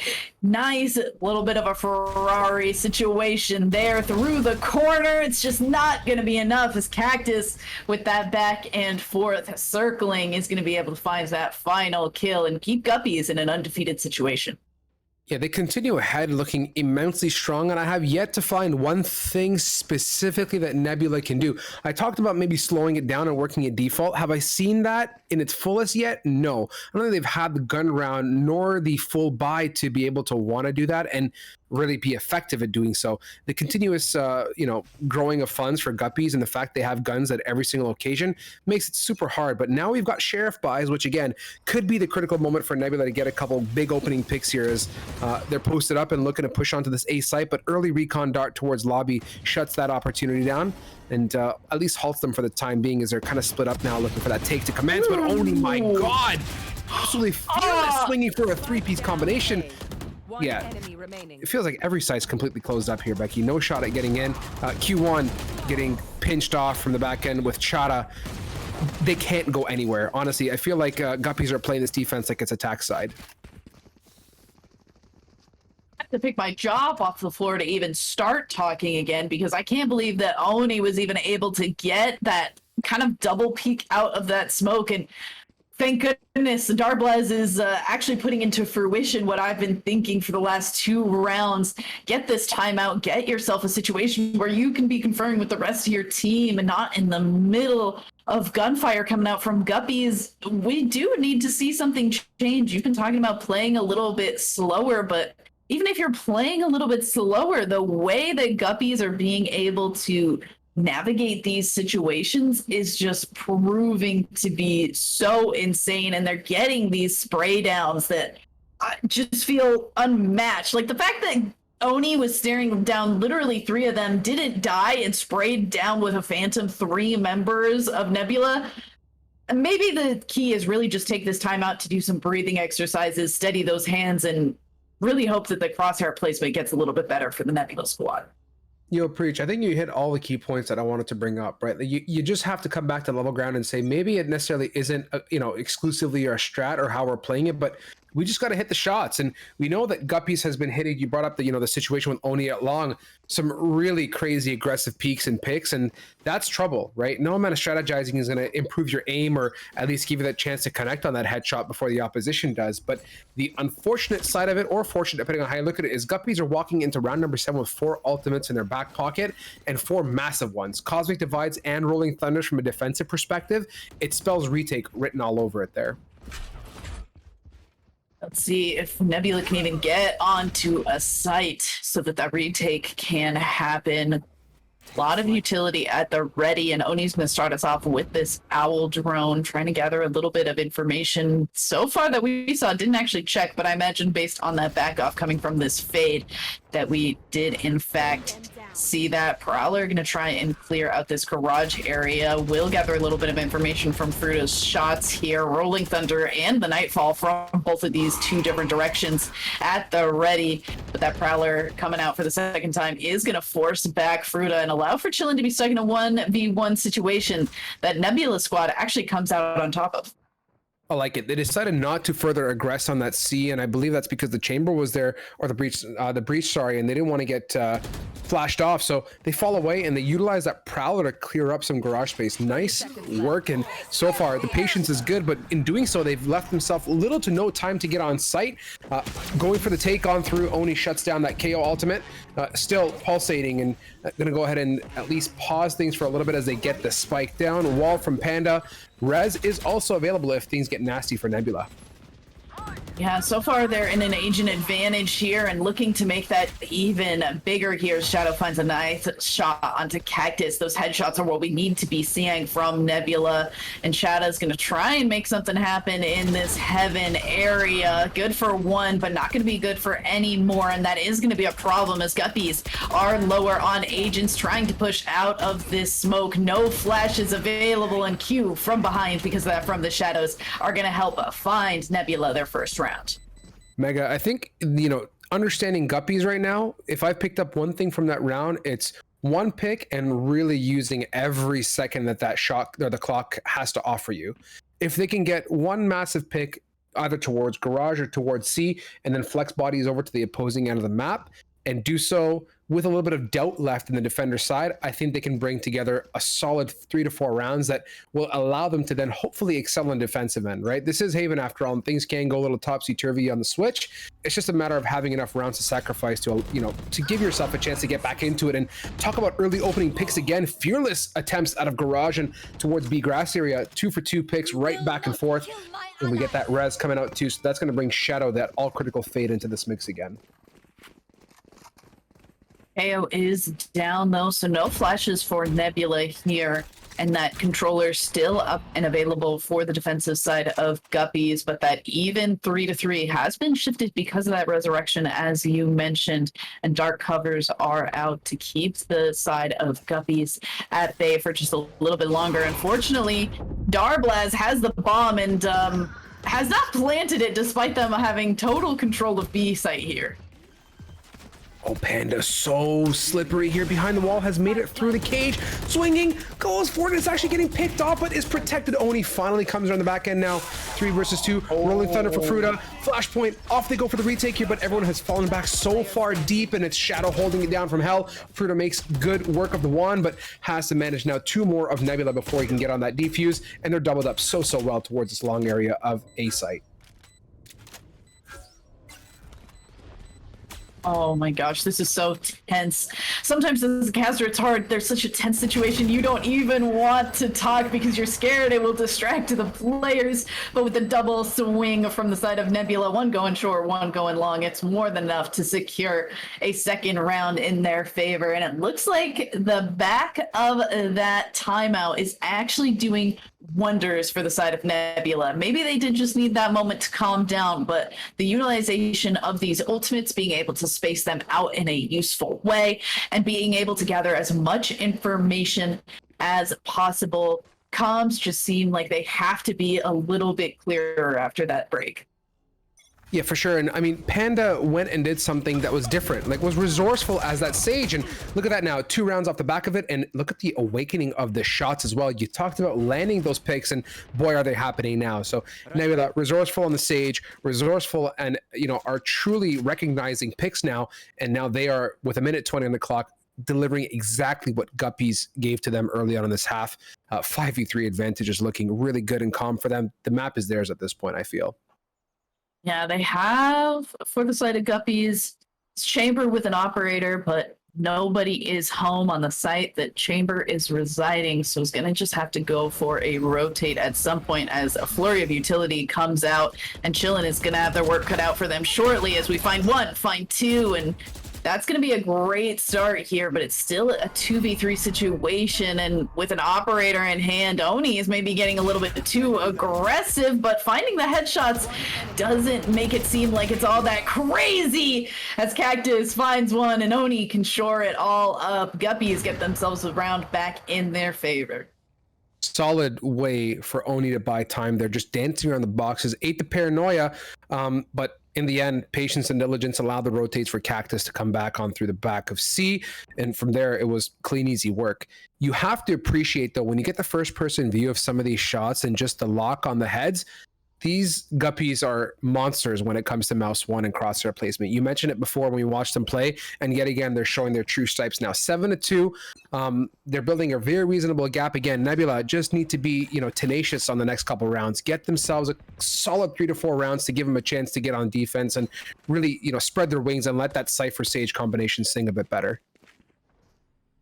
And letting that Cypher and Sage combination go to a great place is kind of reliant, unfortunately, on getting onto site, and so far that's a place where they've struggled a little bit, and we talked about it earlier. When you lose a player early, it really hurts you on this Haven map, and 2 players now down for Nebula, and it's just an Omen and some Sentinels, and that makes it really difficult to push yourself onto a site. Yeah, it's painful, borderline uncomfortable, and Chillin, yet again on platform, has not been figured out. So coverage, getting off to the back end of site, safety is here, have no fear. Breach and Sova are here, and with that, it leaves it down to Panda. The Lonesome Sage just completely stuck in Cubby, getting walk peeked by Chada. Yeah, it's tricky. If one thing we've learned so far is that Guppies know how to play defense, and boy, are they good at locking down all the sites they want to hold down. Yeah, all of a sudden starting to see why maybe Guppies didn't play against more people on Haven. They seem to just have such a great sense of where they need to be, of communicating with their team. I mean, we watched Chad at the start of the round.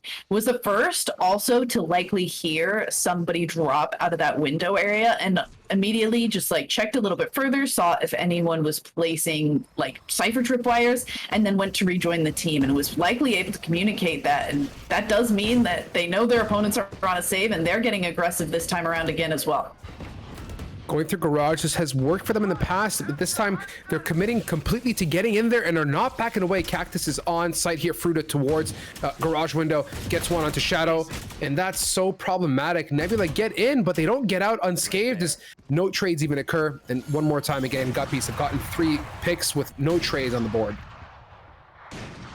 Peeks out coming from Chada. Unfortunately, Q's gonna get caught on the way back into spawn. A flawless round is going to be the end there for Guppies, who just are rolling through this. And Nebula have got to find themselves a little bit of a hex and hope that 9-3 is going to be enough to put Guppies belly up. It's a visual that I don't ever think I want to picture again. Belly up Guppies make me sad, Becky. I want to see. True. They make me sad too. They remind me of being a kid. Right? Is there, what was that? What was it? Finding Nemo when that fish plays dead in the fish tank? I don't know. That's what I thought there. That's not cool. But you know what? We regardless, sorry. we hope that it's okay. So far, it looks like the Guppies are very much belly side down, which is the best way to be. As Panda gets picked off, though, so unfortunate 1-for-1 situation. But again, Oni getting aggressive toward that lobby has done a fantastic number on A. Prowler gets spotted, but so fearless and so dominant here, and still battling, holding firm, but cannot go ahead and hold off Shadow here. Cactus, though, tour de force number 1, looking for more. So aggressive, jumping for the peak as well, but nothing too major here as Nebula back off that long A post after a huge exchange. Yeah, it just feels like the moment Nebula find a kill, they're hoping that they have enough space to push further on to site. The jump up is going to be good for Q1, who's able to find that headshot. Unfortunately, this trademark going to be a little bit pesky, but those shrouded steps do allow to get onto site with a lot of quickness. We have a From the Shadows ready as well. Unfortunately, this rolling thunder is going to cause a concussion. Cactus blinded, but it doesn't matter. In the end, Guppies find themselves double digits before we even go to the next half. There's something immensely frustrating about getting caught in the corner of a fault line and a rolling thunder that just pushes my buttons the wrong way. Like, just when you think you're safe, you're not. That breach range on that rolling thunder is so powerful, and there's a very good reason why breach is picked on this map. The sites just lend itself so well to that ultimate and how it can really clear out everything, both on a retake and on an aggressive attack side. But nonetheless, we digress. The Guppies end off half in double digits, 10-2. Talk about notable situation. Not the kind of situation that I want to see Nebula in. They don't have a lot to work with, but again, immensely viable. They had a tough showing, but I'm hoping with pistol and a solid couple rounds to back it up that they can get their footing back in here and end up at least at that 10-5 situation and work their way up from there, hopefully. Yeah, and we're actually getting to see a very interesting kind of defensive setup. Their team comp does seem to be pretty defensively positioned, those double sentinels to be utilized here as well. And a lot of setup was put towards that A site from the Cypher and then moving completely around. Unfortunately, Panda not able to get a whole lot there. Oni is going to be good for 1, but thankfully stopping it from being any more. Alessivo going for that push. Unfortunately, blinds themselves, and Fruta lives at 2 HP. And now it is all up to Darblaz in a 2v1 situation. Who will win? A boy with a hat or 2 Guppies? That's actually a really tough situation. So far, it's looking like, my God, it looks like 2 Guppies ain't strong enough to overcome the boy with the hat. In the end, it is Nebula to come back in a massively tight pistol round. And had Breach, I think, had anything more than the HP points, I think we would have had a clutch go the opposite way. But that's a controlled clutch for the books as well, and Nebula get that pistol round to their name. And that's a great way for them to start out. That pistol round likely going to equate to another round picked up here. Those buys coming through. It looks like Q's going to do a little... okay, he's deciding to buy up with the rest of the squad. Guppies saying, you know what, we're quite a bit ahead. We'll just do this big ol' save, give ourselves some breathing room, and see what you can bring to the table, Nebula. Post it up now. Bit of a tempo change at that too. Garage Control is there, chilling, gonna offer some lending hands from a distance as Darblaz and Oni one apiece back and forth here. They're continuing to take on this garage. Big fragment. Chillin has to be careful. Takes a huge beating with Alosivo for the 1 and the 2 outside of B. So that's going to quickly nullify that attempt, but it's bought enough time for the side of Guppies to get on and plan on C site. Yeah, and already 2 players down. That Prowler is going to give away the location of Cactus, and if we saw a pickup come through, things could get pretty rough, but it's not going to be as rough as Oni falling to that spray down coming from that Spectre. Nebula are in fact going to be able to find themselves this 4th round. A nice set for them, and hopefully the guns that we were able to keep will be enough to face down the full buy that's going to come out from Guppies in this one. Yeah, the real question here is, now that the buy is here, what does Nebula have? How much real fight is in that tank to take this gun round forward? For me, that 10-5 tipping point, getting this gun round out of the way is going to set them up for another 2 to 3 rounds if they keep the same momentum going forward. It's critical. This is one of the tipping points of this matchup for me, Becky. It's tense. It's very tense considering it's grand finals. Yeah, it's got to be really scary for Nebula anytime that you're behind on that weaponry, staring down your opponents who already have double digits. And Q better be careful there. Forced back really far, and Chatta just not afraid to be so aggressive. Gets all up there. If Q hadn't stayed any closer, that could have spelled death, but it does allow for a very quick and swift plant to come out from the Guppies here. Yeah, the rotate's a bit slow for Nebula, but the rest of the team did wait for the whole crew to come around. You can see KO and Omen and Sage now huddled up together, making some internal debates as to who's going to do what. But Panda opens it up with a great bulldog pick onto the aggressive Chara, as now the attempt to retake comes through. The stack towards Long is the place to be, considering the spike plant location as well. Becky, coverage aplenty, but how do they manage it? Oh, there's a wall. There is a beautiful wall at that, and smoke coverage to keep things a little bit busy.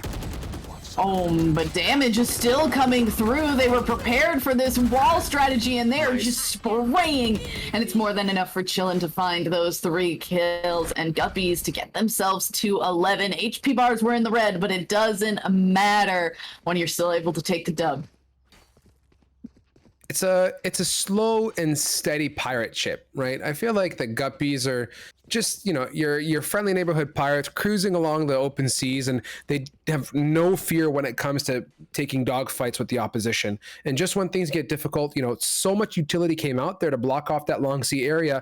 They stacked that as a group, and that I think really solidified and made the difference. Now getting into this round here too, you do have a cosmic divide. You have Cactus getting an opening pick early onto that critical controller of Darblaz, and the wall already broken at B site. I would not be surprised if they dash on through here and try and take full control. We might just see that. Unfortunately, Chatta, the one to do the dashing, is hanging out a little bit towards garage, but making that rotation all the way over. We were seeing a lot of neon plays towards that B site, thinking about potentially seeing some from this jet, but that dark cover is going to be more than enough to force the slow step away from Guppies, who are playing this like they really want to end this match. I mean, who wouldn't? This is grand finals, battling it for that $200 first prize. Courtesy of Community Gaming here. Cosmic Divide down, the push on through. Q1 looking for more, cannot get anything beyond that Duelist Chara. Now, despite the Cosmic Divide, Shadow goes for the full swing, supported by Panda, but Panda getting a whack to the side of the head by Oni. It's back and forth, tit for tat. It's Alusivo now in a 1v2 pop flash. This is the play. This is the one, but the crossfire is one step ahead of the game. Guppies make sure that there is no retake potential, as now they sit on that match point position. Rings out. They even were able to get that plant at the very end. So even if the credits were potentially looking rough, which they're really not for the side of Guppies, they'd be getting that little bit of extra bolstering from being on this attacking side.